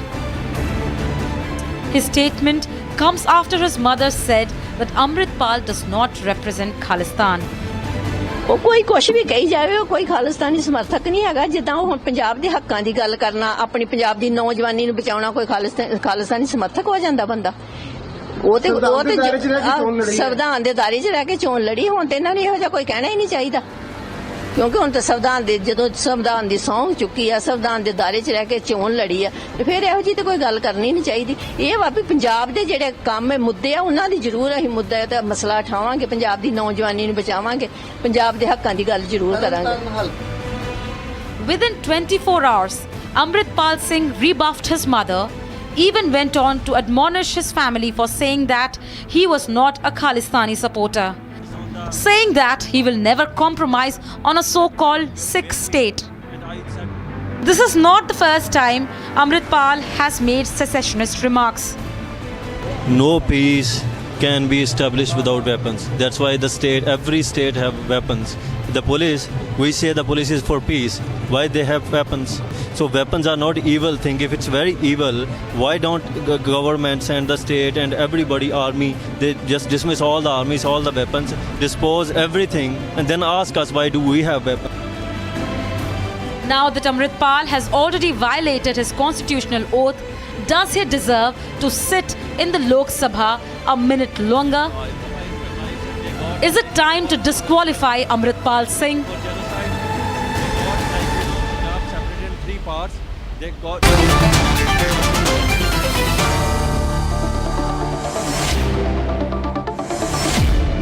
So the situation is this, and Raman Malik, I want to start with you. You have a terrorist supporter, a Khalistani sympathizer who says within 2 days of swearing by the Constitution of India that I promise, he says, effectively to break the Indian state. And a person who says, Surinder Singh Lali, a person who says, I will break the Indian state, I do not believe in the borders and the sovereignty of India. I do not even believe in India or Bharat. We will all watch. You see, the people like Rahul Gandhi who do this to the Constitution as a marketing tool. They will say, no, let's not speak about Amritpal, let's just use this. मोहब्बत की दुकान इसको कहते हैं इनकी मोहब्बत की दुकान. Akashdeep Muni is on the debate. Lokesh Jindal is on. I want to start with Surinder Singh Lali. Surinder Singh Lali. One minute. Surinder Singh Lali, is any political party in Punjab taking a position against this? You know, Arnab, as a proud Indian Sikh, it pains me to see these fringe rogues now come into my parliament. You talk about political party, you have a gentleman for Aam Aadmi Party. They have still not done a press conference on their alleged accusation from Pannu that he gave them $16 million, and let this be for the record. So politicians are playing with this, and I think it's time that the Indian government takes cognizance of it because it's a border state and we could be playing with fire. These people who supposedly think that they have unshorn here in no way understand Sikhism or the value Sikhism stands for or the sacrifices. Arnab, I want to thank you that you're allowing the likes of me who have nothing to do with these journeys, these trains who could be making these noises in America and Canada under the bogey of free speech and peddling the wrong narrative and putting the likes of me, majority of Sikhs in North India, under the needle of suspicion. So I think these kind of journeys have no right. Can you imagine this gentleman is going to be sharing space with the likes of Sudha Murthy? So I think there is something that needs to be done. If the government doesn't do it, we, the civil society, the media, and I want to be a part of the narrative where I do not wish to see them in the sacred space of our parliament. Or no. Well, I think it's incredible that people like you are speaking up, because I agree with you. These people who call themselves pro-Khalistani have no right to speak for all Sikhs. Sikhs are nationalists, Sikhs are patriots, Sikhs believe in this country, Sikhs have laid down their lives for the country. And the Sikh faith has always stood by what is right and against what is wrong. Sikh gurus have sacrificed their lives to defend their Hindu brethren. And I think it's so sorry and I feel so sad today that there isn't a national movement against this. Akashdeep Muni, what happened to the Chief Minister? Is he scared? Is Bhagwant Mann scared of taking on even Amritpal? Then he should quit. Law and order is under him. He's so scared. The other day we saw a group of Nihangs. They attack someone with swords. There are daylight killings and murder attempts happening on anyone who speaks up. I mean, what is this? Is Bhagwant Mann in any position to speak on Amritpal, or will he say, I'll pass the parcel on this? Arnab, he was giving the gun license. It's only Bhagwant Mann government who put Amritpal behind bars. It was not Bharatiya Janata Party and Ceremonial Akali Dal government prior to that, and even not other governments, even not Congress government. It was Aam Aadmi Party government with three. Firstly, that's wrong. No, it was a joint operation. I'm sorry, he did nothing. Eventually, it was a joint operation that caught him.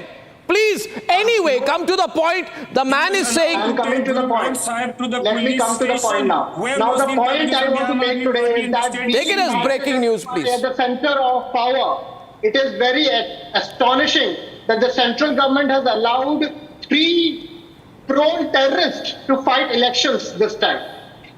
From Khadur Saab, Amritpal Singh fought and won. Not only... and then Sarabjit Singh, who is the son of the assassin of late Indira Gandhi ji, won from Farid. But give me one. No. 1 minute. Did you make us 1 minute? I want to know. Please let me focus on this, viewers, because you see, political parties are all hypocrites. They're saying, oh, it's so sad that the BJP allowed Amritpal, to fight the election. Did he fight on a BJP ticket? The question is not that. The question is this. Did Arvind Kejriwal? I am asking you, listen to me. I am asking you a question. People, viewers of Republic, nationalists, members of the Nationalist Collective, supporters of Republic, believers in Republic, believers in nationalism. I am asking you tonight.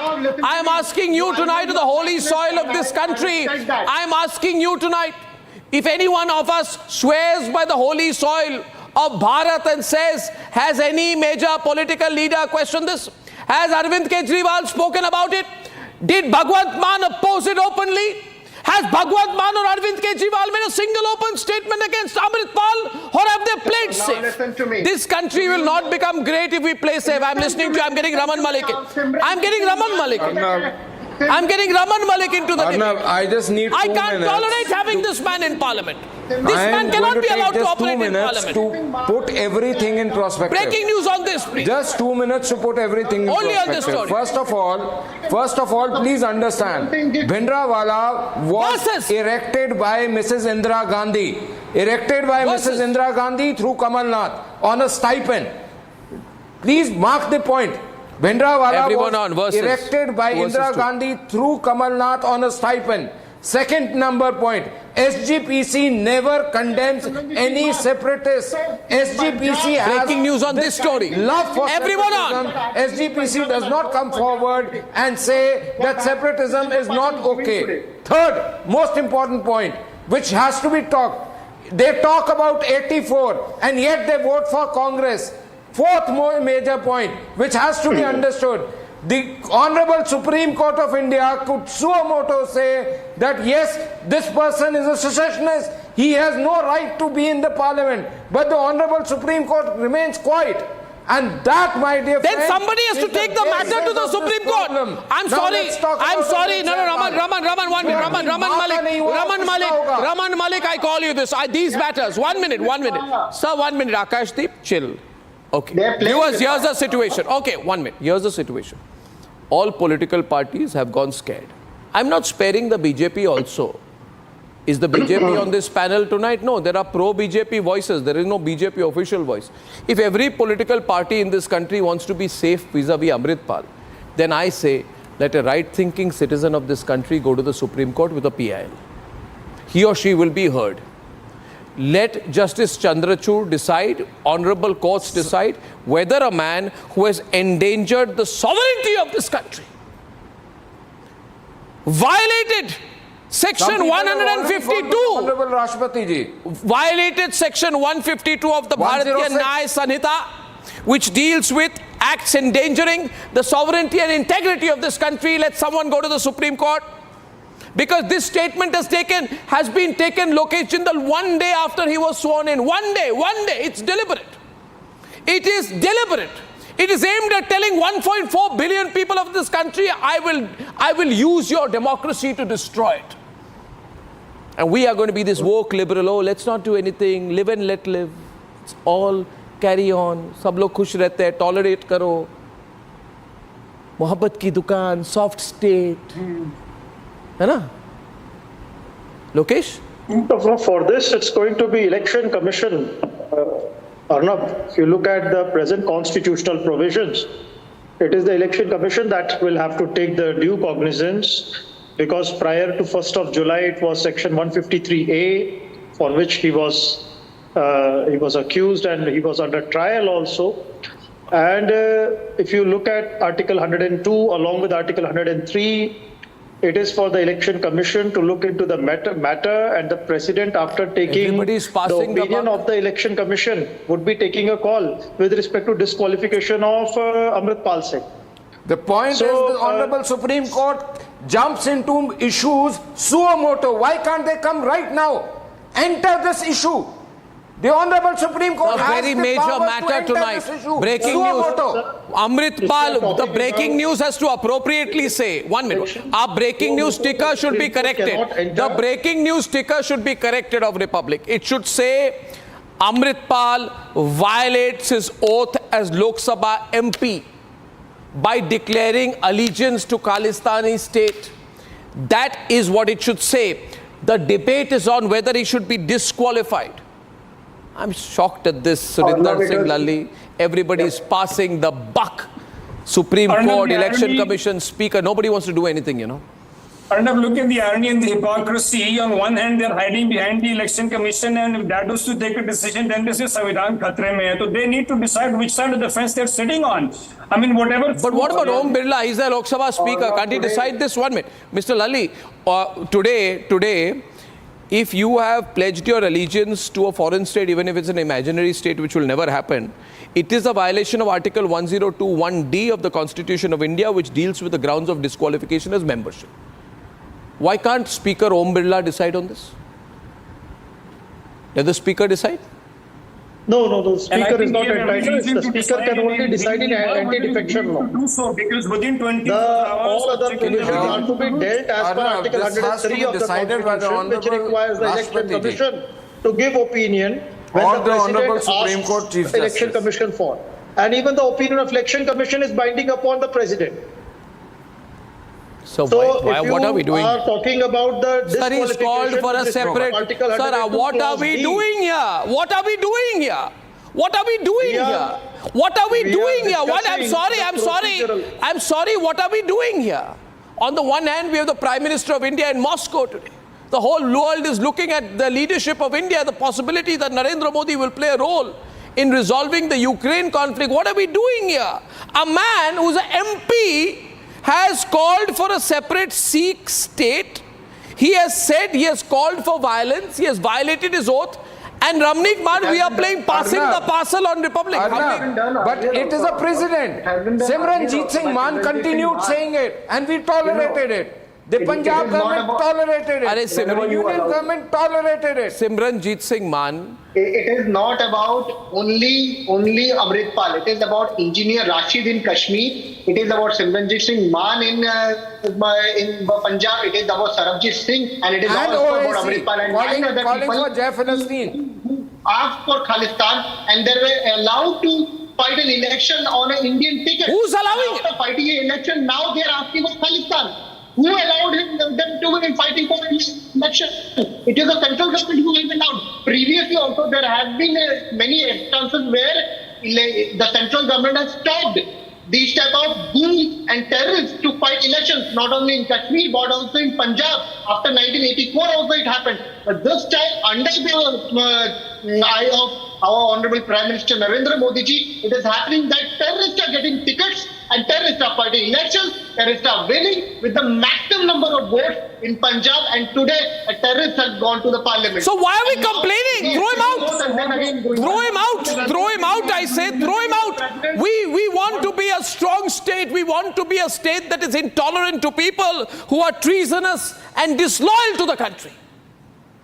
And if people are disloyal to the country, I cannot have them as MPs. Let there be a public campaign on this. I'm sorry, Surinder Singh Laliji, I'm convinced that no political party will touch this issue because all political parties are soft on these fringe elements. Yeah, because if they want votes, end of the day, they want votes. Negotiate the interest of the nation at the cost of, and Punjab, there is no rocket science to know the way Punjab has been disturbed. Punjab is a border state, China controls Pakistan's proxy, and Punjab already has a drug problem, so there is so much happening in Punjab. I need it fast. You're playing with fire. I mean, this could be fire because of the drug issue and other unemployed people. There could be a fertile ground for another, the Punjab problem to happen. I don't know why nobody's smelling the coffee here. Arnab, I want to make a point here. I mean, a speaker before me said that the Punjab problem was the outcome of Congress. Sir, you are so ill-informed. If you're talking of Sant Jarnail Singh Bidranwale, he was given the baton. Sir, please let me tell you, he was built up by Indira Gandhi. No, please don't fool yourself. He was built up by Indira Gandhi. He was not a that was the biggest mistake. The biggest mistake of Indira Gandhi was to build up Bidranwale as some kind of a strategic asset. Please, sir, everybody knows it. Kamal Nath used to pay, and he gave it for which was involved very much in giving the fostering Golden Temple because of any other thing. He came because he was scared of Babbar Khalsa.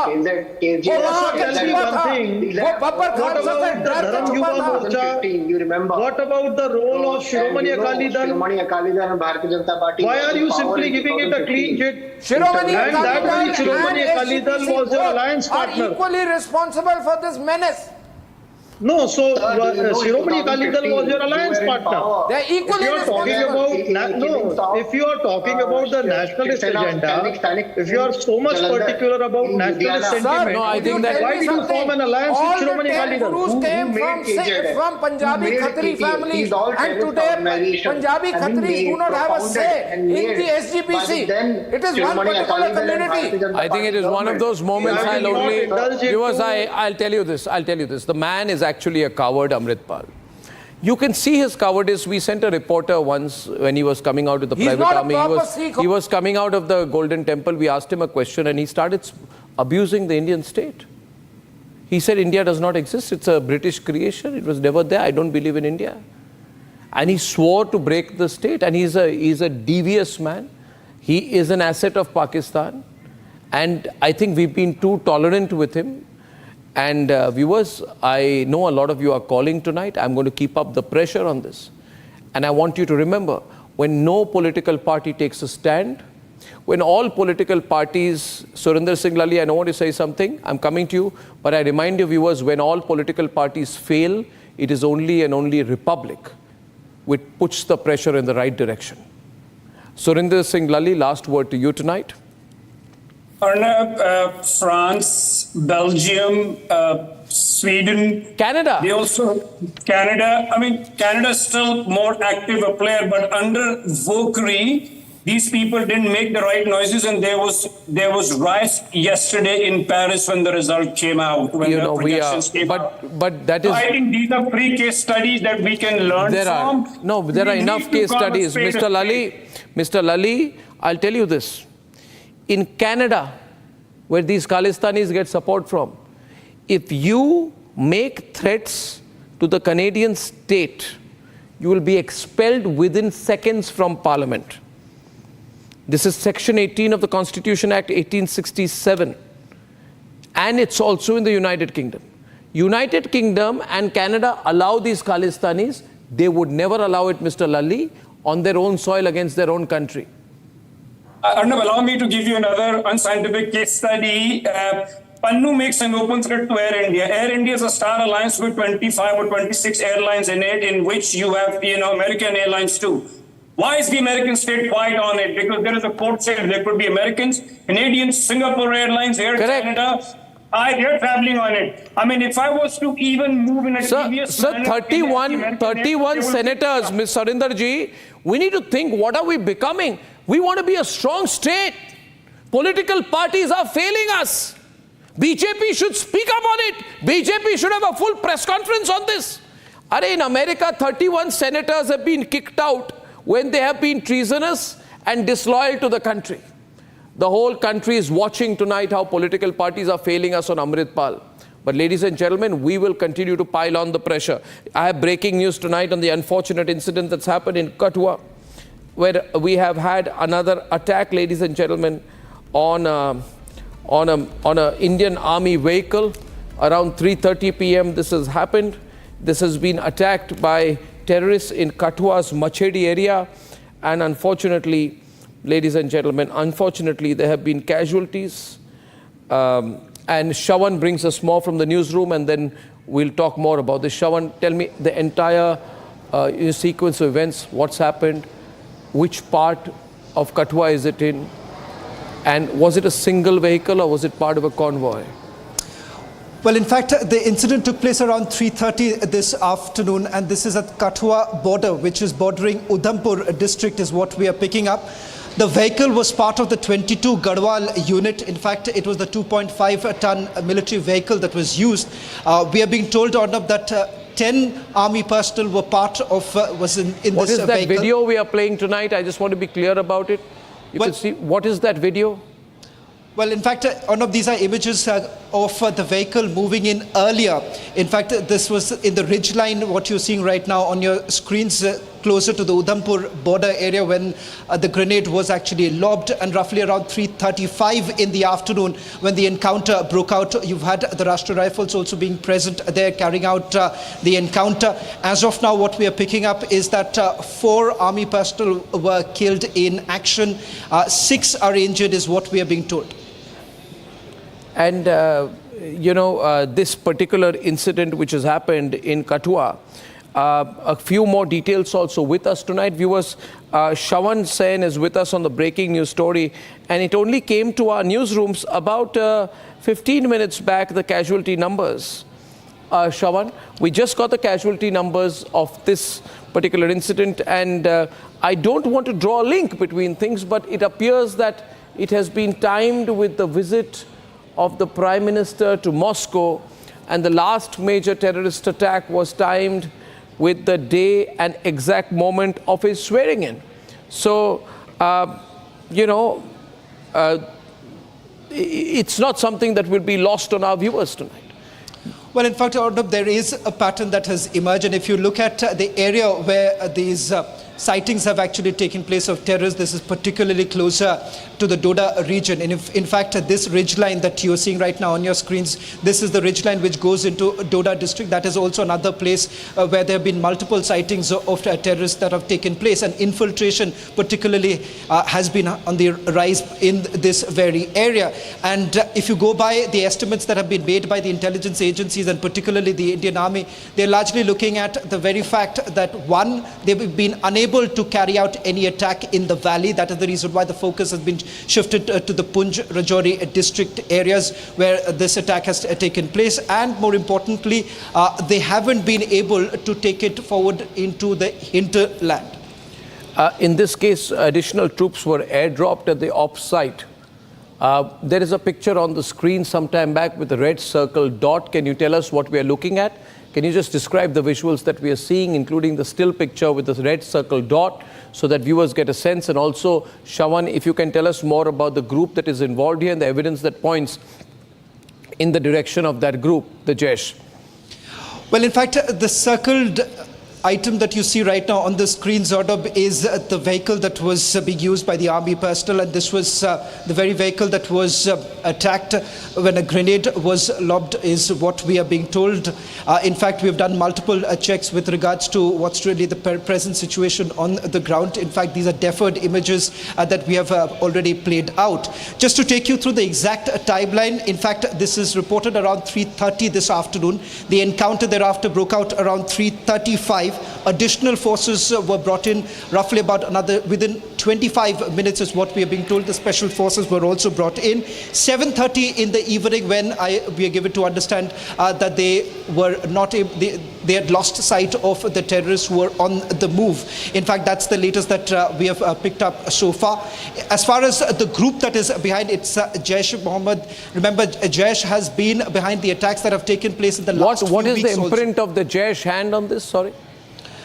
Well, in fact, as far as the sightings are concerned, particularly in this very area, agencies as well as the Indian Army suspect that Jaish has been behind it is only because of the modus operandi. And the fact that they have been operating in a group of roughly about 4 to 6, the sightings have taken place in this very area. Riyasi is the other place too. That's why they essentially suspect that Jaish is behind the attack.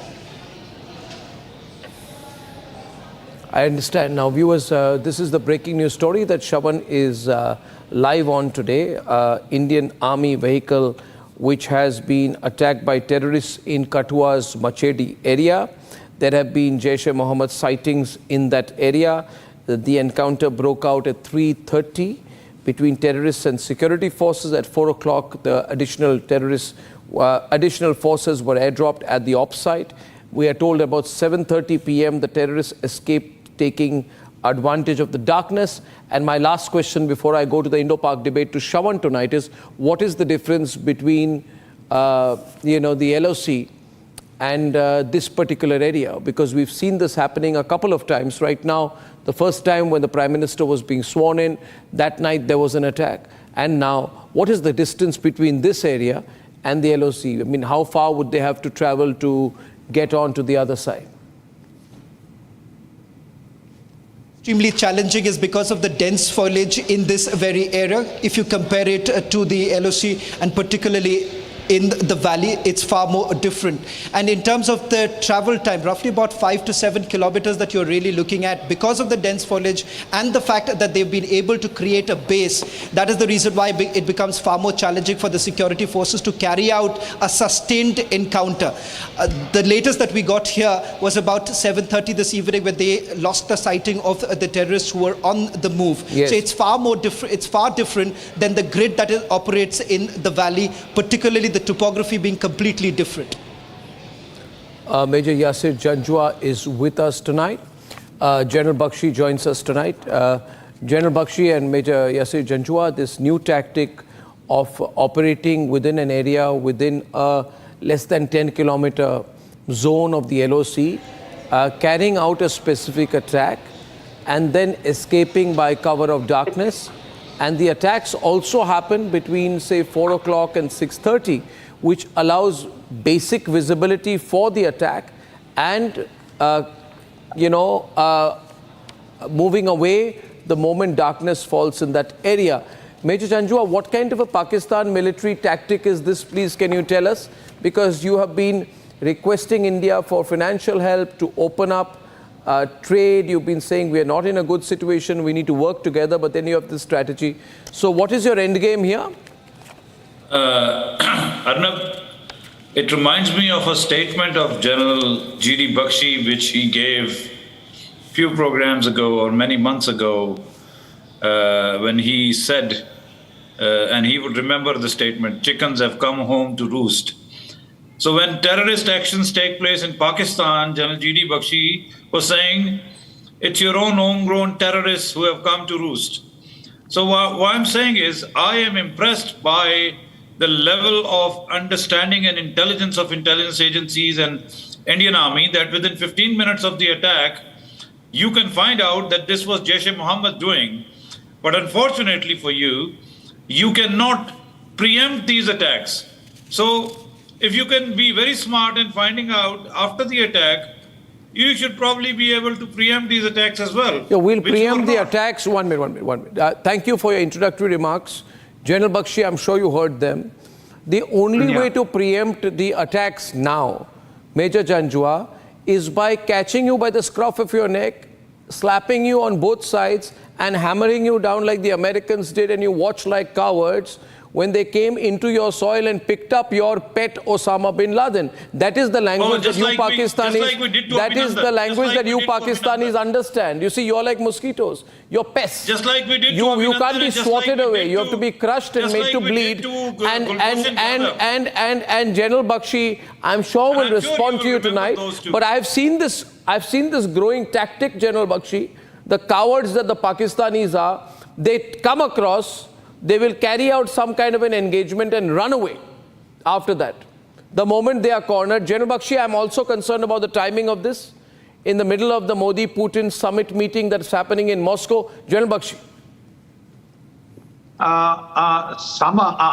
Arnab, some people do not really understand till they are spoken to in a language that is their natural lingua franca. This country needs to be kicked. This country is hovering on the brink of economic meltdown and collapse. Their leaders, their civilian leadership is going around begging for talks, begging for dialogue, begging for resumption of peace parleys, and their military and the ISI in a typical mutt and juck, kind of a fashion.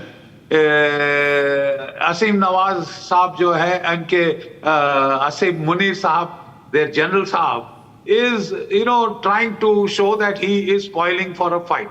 Well, you will get one. We'll give it to you. That's the point. And let me assure you that Bakshi even a limited they should get one. Bakshi Saab, aaye na. We invite you. Come over. Don't worry. We heard the same come over from Yahya Khan and Nawaz Sharif. We heard the same when he was bloody drunk and talking on Pakistan on the visuals television. Yes. I will be on the front marching and this and that. Also, we have seen how your people were battered. Yes, you said this in 65 as well. That we'll have breakfast in Shalimar Gardens. We remember that. Shalimar Gardens. I mean, you are a tour man. I won't waste my time talking to you because you know nothing. You know nothing. Yeah, you didn't see the way your country was broken into two pieces, all right?